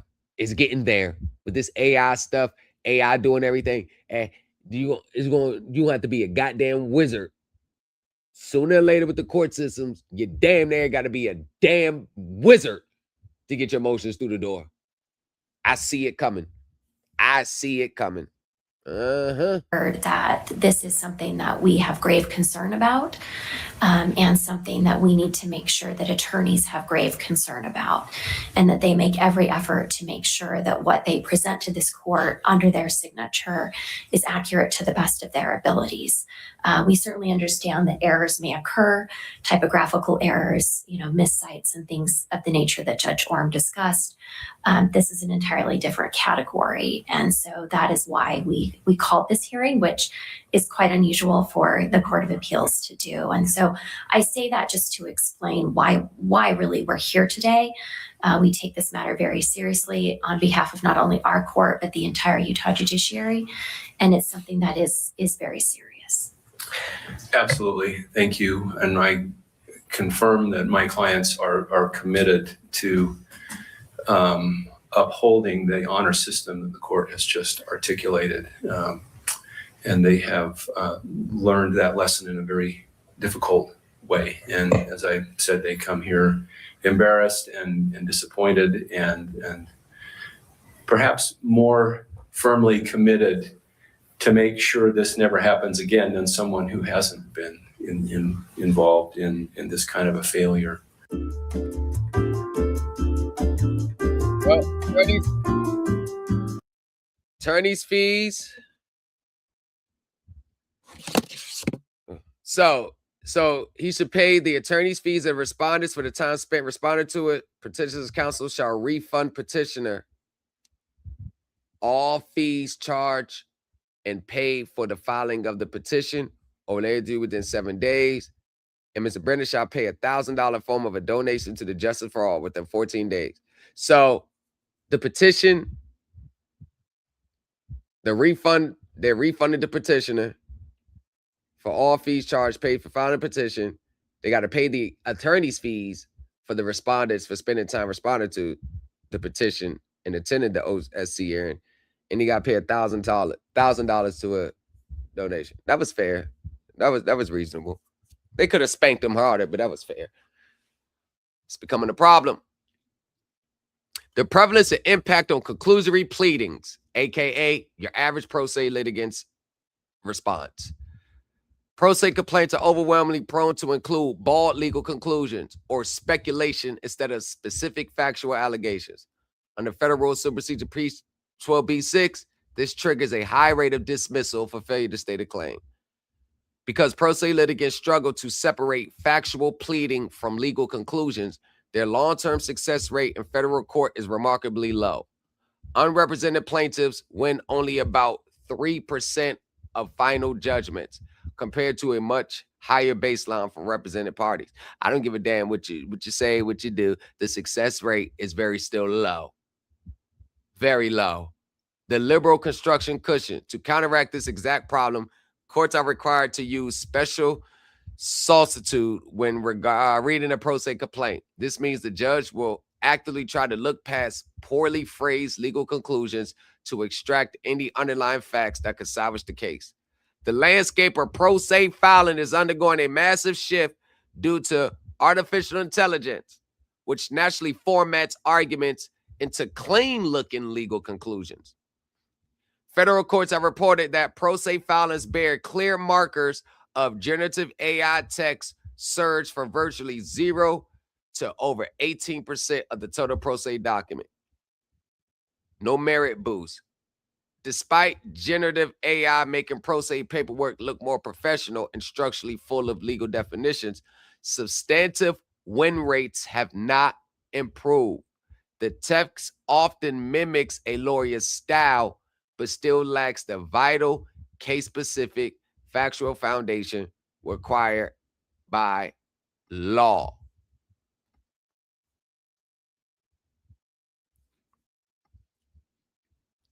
A business may hesitate to hire an attorney to formally respond to a pro se litigants' allegations because those allegations may seem informal or meritless. The complaint might be handwritten, allege fantastical conspiracies, or go on for page after page with little substance. But however, seemingly unofficial or meritless, a complaint that is properly filed and served cannot be ignored without risk of default, potential liability to the plaintiff. Now, instead of avoiding pro se complaints, businesses should address them head on. Such complaints might be subject to dismissal. For example, pro se litigant. This is how they telling you how to deal with pro se litigants.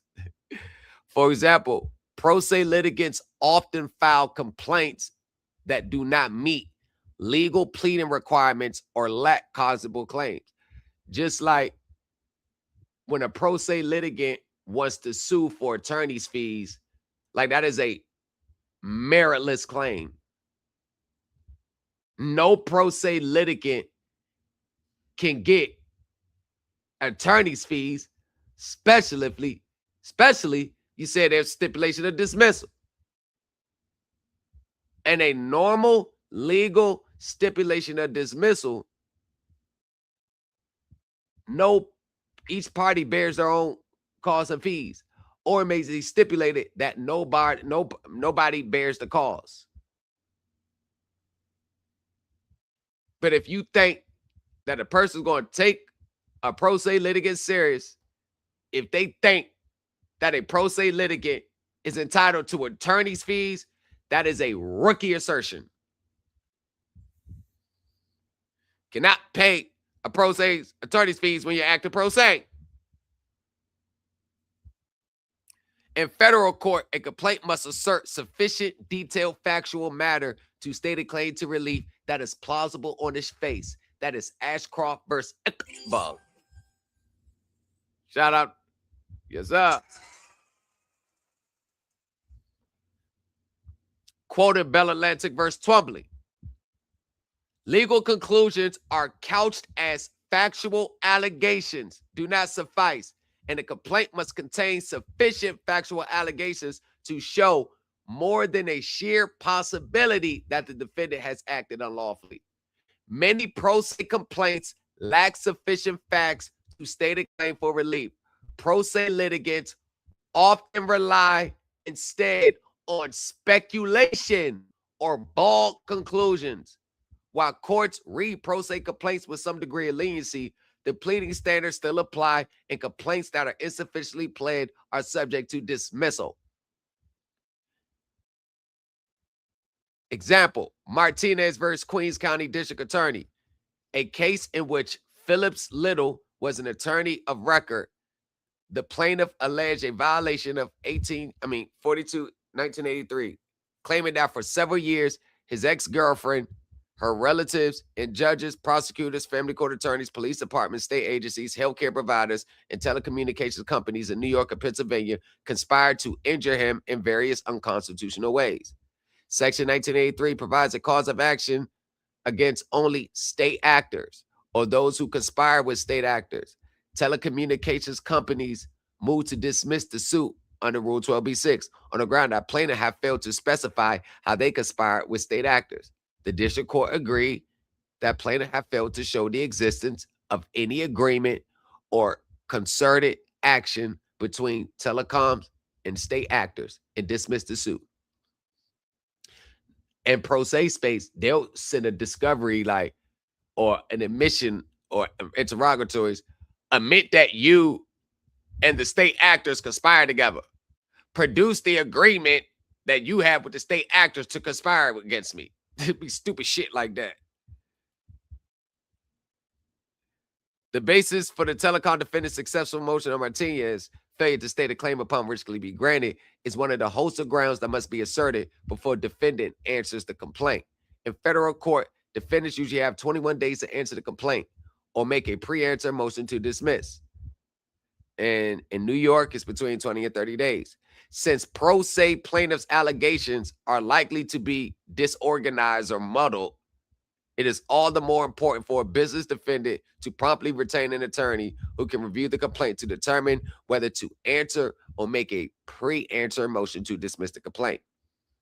The time pressure is particularly heightened in a pro se case because while a defense attorney can often obtain an extension from time from the opposing counsel, it is more difficult to obtain extension from pro se litigants who may be unaware or unconcerned with the courtesies of the legal profession or simply unreachable, aka professional courtesy. How it goes. How it. Hey, Johnny, hey, we're gonna need an extension of 30 days, man. I'll put this motion in. You want to oppose to it? Yeah, I'm gonna oppose to it. All right, I'm gonna file it now. Hey, new coach, hey, we need about another 30 days to respond. You okay with that? Nah, I'm going. You can you could tell I'm unopposed. You need me to sign something? Yeah, I'll send over to you to sign. All right, no worries. All right. Thank you, Miss Melissa. Nah, not in the pro se space. Everything is a attack mindset. Us against them. Conspiracy mindset. I'm telling you, the average pro se litigant has some shape, form, or fashion, a deep-rooted, sovereign citizen inkling in them. And I always see it the most in the ones who vehemently deny it.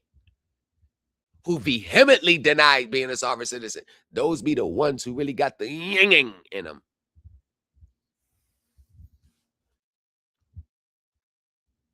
Court, not court, anything in between. A lot of them have a sovereign citizen foundation.